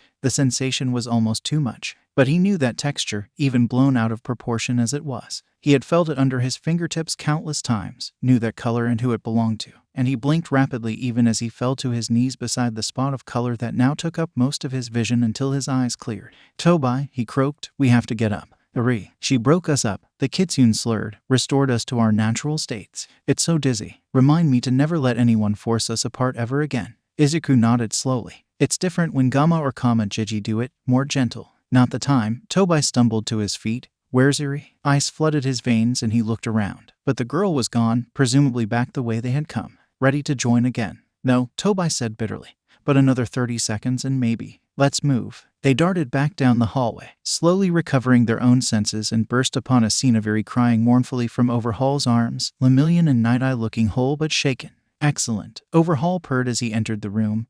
"The last rat is here." Nemoto. A gunshot rang out and Izuku felt a piercing pain in his shoulder. Everything was different. He knew he saw the world in a way that wasn't quite normal, but he hadn't known the true difference until now. Everything was muted, like going to Yubaba's. Feeling energy all around him was a normal part of his life by now. He only needed to focus a little to see the trees, each individual blade of grass, the soft twisting of the wind, and the lightning that crackled overhead. Now everything was empty. He looked around slowly, ignoring the blood dripping from his shoulder where the little red dart was still embedded, and everything moved in slow motion. He knew for a fact Tobai had been right beside him. He had seen him out of the corner of his eye, but no matter how much he turned, the only red thing in his vision was the bullet in his own blood where it had dripped onto the floor. He tried to feel his own chakra only to find himself horribly empty. Nothing lived inside of him anymore, or at least, nothing he could find. Was this what Yubaba had warned him about? The thing he might lose? But no, that made no sense. This wasn't a gift. Or was it? Amaterasu had said that he was the culmination of 200 years of godly influence. What was his quirk if not a gift from the gods? But no, he raged, this was not a choice. This is not something he had the opportunity to keep. This was simply taken from him in a moment of callous indifference and petty revenge. Or was the thing he lost Tobai? In coming back, had he chosen to give up Tobai? Was this his fault? Was he going to lose his brother forever? He was broken out of his spiral that had happened in barely a moment. Thoughts rushing to fill the aching void inside of him by the piercing, angry scream of a little girl. No, Arie didn't think. She saw Yabu get shot with one of the bullets made from her and saw the vacant look in his eyes that slowly turned to desperation and grief, and knew he had lost everything because of her. Because she had believed Kai and gone back. He had a way of twisting his words so that he was always technically telling the truth. He was letting Yabu live, but only half of him. She heard the many-tailed fox begging and crying, trying to get Yabu to see him again, turning into his human form and trying to touch him. But his hands passed right through, so she screamed. She was furious. How dare Kai? How dare he? Yabu was hers. Yabu was her brother, her savior, her friend, another third of her being, and he dared to take away what made him happy, what made him live. She knew that without his power, he would slowly fade. Maybe someone could keep him alive, but all the energy had been sucked out of him, turning him totally and completely human, reverting him to what he might have been in another world. But he was too used to the spirit side. Kai had ripped out half of him. She wasn't standing for that. She pulsed her power and felt Kai crumble and cry out beneath her, but she didn't spare him a second glance as she rushed forward, dashing past the two heroes who stood, shocked, and hugging Yabu. "No," she said furiously. "This is not where you end. The burning sun, the cleansing sea, and the renewing moon. I will fix you and renew what was wrongfully taken." The words were hers, but not, and she prayed to her mother, prayed desperately to know how to help him, and felt a soft hand on her head. "You must heal him," she whispered, "but you do not have the control. Let Tobai help." She looked up into amber eyes. "Please," she begged. "I don't know how to control it. I am supposed to be the renewer, right? Please." Tobai gently placed his hands over hers and began to hum. She knew the tune. It was the one her mother used to sing to her every night. She sang the words softly as the golden light within her welled up and began to slip into Yabu, running gently through his veins like the trickle of water, and where it touched it began to wake him up, restoring what was known before and bringing the soft darkness back. It was like nighttime, cool and soft and inviting. Like Mum, and he screwed his eyes shut and hugged her back, tears spilling out of his eyes. He was trembling, and she knew he was afraid it wouldn't work, but she just continued to sing and trickle her power into him while Tobai helped her channel it so it wasn't too much. Soon the song ended and she pulled her shaking hands away. He opened his eyes and blinked before sucking in a breath and tackling Tobai. They were crying and she was crying, but it was okay. They were together again, two halves of a whole. "Arie," a voice hissed, and she jumped, whirling around. Kai was getting up. She hadn't killed him. She had just made him and Nemoto split like she had done to Yabu before, and now he was mad. The two heroes who had been watching her and Tobai heal Yabu had seemingly forgotten about them and were now looking at them, startled. Yabu rose behind her, tails flashing and eyes bright. Overhaul, they bid out, this ends now. Kai snarled in a vicious mockery of a smile. Indeed, it does. And then both sides attacked. Some things never change, the man hummed to himself, the cool dark green light hitting his face even as he considered things. Despite the heroes getting the girl, Overhaul will still assimilate with his two subordinates and become a monster. A hero hopeful was still shot, and their quirk was given back with a rewind, and the mentor will fall today. But I wonder, with spirits directly affecting this universe, he hummed, will they be saved? Will they all get out of this alive? Already, Overhaul's fate remains uncertain. The Vanguard Action Squad does not exist here. Dabai and Toga and Spinner and Compress and Magni and Twice.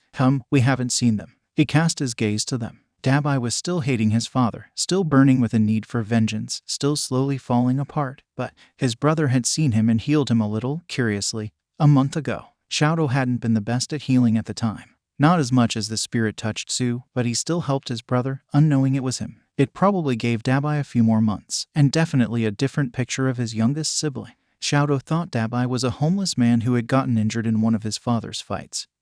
Since Dabai had been hanging around the area and apologized on behalf of the number 2 hero while giving a general healing that reduced the scars and stopped the painful tugs on his skin, the bleeding made Dabai breathe easier. He couldn't fathom his father's masterpiece would be so human, so gentle, but Shadow had changed as the universe did when All for One became a sorcerer and not simply a quirked villain. Toga Himiko had gone mad, he was saddened to note. She had potential, if only she was found by the right people, but her only companions were a small copse of Jubakos who had found her and delighted in her. They kept her fed and told her stories. She was like a child to the vampiric tree Yaokai and they adored her. She was loved, at the very least, if not by humans, and she was slowly becoming a monster of her own, leaving her humanity behind. Spinner, Shuichi Agachi, the lizard mutant who idolized a serial killer. He had died trying to follow in his idol's footsteps, meeting the other end of the blades he so favored. He carefully welcomed the soul of the boy into his kingdom as his blood ran out of him. The boy didn't deserve it, as many humans didn't, but perhaps he would be reincarnated.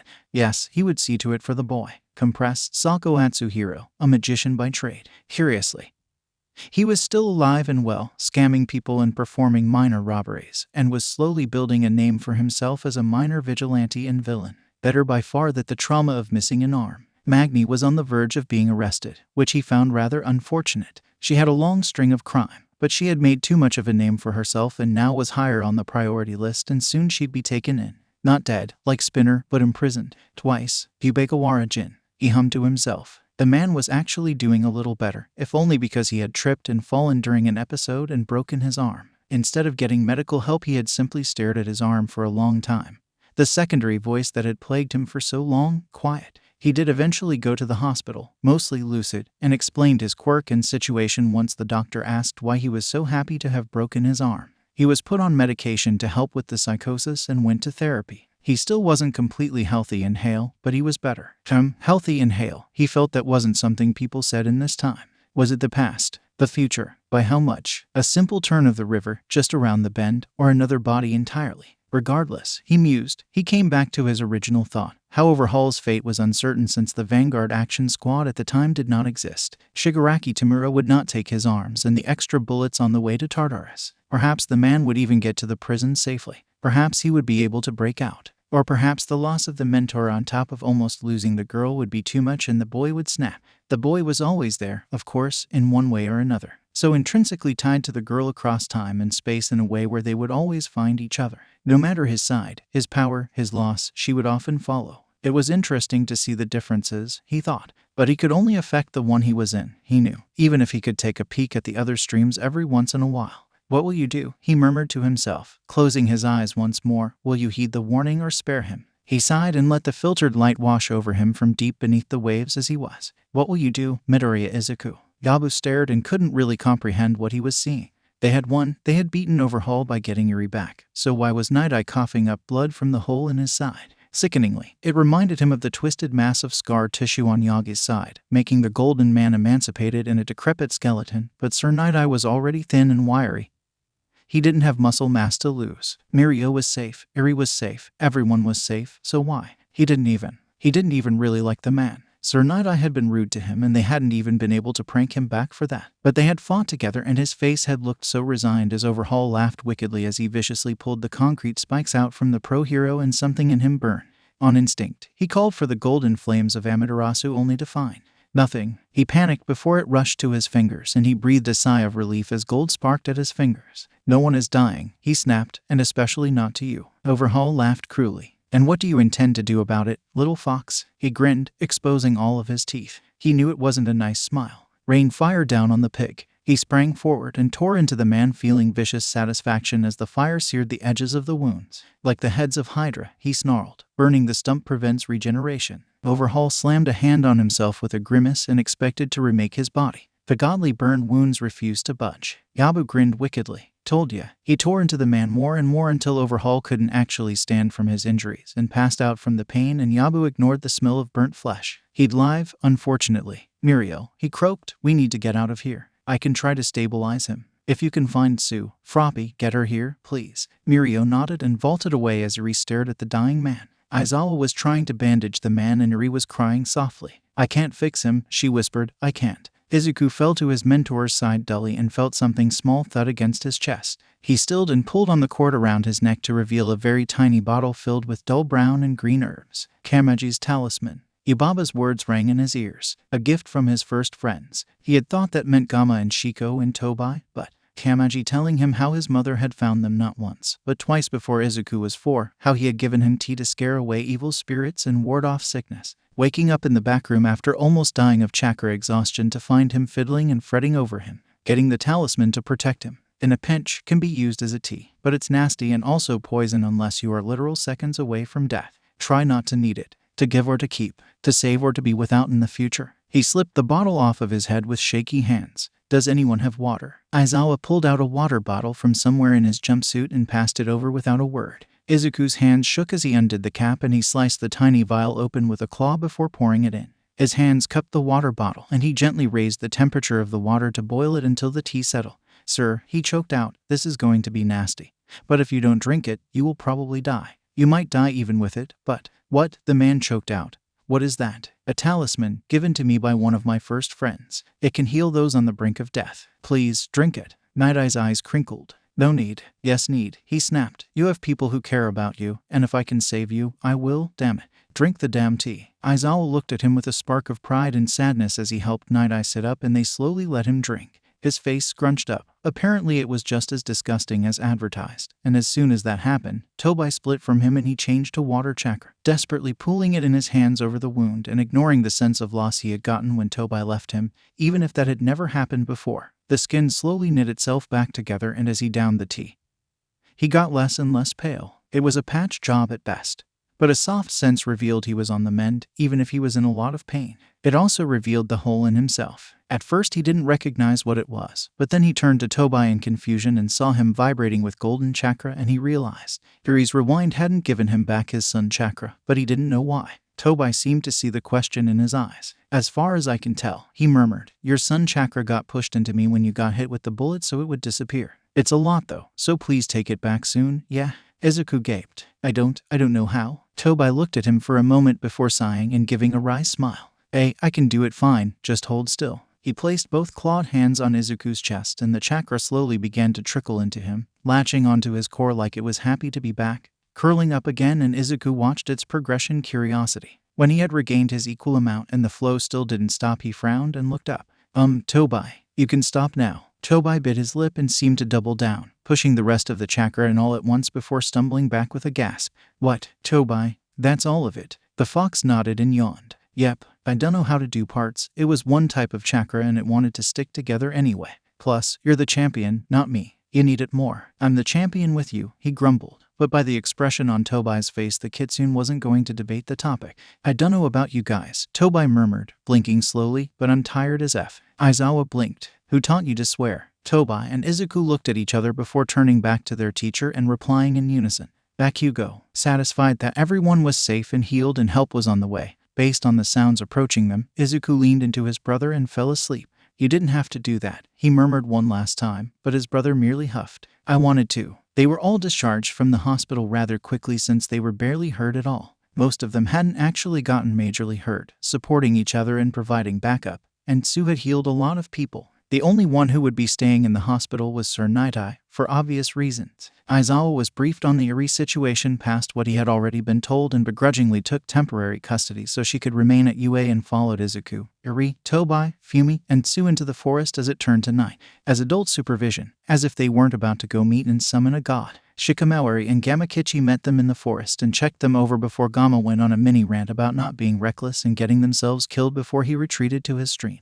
The Tengu followed them to the stone dais. I have maintained it, he rumbled, in honor of the Lady Moon. Tengu are more beholden to the sun, but we recognize her power. Honorable daughter, do you mind terribly if I stay? Arie blinked up at him and shook her head. It's your forest, she said softly, of course you can stay. He smiled softly and bowed lightly before stepping to the side. Night had fully fallen and the wind blew through the trees with a light tinkling of the melody. But the moon slowly rose above the trees and Arie stepped onto the stone dais, approaching the center past the circles of moon phases. In the dead center of the stone spiral was the small spike jutting out of the ground. And it was on this that Arie pricked her finger, letting a drop of blood fall on the stone. It seemed to multiply, stretching then to follow the spirals until the entire center glowed silver and the moons lit up. Arie stood and stuck her finger in her mouth, backing up from the center and looking up to the moon. A beam of silver fell on the center of the stones and in another moment, Tsukuyomi was there. Her hair was silver white and long, like her daughter's, and she had a single horn on her head, on the opposite side as Arie. On her forehead was a crescent in bright silver. A silver halo of light shone around her head and she had one of those old-fashioned headbands with the fan in the front. She slowly opened her eyes and revealed them to be completely black save for the silver pupils, reminding him more and more of the moon in the night sky. Her clothing was mostly black and silver, but there are also some purple accents, and she was both definitely beautiful and definitely Arie's mother. Hi, Mom, the girl said shyly, fiddling with her dress. Tsukuyomi crouched down and held out her arms with a soft smile, and Arie threw herself into her mother's embrace. Hello, my dear, she said softly. I'm sorry I was not able to come to you sooner. And why not? Aizawa raised an eyebrow. I mean no disrespect, Your Majesty. But surely a god could visit her child when she was being abused. Tsukuyomi inclined her head, but her smile never left her face. Indeed, I did visit, if not in a physical form. There is too much at stake and all for one is too powerful. Even now, for us gods to risk ourselves so. We have a certain presence he would have found, and I did not want to bring him to bear upon my only child. Then how is this safe? He narrowed his eyes. If you are here in person. I'm not well versed in spirit affairs past what I have been taught in the past months. But even I can feel your presence. You're really here. Is that not calling all for one to us? She shook her head. Not so. This is a sacred place. It cannot be felt outside the area. If he were standing in the woods, of course, he would be able to see me, she giggled. But then I think we'd have different problems. Tell me, who are you? He narrowed his eyes. Aizawa. I am technically the mortal guardian of Arie and a teacher at UA. She hummed, and if Izuku hadn't grown up with Tobai, he would have missed the mischievous look in her eyes as she stood, cradling her daughter with her and fixing Aizawa with an appraising stare. The guardian for my daughter. Are you a great warrior, to protect her in all things? He frowned, confused. Yes, I'm a pro-hero. I have the ability to negate quirks, or perhaps an easier way to describe it is to cut off the chakra system. It works on any spirits I can see as well as far as I know. Oh, she gasped, how ingenious. A truly mighty power. And I see you don't spend the night sleeping as most humans do. Tell me, are some humans nocturnal? Because I seem to remember seeing you in my domain more than not. He shifted uncomfortably. I patrol at night, so I get my sleep when I can throughout the day. She seemed to come to a realization. Ah, but you're a teacher, so you are also active during the day. Oh my, when do you sleep, my dear?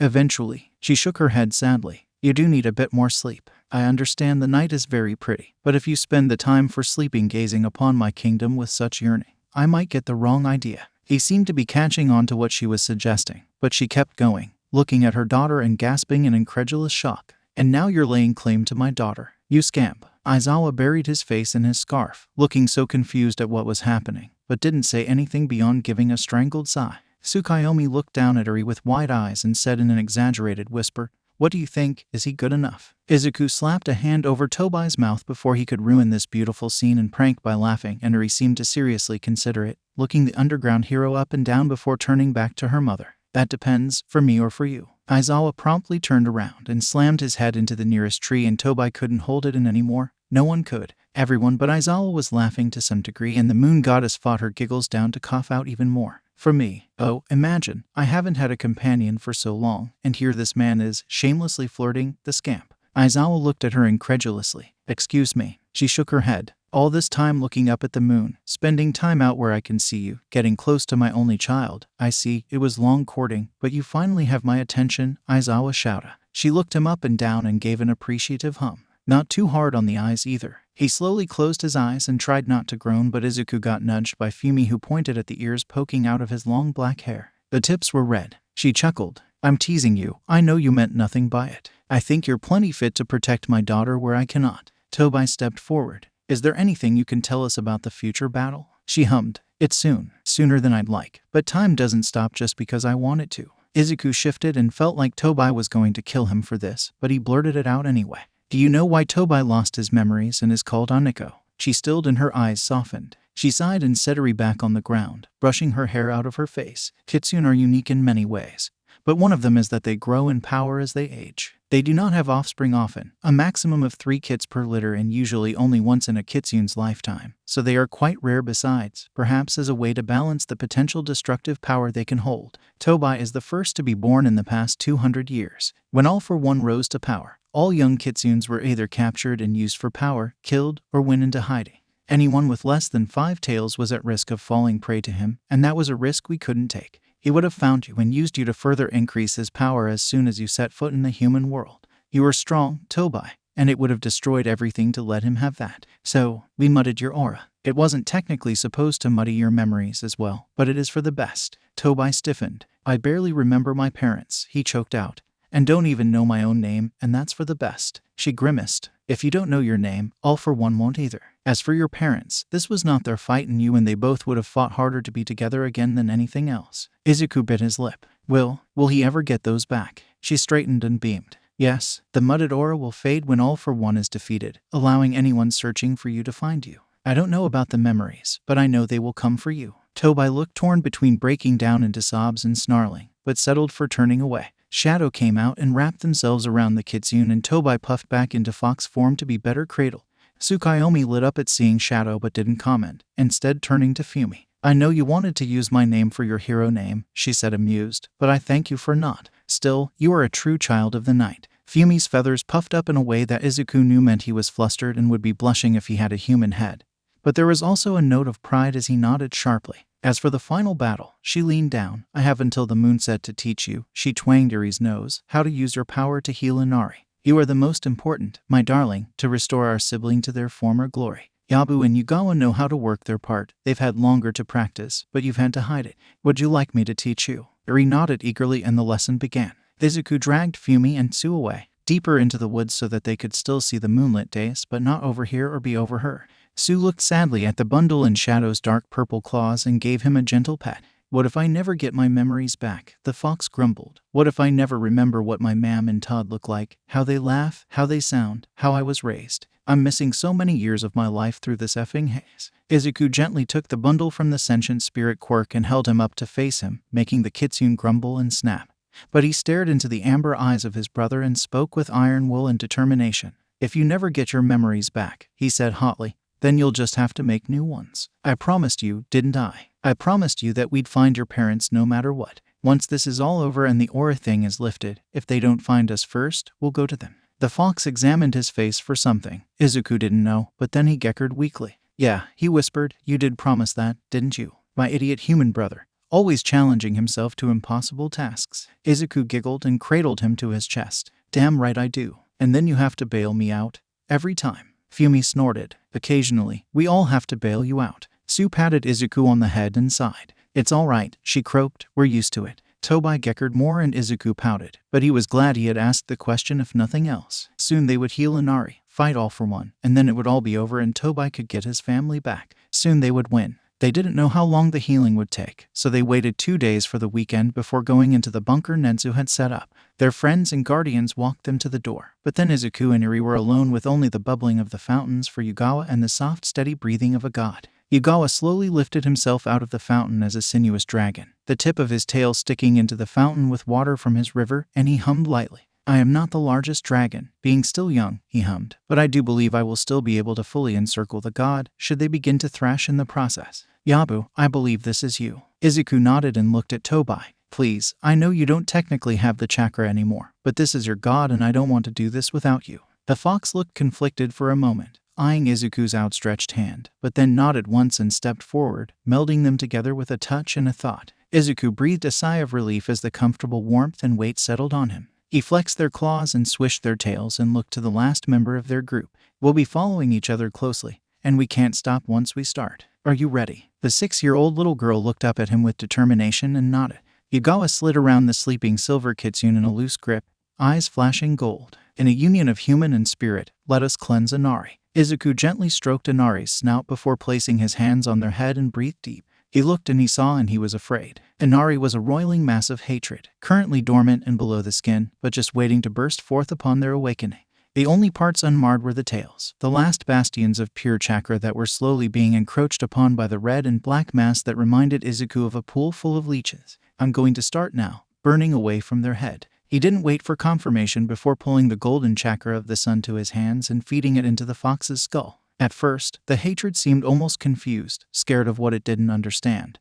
But then it seemed to realize it was being attacked and Inari began to thrash. Izuku bit his lip and tried to hold firm, ignoring the wash of nerves and fear that came over him. Yugawa tightened his hold with a snarl and Izuku poured in more golden chakra, feeling the ocean and the moon coming behind him and purifying the god. As much as the hatred fought, it could not stand up to the sun and the sea and the moon, and it was falling away even as Inari thrashed and began to wake in pain and anger. The ground rumbled and vibrated and Izuku's eyes flashed open. Was that? Yugawa swallowed thickly and shook his scaled head, whiskers twitching. It was not the Lord. Something is outside. Izuku swallowed and pressed on, turning back to the kitsune god and working more. They just needed another minute or two, if they could hold out that long. Arie cried out. Look, the worms. Izuku's head shot up and his eyes narrowed in on red worms that were beginning to bubble up around Inari's hind legs, and Yugawa shifted to get away from them, knowing their touch was infectious. But this loosened the hold and Inari seemed to struggle anew. The ground rumbled again, more intensely this time, and Izuku had to viciously blink away the dust that had fallen in his eyes.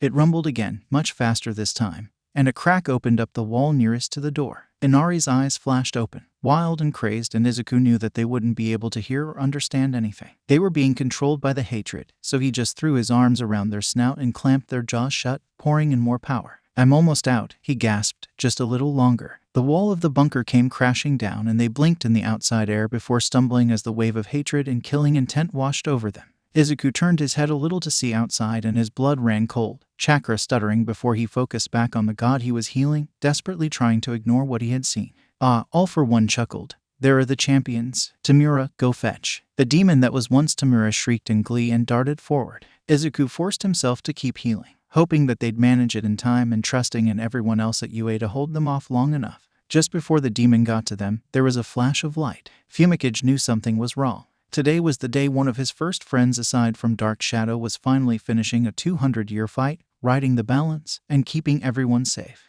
They went into the building made of concrete that was merely designed to hold the half-demon, half-god, and they hadn't come out for 15 minutes, and something was definitely going to go wrong. Before stumbling into the woods and meeting the odd green fox child and the bird guardian, Fumikage had always been a little superstitious, but he took most of his gut feelings to be omens.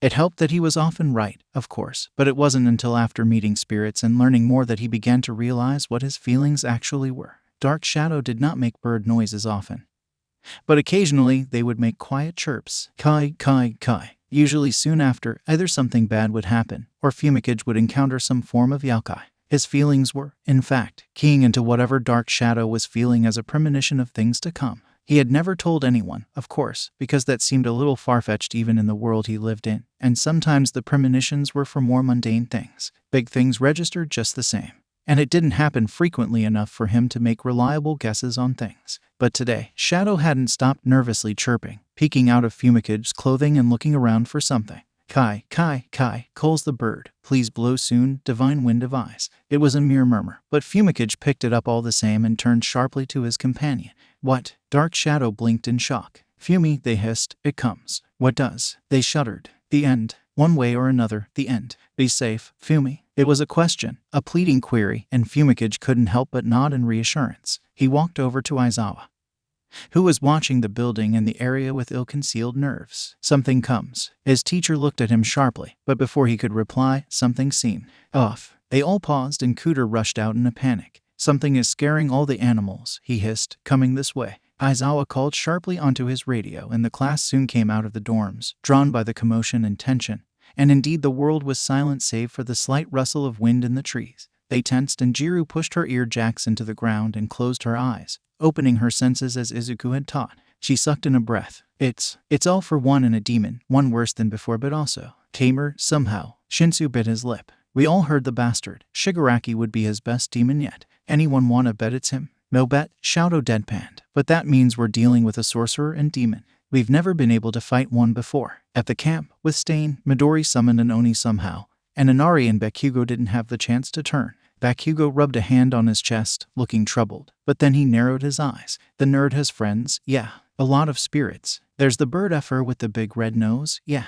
I've seen him before. Maybe they can help, since it was a spirit that took down one before. Or they could at least spread the word. No way the effers don't want this dude dead as much as we do. I will go, Iida said softly. I am the fastest. I will find the Tengu. I will go to Uncle, Shaoji rumbled. The boiler man and his clients should be informed, if they don't already know. Go, Aizawa said gruffly, gripping his scarf, but be fast. We don't have much time. The two took off and their teacher turned to them. The rest of you, go back inside and stay safe. There was a cry of outrage before a quiet voice cut through the clamor and silenced them all turning to face the speaker. It seems like just yesterday we were gathered here before. Fumikage cleared his throat, and we all declared as one that we would stand and face the darkness, whatever may come. No matter what, this is the end. If you truly think that we could stand by and watch this unfold, doing nothing but keeping ourselves safe, then you do not know us at all, I'm afraid, but I will reaffirm my statement of before. He straightened and looked his teacher in the eyes. I have been called many things, but today, we will be called Karasun, bonded of spirit and human. This is our fight. And it has been since we were 4, then again when we were 6, and once more when we were 14 and promised to become heroes. We will be needed, so we will rise to the cause. The rest of us won't be doing the entire introduction again, Shinsu said wryly, but we stand by what we said before. We've already committed to this fight, most of us, and I don't think any of us are going to be backing out now. And for us who are, Zero grinned, we'll be helping to protect everyone else on campus. I think we'll be decent at getting people out of the way. Aizawa looked over all of them and nodded slowly. I don't think I could stop you, he murmured, so just this once. The wall burst open, alarms blaring as it crumbled to dust, and 2 figures stepped through, one much more put together than the other. All for one in all his glory brushed some concrete dust off of his suit and looked around behind the black skull mask. Where are they? I expected our 3 noble champions to meet us at the door. Pity, I suppose we'll just have to go looking. Like hell, Tsu snarled. You aren't going anywhere near them. All for one paused and turned to the gathered heroes and hero students, the staff joining the scene, and he cocked his head. Oh my, little worms, come to watch, have you? I'd prefer if you left, Nedzu said cheerfully, but something tells me you will not. The man chuckled. No, Yaokai, I will not. You are too insignificant to be bothered with, in all honesty, but I want to have a little bit of the true godly power. Inari was just so tame, compared to what I have felt from the noble children. What better way than to start by extracting their power from their chosen champions? And I can collect my first godly experiment on the way. You'll have to get past all of us, Shinsu rumbled. Are you sure you can do that? All for one simply seemed to smile, and dread pooled in their guts. Tamura, he said mildly, would you like to go play? The demon turned beady and glowing red eyes on the heroes and let out a demented chuckle, the red mass of squirming rippling in amusement. Yes, a sickening voice hissed, I want to tear the brats apart. Then I shan't stop you. They scattered as the demon lunged, all life dying as he touched it, leaving brown and brittle grass in his wake. Ashido slung acid at it and he recoiled with another hiss. But his anger shook the ground and made things crack around him, sending everyone off balance. Did you become a demon because you knew you couldn't beat us normally? Shinsu was shouting over everything, desperately trying to get either one of them to respond, but he flinched when Shigaraki just screeched and shook the ground again. Fumikage heard more than saw the bunker begin to crack, and it made his blood run cold. They needed more time. Fumi, Dark Shadow hissed, I can touch him. Not for long, but I can. Maybe the only one who can. He gave his companion free rein and control, hoping it would slow them down, and Shadow slammed into the writhing mass, making the ground quake once more from the sheer force of it, and the wall of the bunker fell away even as they were all pushed back by an unearthly scream. His heart sank into his feet as he took in the wide eyes and positions of the champions, still healing the god for however close they were. All for one chuckled. There are the champions. Tamura, go fetch. The demon almost giggled and darted forward towards their vulnerable and exposed backs, and they all tried desperately to do something, anything, when there was a flash of light and Fumikage had to squint. As his vision cleared, he sucked in a breath. No, Amaterasu grinned. wielding a sword made of fire and black metal, forcing Shigaraki back. You will not harm our champions. Tsukuyomi twirled a spear and slammed the butt on the ground. Nor my daughter. Susanoo cracked his neck and slammed his fists together before leveling a trident at All for One. I have slept for too long in fear, but this too must come to pass. My lord. Yugawa cried from the building, but Susanoo cut him off. No, he rumbled. We will fight while you are otherwise occupied. We have limited time to interfere, but it is enough. You heal Inari. Only then we will pass the fight to you. All for One visibly sneered, despite no one being able to see his face. You are bound by your oaths to stay out of mortal affairs. Well, Tsukuyomi smiled. You should have thought of that before kidnapping our sibling and threatening my daughter, tisk tisk. She turned to Aizawa and smiled softly. Don't worry, my dear, you've done a wonderful job, but I'll take it from here. Shigaraki leapt back and ground his teeth together, the red roiling over his flesh in agitation. Sensei has already defeated one god, he sneered. And this time he has me. Even gods can be corrupted in time, and we just have to stall. Amaterasu smiled politely and spun her sword a little, the flames dancing joyfully. Something tells me you won't get the chance. Fumikage felt the barrier go up around them and turned to see Iida return with the Tengu, who looked in awe. He had a feeling Shaoji would feel the same upon his return, but for now, all of UA could only sit back and watch and wonder as three gods faced down a demon and a sorcerer of immense power, perhaps enough at this point to rival their own. His eyes were drawn to Izuku and he prayed that they would have enough time. Izuku could feel the exhaustion creeping up, but they were almost done. There were clashes and cries of outrage from the demon and angry murmuring from the sorcerer while the three gods fought rather like mortals. Amaterasu was all hard and fast, darting it and slashing with the flaming sword, robes billowing out behind her and somehow not getting caught on anything. Susanoo was all jabs and sharp precision, trying to pin either of them down with the prongs of the trident. Tsukuyomi flowed like water around everything, like she was dancing, using her staff as both a poker and a shield. Her outer robe was the color of night and sparkled with stars and a silver moon in the corner on her right side, fluttering around her as she spun in and out of range, dealing annoying wounds to either of their enemies. Izuku felt the last of the hatred burn away, and Inari calmed beneath him. The burning sun, he murmured. The cleansing sea, Yugawa rumbled, slackening his grip. The renewing moon, Arie whispered. They all stepped back and watched as Inari's fur began to take on a shine, wounds disappearing and godly luster being restored until finally their eyes opened, a beautiful bronze. Their eyes focused and they stood up, shaking out their fur and taking a deep breath before looking around in bewilderment. What? Izuku cleared his throat as he heard and felt the warning from the gods. My lord, don't get caught by All for One again. We need to defeat him. Inari recoiled and bristled at the name and looked around in fear. He is here. I'm afraid so. Tsukuyomi called airily. We've weakened him, but our time here is almost up. Do come back as soon as you can. The champions can definitely do this. Izuku winced and staggered. I appreciate the confidence, but we're a little drained. Then it's a good thing you aren't alone, Saki said dryly, giving a nod to the fox god as he and a few others stepped into the area behind the gods and between the champions and the sorcerer. Because we've officially gotten all the non-hero students out of the area. 1B insisted on helping out, something about not being upstaged. We can divide and conquer. Amaterasu blinked. What? We totally put up a barrier. Susanoo snorted. Sister, you of all people should know humans are stubborn, too stubborn at times. They managed to break through a minute and a half ago. Izuku beamed. Yeah, we kinda are. Then let's end this. The gods gave one final attack before flickering away, leaving the battlefield with an injured and heaving demon and a disgruntled sorcerer who was slowly getting back to his feet nursing his side. How ridiculous, the man scoffed. You're children. And you're no doubt very wise, since you're so old, Monoma said cheerfully, and Izuku blinked. Wait, he does know that All for One doesn't count for the compliment thing, right? That can definitely be interpreted as a compliment.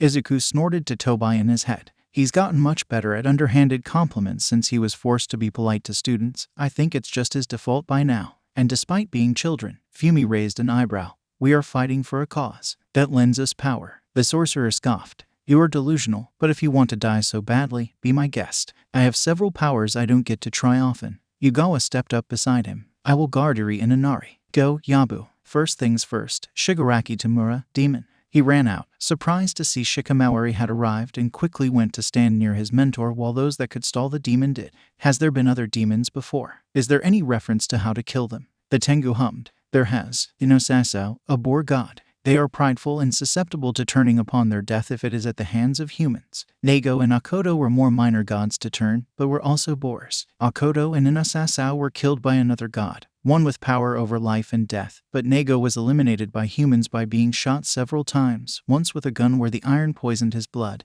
and then thrice more with arrows. After enough damage was done, the demon fell, but not before cursing the human who killed him. Izuku blinked. It can't be that easy. I was not aware that killing a demon was easy. You are skilled with your blades, but they are not strong enough to damage this demon enough. No, Izuku shook his head. We have someone who can literally make a gun. Or a cannon, if we want to be thorough. Nami. Momo looked up in surprise. Yabu, what do you need? Shoot Shigaraki. I don't care with what. He can be killed with ranged weapons. Just shoot him until he dies. It was the most underwhelming battle ever. She just shot him several times in different vital spots and he went down, rasping out in pain and hatred as the worms slowly died off of him, revealing him as he was in all his pale gamer glory. Sensei will win, he ground out. You're just puny humans. Momo shot him again. That was incredibly anticlimactic, Kuda muttered. Why did no one tell me we could just shoot demons to death? Bakugo threw his hands up. We freaked the F out for no reason. We have encountered literally one demon we might have wanted to kill, Jiru drawled, and another one was almost you, so.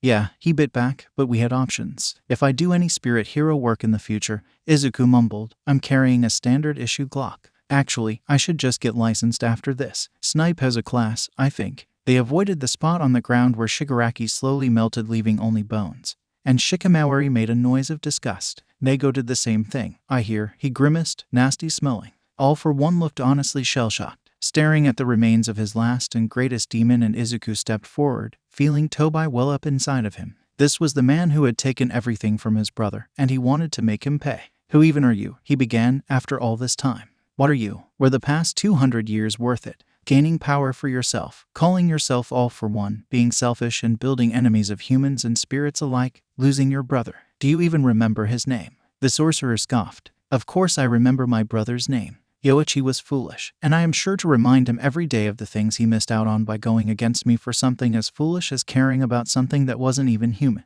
Izuku cocked his head. A bit more. He had the fatal flaw of caring for other beings, and for that, you killed him. Now you repeat his name frequently enough so you don't forget. Of course, he was my foolish little brother. Do you remember your own name, then? Or are you only all for one now? The sorcerer paused and bristled. My own name? How on earth could I forget my own name? I am Shigaraki Daichai, the longest-lived and most powerful sorcerer of all time, who bound a god. Izuku slowly smiled and chuckled, shaking his head. You know, I didn't think that would work. This seems to be the least dramatic, most overhyped battle ever, between you and that skeleton.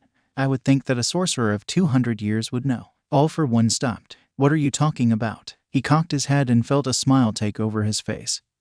Full of sharp kitsune teeth, his tails lashed behind him. And he repeated one of the first lessons he ever got. Do you not know the first thing about spirits? Don't just give away your name like that. Names of power. And now I have yours. Everyone tensed and all for one scoffed. You might be the middle, but you're still human. His ears flicked and he felt a gecker bubble up and he couldn't help it. He doubled over laughing. Wanna bet? Shigaraki Daichai, I am called Yabu, and you belong to me now. I've only done this once before, but something tells me you won't get quite as light of a sentence. You are forbidden from attacking anyone, spirit or human, from now on. You will release every spirit you have currently bound and relinquish all the powers you have until you are as mortal as the rest of us. The man began to panic as he jerked around, following orders. No, this is impossible. You're human. But my brother isn't, he chirped, and right now we're one person. Let's see, did I leave anything out? I'm taking requests. Are his relinquished powers going somewhere in particular, or to the Iida? Shoudo cocked his head, because if it's somewhere in particular, can we get some cool new powers? No, Aizawa said sharply, bad.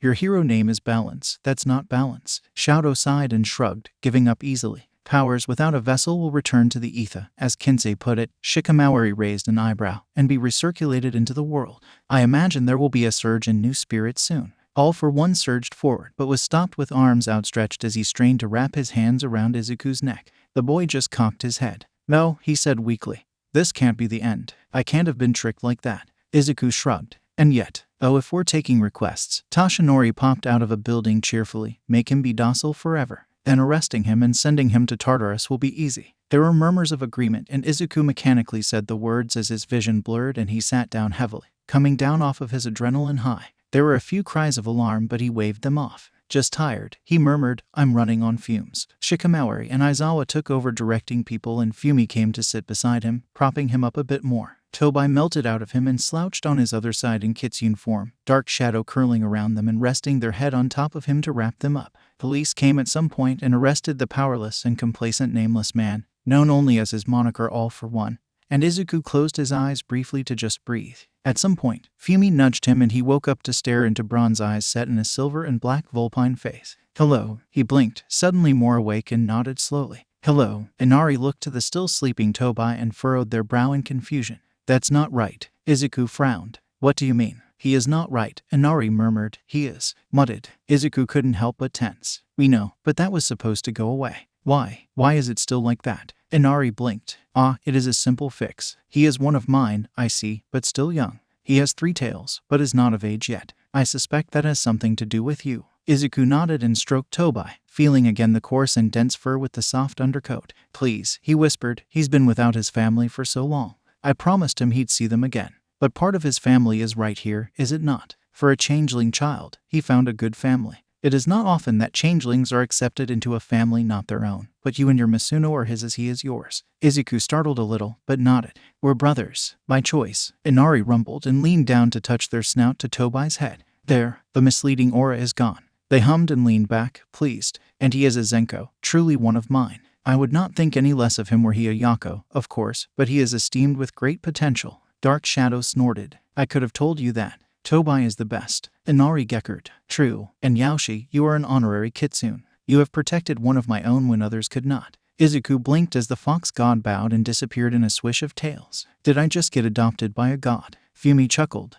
"Indeed, my friend. Go back to sleep. We will handle things from here." Izuku fell back to the bird boy's shoulder and tugged Tobai a little closer. Fumikage watched as Yugawa spun Arie around one more time before setting her down so she could run to Aizawa and wrap him up in a happy hug, smiling broadly. Everyone was celebrating quietly, the 2 classes mingling as the teachers and first responders cleared the area of evidence of the battle. It had still happened, after all, even if all of the fighting had been done by the gods, and there was damage, scars that would mar the land for a while to come. "I'm just glad the rest of the year should be easy and normal." Kaminari let out a relieved breath, because surely that was the end of it. Fumikage raised an eyebrow. How foolish of the boy to tempt fate. "Well," Aizawa said right on cue with a raised eyebrow and poorly concealed smirk, "there is still the school cultural festival." "Wait." Kendo looked at their teacher in thinly concealed horror. "You mean you haven't told them yet?" "It's in a week." Aizawa smirked at the dawning horror on the faces of his class and Fumikage sighed. "I'm sure they'll come up with something in time." Fumikage just watched his friend sleep, curled around him as his spirit was curled around the fox. It was over. She tugged her husband through the halls, humming to herself and tails twitching under her kimono. "Dear," he said plaintively, "we can afford to slow down and enjoy ourselves." She huffed. "I know, love, I'm just so excited." "Oh, but look, a haunted house. We should try that before we leave." He sighed. "And let you terrify them." "No, Jin, we should not." She pouted but was fighting off a smile. "You're no fun," she murmured. "It's been so long since I did a good prank." He snorted. "It was half an hour ago with that gray gentleman and the small pink woman." She rolled her eyes, but knew he recognized it as acquiescing. Still, she muttered, "I have a bit of a hankering for a good prank. My flower, we're here." She wasted no time in waltzing in, approaching the podium where the server was waiting. He didn't look up at them, but still smiled, looking over seating arrangements. "Welcome to Kamaji's Herb and Tea Shop, UA branch. Table for 2. She hummed. "Well, yes, but I was mostly wondering if we could see our son." His green eyes with flecks of gold looked up and met her own, and his eyes flashed in recognition between the two of them before he took on a mischievous air she could definitely appreciate. "Tobai," he called back, "come here for a moment." "Yabu," a voice that had her heart soaring called back, "I'm busy." I think you should be not busy for this." "Yabu, if you weren't my brother, I swear." The voice came closer and her tails shivered in anticipation as a ginger head came into view. "I would have abandoned you a long time ago. Actually, the only thing keeping me is Masuno's." "Tofu." Her husband squeezed her hand and she drank in the sight before her. It had been many long years since he was lost to them. And he already had 3 tails, sooner even than his father had gotten them. His eyes were just like she remembered but with specks of gold. And she could feel a whine building in her throat but shoved it down to smirk. "Replaced me so soon. I'm hurt, Koishii." Her son teared up and ran forward, wrapping both her and her husband in a hug. She closed her eyes for a moment before they flashed open and she beckoned with clawed hands. "Get in here," she chortled. "I always wanted another child and Koishii has claimed you, which makes you family. You're the middle, aren't you?" "Ma'am," her son mumbled out. "This is Izuku." The boy in question blinked at the lack of use of a nickname, but she just pulled him in. "Nice to meet you, Izuku," she murmured into his curly hair. "Welcome to the family. I've missed you both these past few years, so you'll have to tell me all of your adventures." "Perhaps," her husband chuckled, "we could sit down and talk about them over tea. I've missed the Boiler Man's blends." Izuku pulled back with a bright grin. Of course, Gigi has the best blends. Let's get you seated. Nami, he yelled back. Tobai and I are taking a break. An affirmation got called back and her two boys led her into the tea shop, clamoring over each other to tell about how they met almost 9 years ago. She beamed to herself. They had grown up so well and now they were together again. Okay, sadly the chapter is over. And if you enjoyed the video, just leave a like and subscribe with post notification, so when the next chapter is ready, you will be notified. Okay, see you in the next video. Bye.